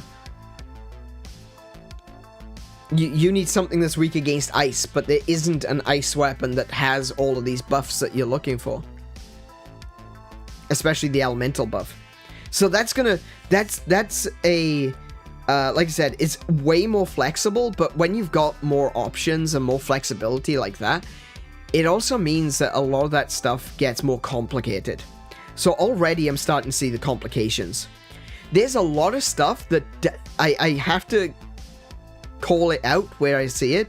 There's a lot of stuff that isn't properly explained in Wilds because they're expecting that you learned it in World. And right at the very beginning, when we start off, I'm just like, I have no idea how any of this works. I've never played World. I don't know how it works. And there's a few things that I thought were a bit silly, and I have tagged people. Yeah, even I've got all the tutorials turned on, and I've got them to turn on every single time, just so that it ingrains in my head. But even when I turn the tutorials off, there's a lot of pop-ups, and I don't really like that. It's kind of intrusive. Sometimes you just want to go out and you just want to fight a monster, you know, and there's just pop-ups everywhere, even with the tutorials turned off. So it's like it's always throwing information at you, and that can be really difficult, especially for me with, with dyslexia, is that I can read, as you've seen through this, I can just about read when there's text on the screen. But when there's text flashing on the screen, it's a little bit different. It's like you are in the middle of fighting something, and then suddenly there's a, oh my goodness, there's a thing over here, you want to go fight it? Go, okay, bye. And I'm like, alright, cool, I'm gonna go back to punching this tree. I have no idea what just happened. There was a notification, there was an alert telling me something is happening over there. I have no idea where there is. I have no idea what's happening.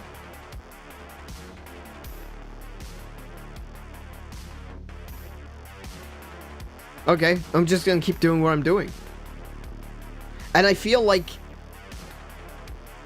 because of that, I feel like I'm being left out of the game.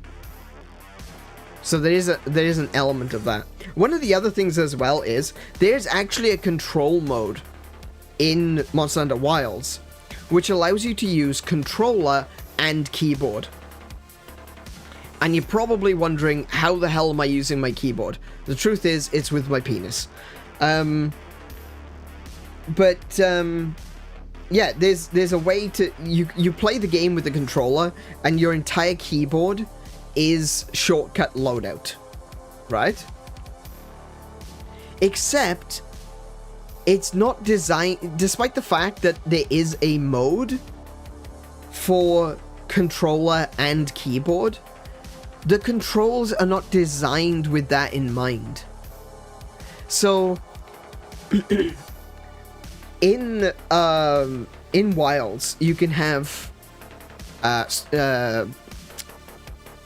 what do they call them? Item wheels, you know? Where you can choose an item off of a wheel rather than having to scroll through your inventory. Right? The radial menus. That's what it's called, radial menus. And you can have up to 8 radial menus set up on your system. Which is great. That's a lot of options. That's a lot of flexibility. If you want that many. If you don't, if you just want, say, 4, which is all I've got. That's all I've got set up. I've got radial menus for combat, ranged combat, crafting, and...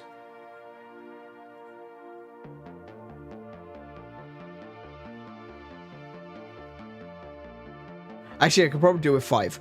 But, yeah, I just realized, because of the way that... Oh, never mind. Like, communication. So that would be stuff like emotes and poses and, you know, chat pop-ups, little emotes that appear in the chat as opposed to your character's poses. So yeah, so those are the 4 I've got, and I don't really feel like I need much more than that. I might find a use. I was thinking of having one for... The reason I was just thinking just then was because I was thinking I could have one for downtime. So stuff like the barbecue for cooking your meat. The fishing rod. The net for catching bugs. Stuff like that. And... actually, I don't think I would need that, though. That's the thing, is I probably wouldn't use those. Because you don't need that in a radial menu. You can just go through your inventory to do that stuff, so it probably doesn't need one. So basically, I've got these 4 set up. And there are 2 profiles. Bear with me, I'll explain that now. There are 2 profiles for your hunter. So... you can set up, like I said, up to 8 different radial menus, and in those menus, it corresponds with a key on your keyboard. So it's either going to be 1 through to equals, Q through to square bracket close, A through to shift plus backslash, Z through to shift and keypad up. Right? Those are the keys that correspond to your items. But you may have already noticed there, that's only 4 rows. And you can have 8 radial menus. So, the 8 radial menus are distributed into 2 profiles. And that is the radial menus on the keyboard. The shortcuts are F1 through to F8. Pretty straightforward. So F1 to F4 is 1 profile. So if you select F1, F2, F3, or F4, your keyboard isn't going to change, and you've got all 4 rows worth of shortcuts. That's wonderful. If you switch to F5, F6, F7, or F8, it doesn't matter which one you click, literally any one of them, right? that will change what is the default radial menu that you're going to be using, but when you select that, it changes the profile of your keyboard to be the 4 radial menus from the second profile. Okay? Pretty straightforward, and that's really cool, and I love that. That's an amazing feature. I love it to death. I think more games should have that sort of capability. There's just one slight problem. I've only got 4 radial menus, and I want to associate those to my D-pad. That's pretty straightforward. I set it to up, down, left, and right. Except up, down, left, and right isn't F1, F2, F3, F4. Up, down, left, right is hard-bound. As in, you cannot change this to F2, F4, F5, and F7. So, your radial menus become distributed across the 2 profiles.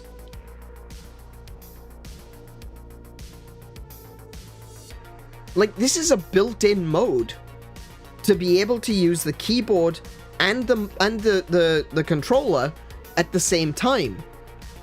But it doesn't allow you to change the location on the D-pad and the location on the F keys independently.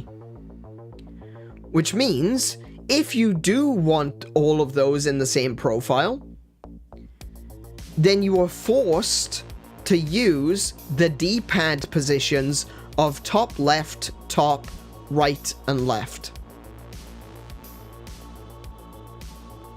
Which is, like, not the best way to have it on a D-pad. On a D-pad, you want it up, down, left, right. Not top left, top right, and left. That's silly. That's ridiculous. That's something that really should have been obvious, you know? If you're going to put in a mode that specifically allows you to use controller and keyboard, it should actually be usable.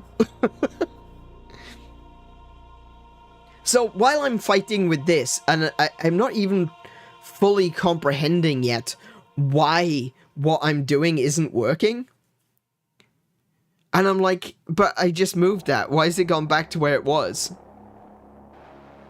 Yeah, well, that's the reason why. I didn't know that.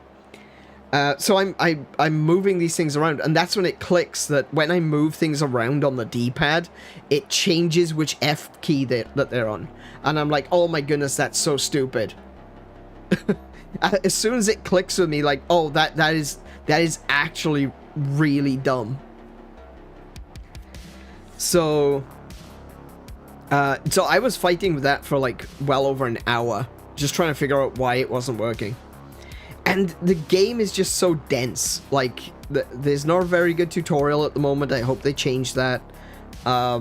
There's a lot going on in the world, in the field. Like I said, pop-ups all the time. I don't know where I'm... The world is enormous. Like, it is genuinely huge.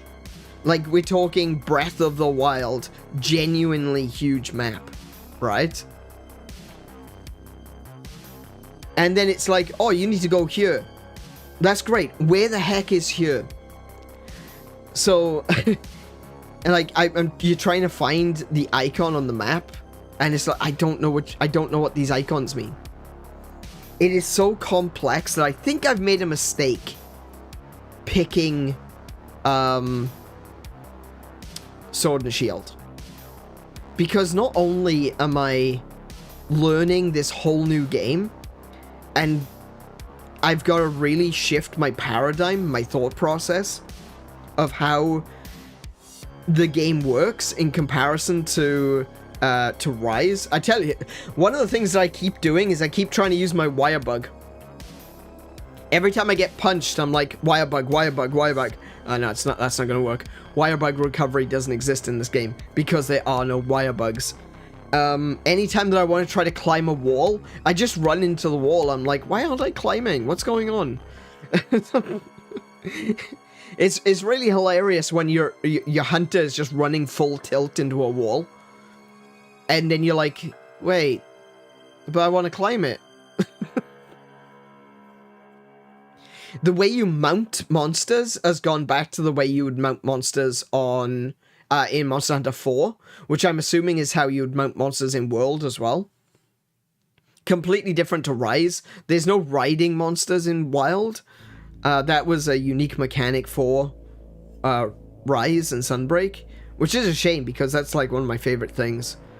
But this game is so dense and so different from Rise, which I've been playing now for 3 years, and I have no idea what I'm doing.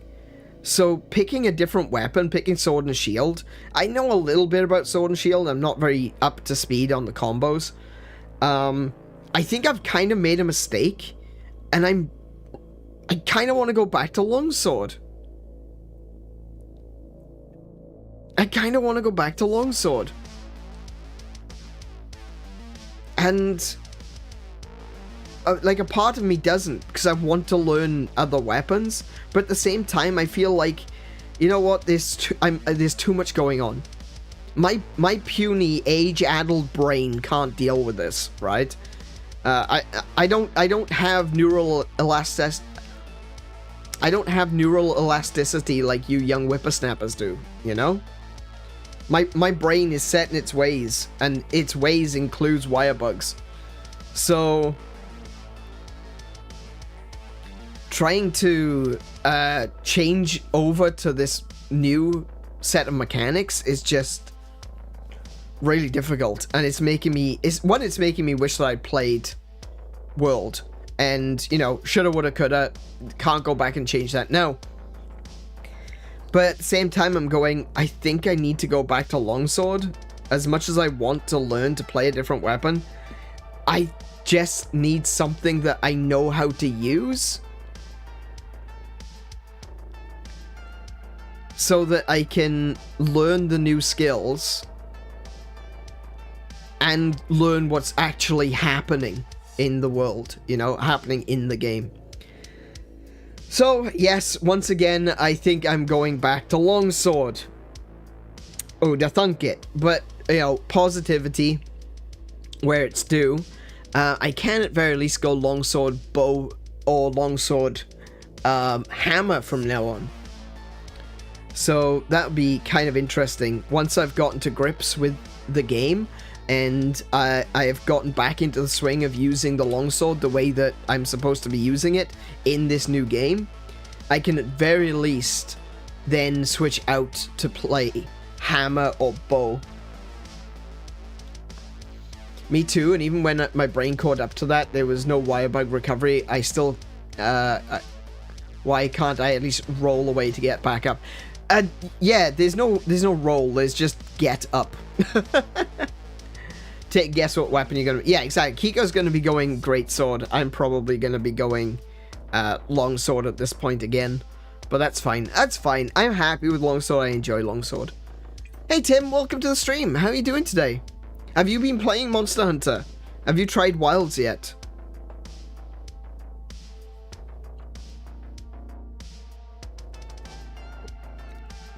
We're gonna be finishing in just a moment. It's already like 12:30. This stream has gone on a bit longer. I was thinking that this stream would go on until like 1 AM. You've tried working? Ah, okay. You've tried, but you're working. Yeah, I get you. I couldn't get it, like I said earlier, I couldn't get the game to actually start on my PC. If you've got Windows 11, send me a if you can't get it to work, if you're having trouble with it at all, send me a message, because I found a way to deal with it in Windows 11. Yeah. Yeah, it's like I've been having some troubles, but I'm looking forward to playing it now. I'm gonna go and play some when the stream is done. I think, like I said, I think at very least, longsword is always going to be something that I can fall back on. It's something that I understand, and it's, you know, it's not something that I can say,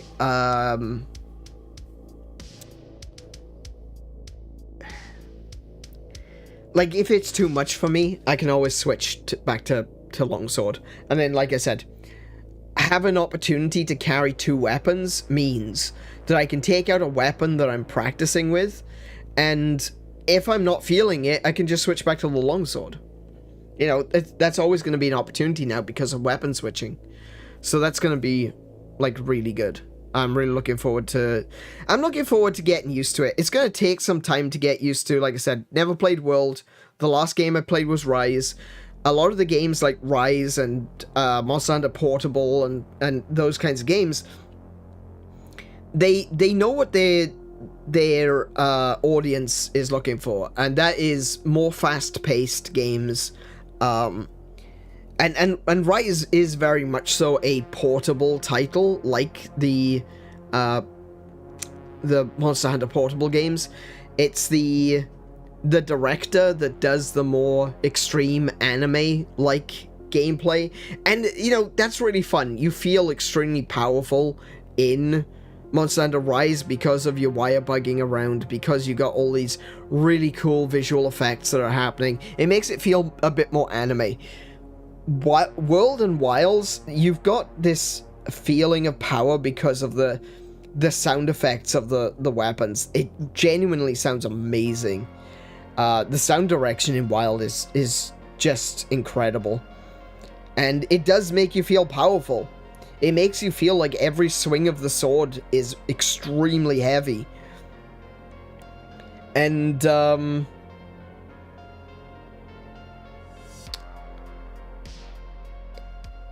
it's very different. It doesn't have the same sort of feeling of power. It doesn't have the anime effects. It doesn't have all the glowies and everything like that. I'm not swinging my longsword for, 10 meters just spiraling around in a circle, hitting everything that's in my path. That sort of a thing isn't in there. That move is in there, but it's now a charge move, and that's really cool. The gameplay is just incredibly different between Rise and Wild, and it's going to take a lot to get used to. Might try Wild tomorrow if I can finish assignments. I hope that you do get the opportunity. You played World, didn't you, Tim? I did the same in Rise, played the game comfortably first, and then learn the game, and mix it up with weapons later. Yeah, and like I said, with the dual weapon system, it does mean that you're going to be able to switch between them. So if you're having some trouble, you're like, I don't really know how this weapon is working, you can always switch back to the one that you are more comfortable with. And I think that's what I'm going to be doing. I'll probably go, like I said, longsword hammer, and try to learn bow, or try to learn like bowgun or something like that. Bowguns can be really expensive though very early on, so I'll probably come to the range stuff later. But yeah, I didn't play World. I should have played World, and at this point I'm kind of regretting not playing World. I'm kind of thinking, would it be worth it? Would people be interested in watching me, like, fail over and over and over again in World if we were to buy World right now? Like, if Kiko and I were to get a copy of World and Iceborne, now we wouldn't necessarily be able to finish it right now, but if we played it from now until February, would people be interested in that? That's something that you can answer in the comments, because obviously it's now 12:30. I wanna finish this stream off. But yeah, it might be interesting. It might be worthwhile playing some World instead of Rise for the next few months. Excuse me.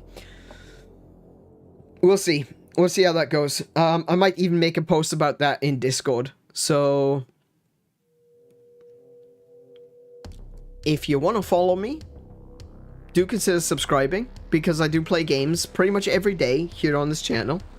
We're going to be going into doing more multiplayer stuff moving forward, like we talked about earlier today. Obviously, I'm going to have a big focus on Monster Hunter in the coming months, and we're going to be playing some Mario Party we're going to be playing Mario Kart. That's coming up soon as well. The dates for all of that is Mario Party is going to be on the 9th. Hang on, let me change my thing over. Mario Party is on the 9th. Mario Kart is going to be on the 23rd. And then we're going to have more Mario Kart on the 21st. We might do, like, Mario Party on the 7th of December as well. Because I've really enjoyed Mario Party. We've had a crack at it, and it's been really fun. So, I hope that you come and join us for that as well. That'll be... Oh, that's actually next Saturday. Yeah, that's next Saturday. Cool. There we go. Mario Party next Saturday. I'll make sure to have the schedule up as soon as I can. Don't forget something also starts with M. Yes, we'll be playing Minecraft. We'll be starting that on Wednesday. Oh my goodness, we're starting that on Wednesday? Oh my goodness, no.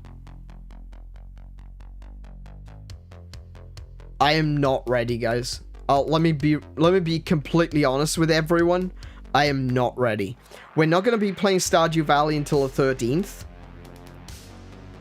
Because the Stardew Valley update releases literally the day after we're going to stream it.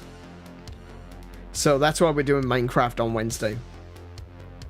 Oh, we were planning on doing Minecraft on Wednesday. I honestly have no idea how I'm going to get this to work. Oh, okay. I've got a lot of work ahead of me. Like, Sunday is going to be chockers. I may have to cancel Monday's stream. I'll let you know tomorrow. I'll let you know tomorrow if I have to cancel Monday. There's a lot I have to do. You know, first things first, I need to desaturate or resaturate all of the overlays. I need to change the background up again, get rid of all the static and everything. I've got a lot of work ahead of me, and I'm gonna be perfectly honest with you guys, right? I want to play Monster Hunter Wild, so I'm going to play Monster Hunter Wild, and you know, if I'm gonna play Wild, and then if I don't get everything done on time, I may have to cancel Monday's stream. But, you know, going forward, we're gonna be doing a lot of other stuff. Just play Minecraft. It doesn't have to be complicated. It's always complicated. I need to get Minecraft to actually work. I need to do all the setups. This is the worst thing about bloody PC gaming. Is like, there's never a case where I can go through my list of games and go, oh, I want to play that today, and just turn it on. You've got to make sure that all the settings are set up and ready to go. It is so frustrating. I kind of wish that I'd played Monster Hunter on my Xbox, honestly.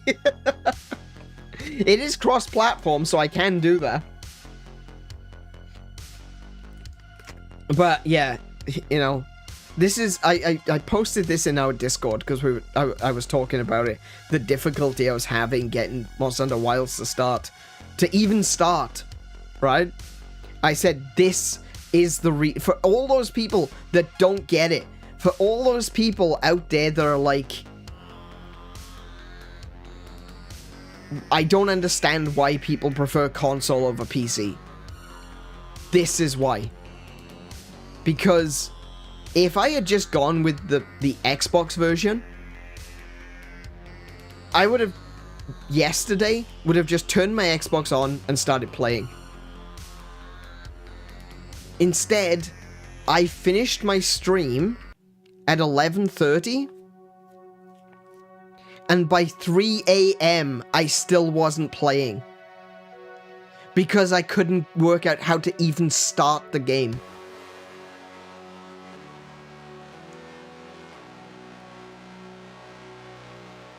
Considering how much my PC chugged and heated, maybe I should play on Xbox. Well, yeah, absolutely. You should see... Kiko was showing me the how much of her PC's, you know, power capacity, I mean, like the strength of the graphics card and the memory and everything like that, the virtualization, how much was being used up by playing Monster Hunter Wilds on the lower settings. And then I've come into my room and I've got, I finally get it started and I've got Monster Hunter Wilds on the highest possible settings and it's barely touching the graphics card. Barely touching it. And I'm like, I'm gonna be able to stream this.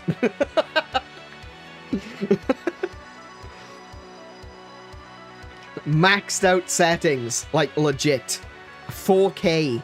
I actually turned it down from 4K because there's a strange visual effect in 4K that kind of makes it look like there's a checkerboard pattern over everything, which I didn't like. And that's completely removed in 2K, and then you can raise up the upscaling sharpness to make it kind of look like 4K, but it's just a sharper version of 2K. And I think that looks really good for me. It doesn't use hardly any of my graphical capabilities. And yeah, the game is looking really amazing. So yes, I'm gonna go do that now. I will be back. Hopefully, we'll be back streaming on Monday.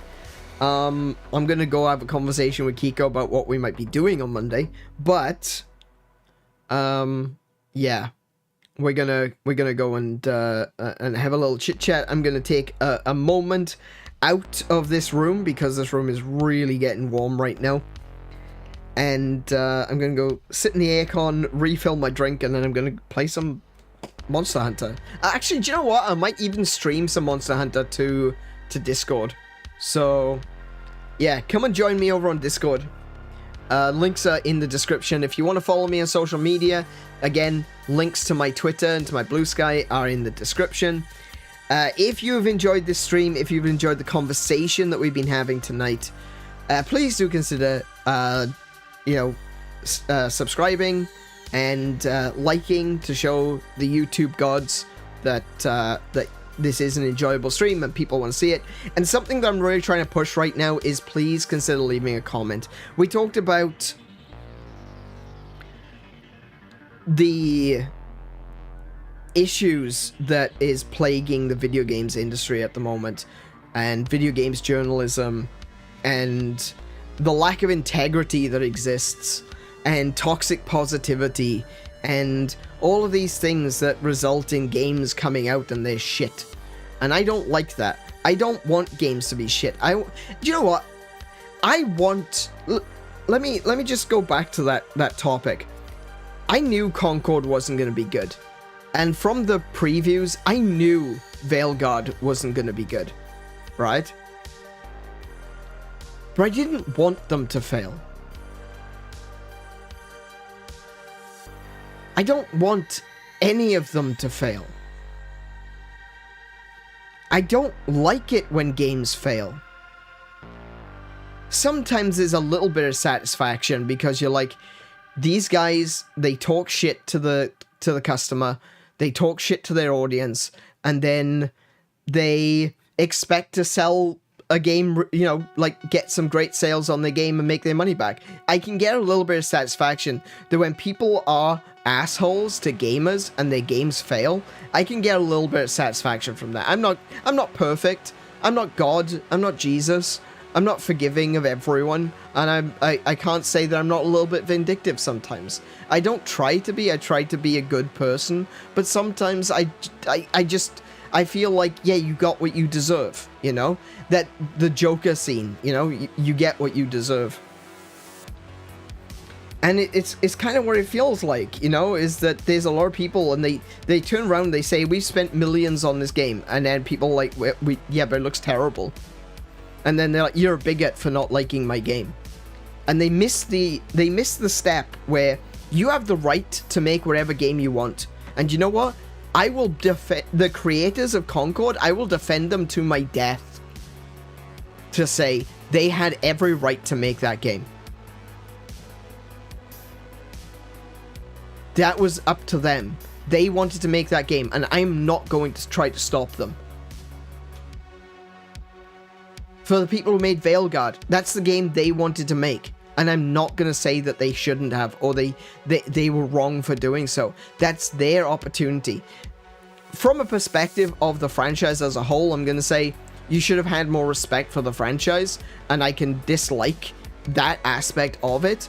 But as a whole, I'm saying I will defend them to their death, to my death, that they had the right to make that game, whatever game they wanted to make. But I don't have to like it. And I don't have to buy it. And just because I didn't buy a game that they wanted to make doesn't make me a bigot. It doesn't make me hateful. It doesn't make me an angry chud gamer, you know? Names that people have actually used, words and insults that have been thrown at us from developers, publishers, and journalists for years now. Right? Incel, chud. Gamers don't have to be your audience anymore. Remember that one? Look how well it's going when gamers aren't your audience. Just look how well it's going.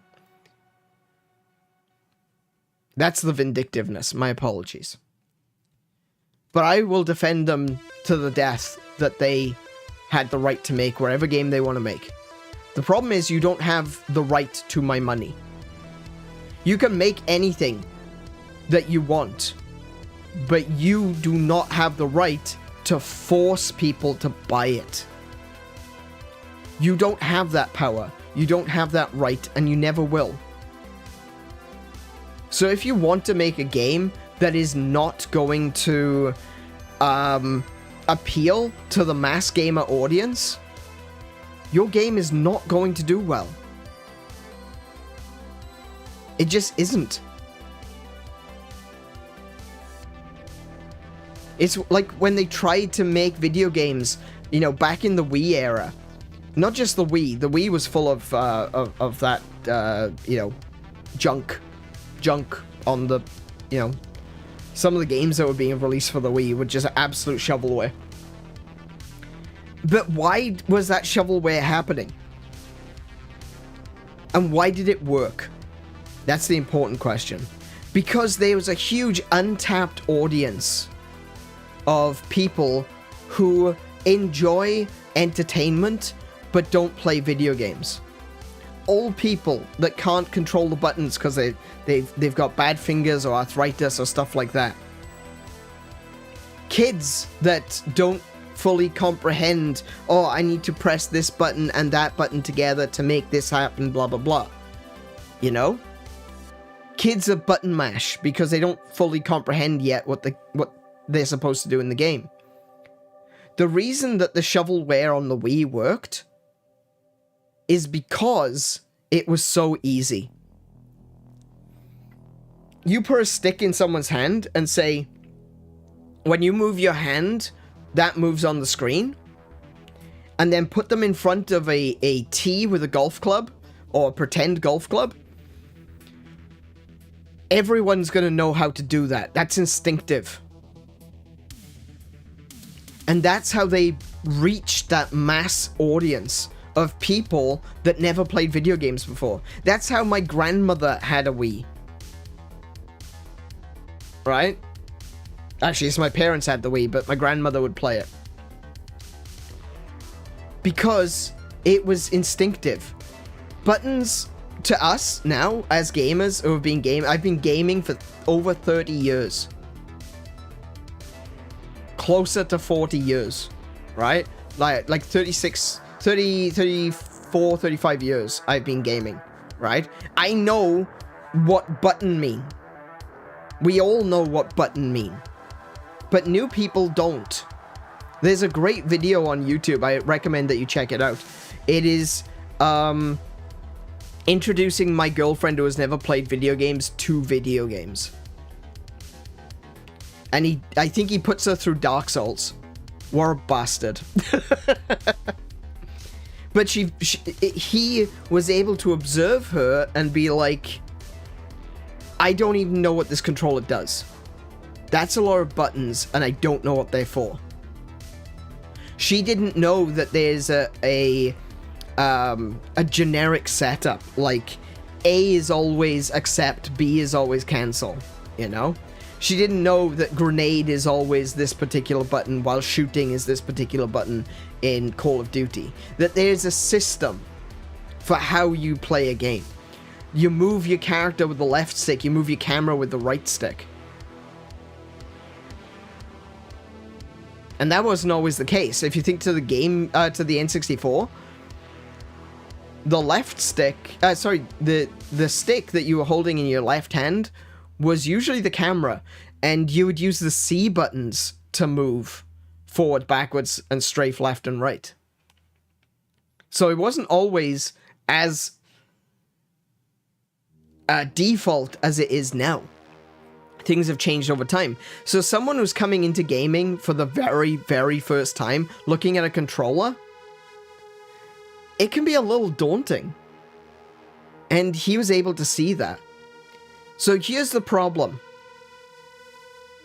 Here's your problem. Okay?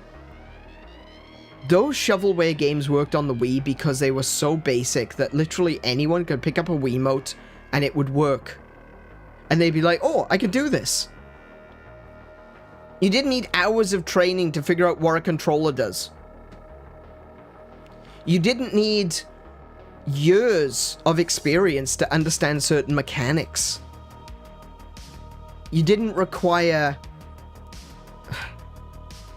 literal decades of understanding to comprehend conventions in video games and how they've changed and developed over time.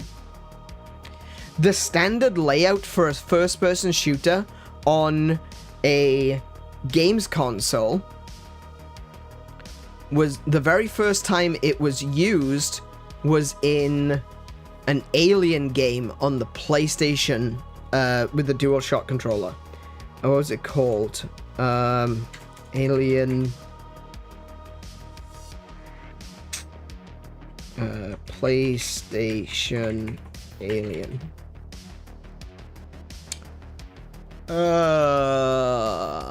Was it no, it wasn't Alien Resurrection. I don't remember what the game was. Was it Alien Trilogy? I'm not sure. But it was an Alien game. And you know what the magazines at the time would say?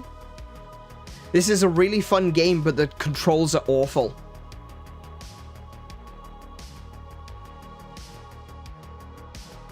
Because they were new. Because it was different. Because it was what people weren't expecting. Movement with the left stick, camera with the right stick? What the hell is that all about? No thank you. And then it's got like shooting. Oh, why is the shooting there? Why isn't the shooting A? What, you want to put a grenade on that button? Really? Why is it? Why is this button over here? You know, everyone complained that it was a terrible setup. It was the worst setup ever. It's the exact same as what they use in Call of Duty today.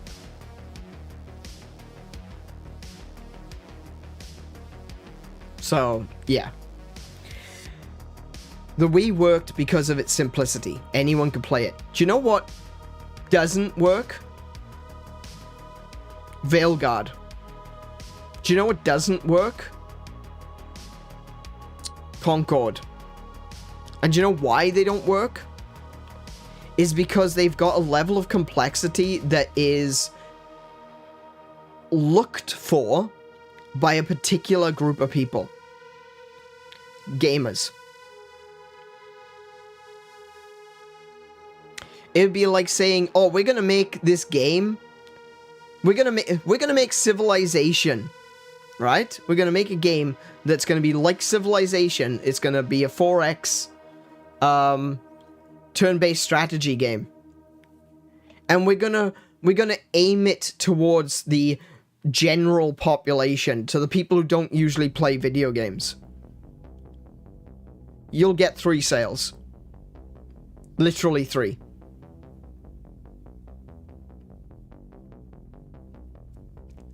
And the reason is because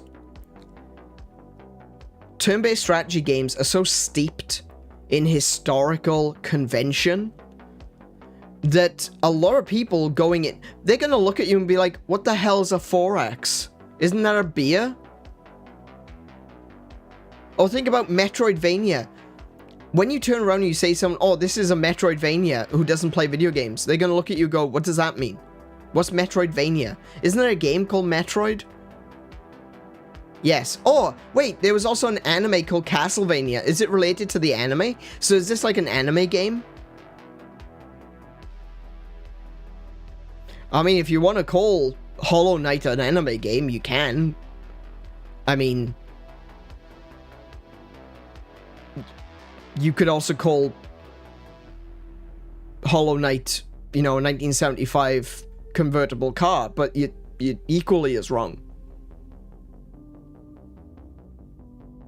You know? You can't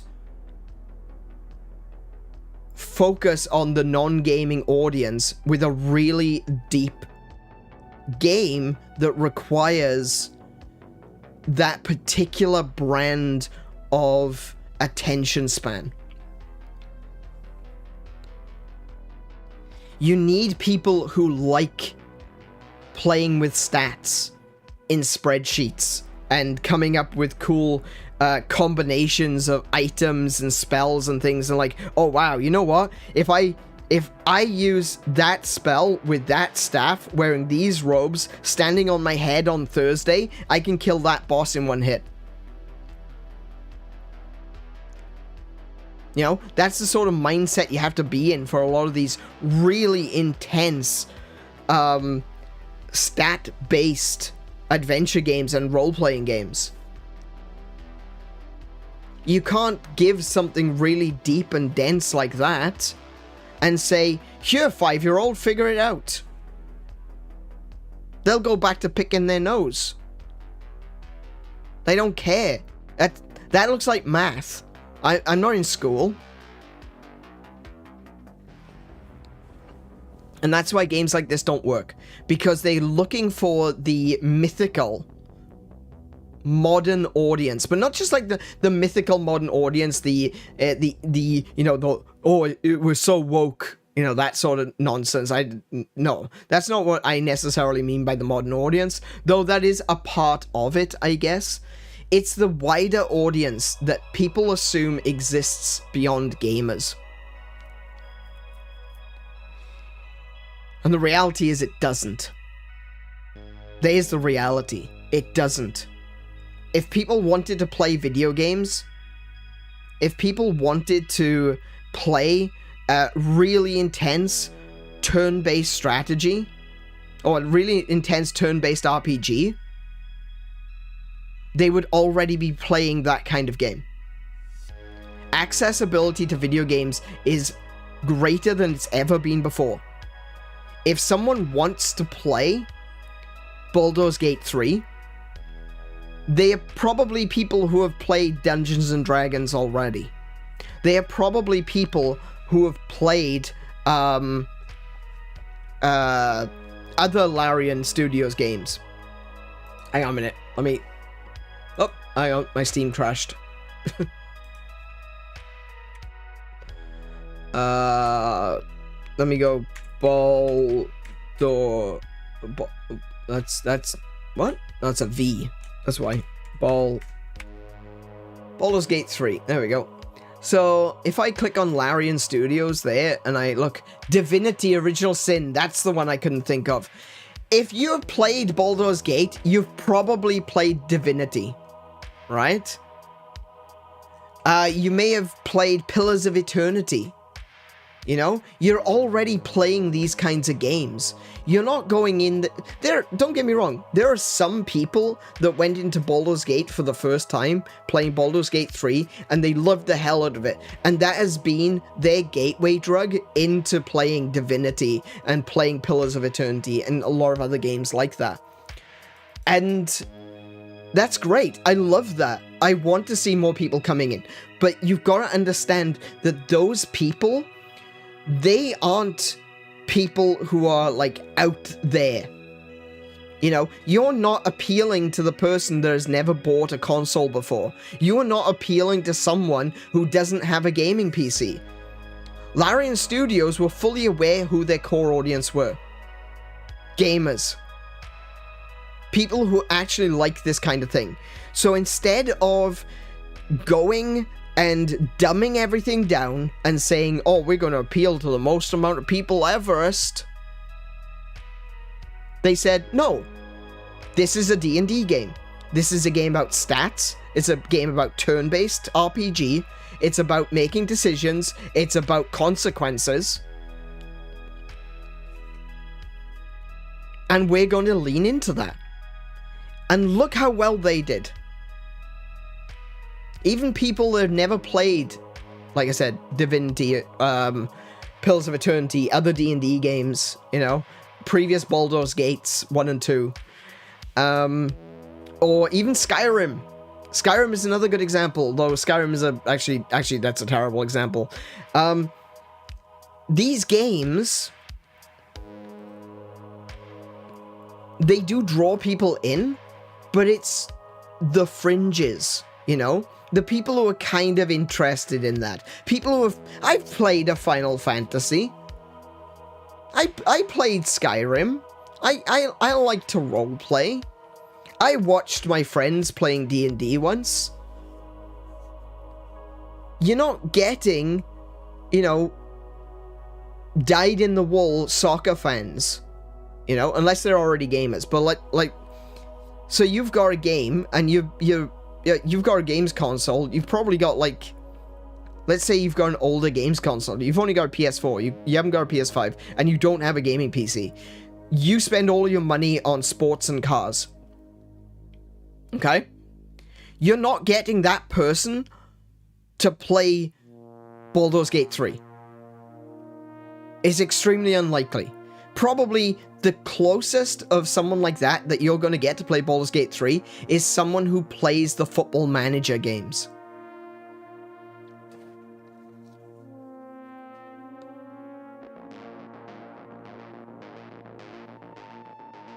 So don't get me wrong, there are people that like stats, there are people who like fantasy football, but they're not necessarily interested in playing that game. So making your game for a wider audience so that it's accessible and understandable by everyone is actually a failure. And it's a failure because you've got to dumb it down and water it down and make it weak enough that anyone out there can play it. And when you do that, it's not a deep enough experience for your core audience to enjoy it. I said that Skyrim was a terrible example, and the reason why it's a terrible example is because it's such a good example. It's a terrible example because it's a good example. Skyrim is not popular because it's Skyrim. It's popular because what you can do to it. The only reason that Skyrim is still popular in 2024 is because Bethesda refused to release Elder Scrolls 6. Up until now, they've been refusing to make it.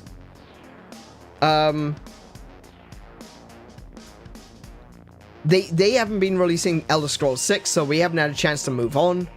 Elder Scrolls Online is doing gangbusters. It's actually doing really, really well. But Skyrim is still popular because as a canvas for creating games, it is phenomenal. It is amazing what you can do in Skyrim. Like, people have remade Morrowind in Skyrim. People have remade Oblivion in Skyrim. There are people who are making Hammerfell. There are people who are they've remade Cyrodiil for Oblivion. There are people that are trying to port a bunch of the places and locations from Elder Scrolls Online back into Skyrim so they can have a single player experience in those worlds. You know? Skyrim works because it is a great canvas for creating something, and people love it for that. I've been playing Skyrim recently, and you know what? It's kinda meh. It's kinda mid. Skyrim's pretty good. It was okay when it released, sort of. It was okay when it was released. There were still other games that came out at the same time, which were doing way better than what Skyrim did when it released.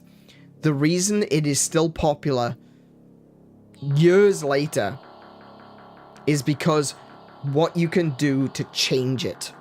The modding community. The fact that there's such a huge audience that want to make their own stories in that world. If there was no modding for Skyrim, it would be dead by now. I can say that with a lot of confidence. Even, I think was it Todd?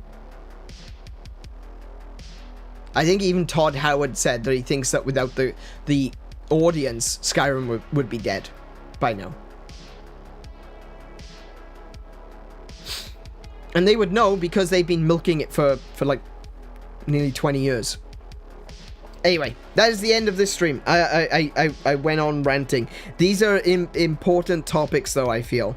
People, we need to tell gaming companies, we need to tell publishers and developers that they can't tell us what we should buy, and they can't guilt us and cancel us and threaten us into making us like their games. Okay? I think that there's a lot of bad stuff that's happening in the gaming industry right now with publishers with too much power and journalists in their pocket. And I'm dead against that. I truly am. You can make whatever game you want, like I said. You can make... I've got no problems with people who want to make Concord, or want to make Veilguard, or want to make... what was the other one? Dustborn? That one flopped too.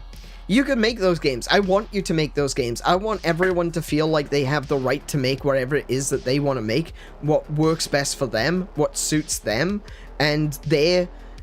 Like, people have always said, you know, do you want your game to be, you know,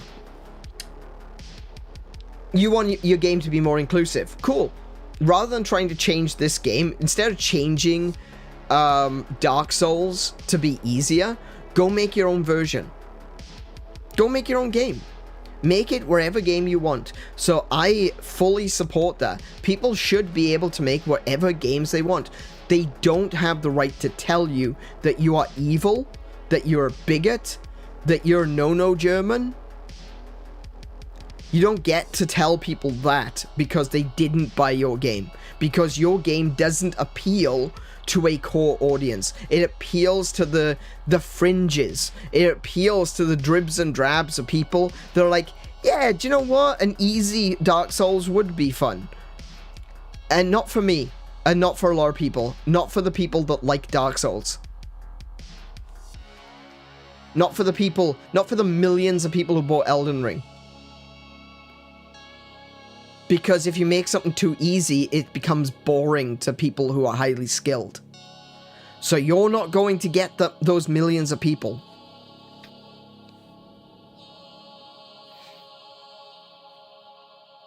So, yeah. Don't let them tell you what you should think. Don't let them tell you that you're evil or you're bad or you're a bigot or whatever just because you didn't like their game. You're allowed to not like something. And, you know, if this is something that you want to discuss further, you can down in the comments after the stream is over. And it doesn't take much. All you have to do is hit the refresh button and then you can leave a little comment, and it really does help to get these videos seen in the algorithm. It's been a bit of a different stream today, admittedly. Like I said, it's been very much so about talking. It's been very much so chatting about different things. I'm not happy with where the games industry is. Maybe you couldn't tell. But I think we still have the power to turn it around. And that is ultimately it. If you're here thinking, oh, bloody hell, he complains a lot, doesn't he? Don't think of it like that. like I said, the only reason that I figured out how to get into Monster Hunter was because I complained. And because other people complained. And when I complained and other people complained, we found things in the game that we were like, ah, okay, that's how that works. Because we complained with the intent of finding a solution. That's the difference. That's the huge difference. Is that we did so with the intent of finding a solution. So, I think the solution is gamers unite. Come together to be able to tell the industry that we will vote with our wallets and we will be strong and we will be united. Don't let them feed you slop. And reward the companies and the developers and the publishers and the studios and everything that are doing the right thing by their customers. Look at Larian, look at FromSoft. Even Nintendo, like I said, it's kind of like 6 of one, half dozen the other. They're doing some really shitty things with emulation right now. But Mario Party Jamboree is an amazing game, and it's a return to form. So they should be praised for that. That's how you tell Nintendo, this is the Mario Party we want. You know? So, yeah.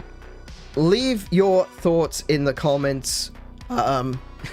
If you're interested in this sort of a discussion, you want to talk more about it in the future, I do recommend subscribing. Leave a like if you liked it. And you know what? I know I've ranted a fair bit today, but, you know, you're very welcome to join in the chat, by the way. If you didn't like it, though, that's fine. Leave a dislike as well. YouTube doesn't care either way. And I will see you hopefully on Monday. But if not, I will make sure to leave an announcement on Twitter, Blue Sky, here on the YouTube channel, in the community tab, and of course on our Discord. Links to all those things are in the description, and I am out. Be good to yourselves, be excellent to each other, play more video games, and until I see you, I wish you all peace and high scores. Good night, everyone.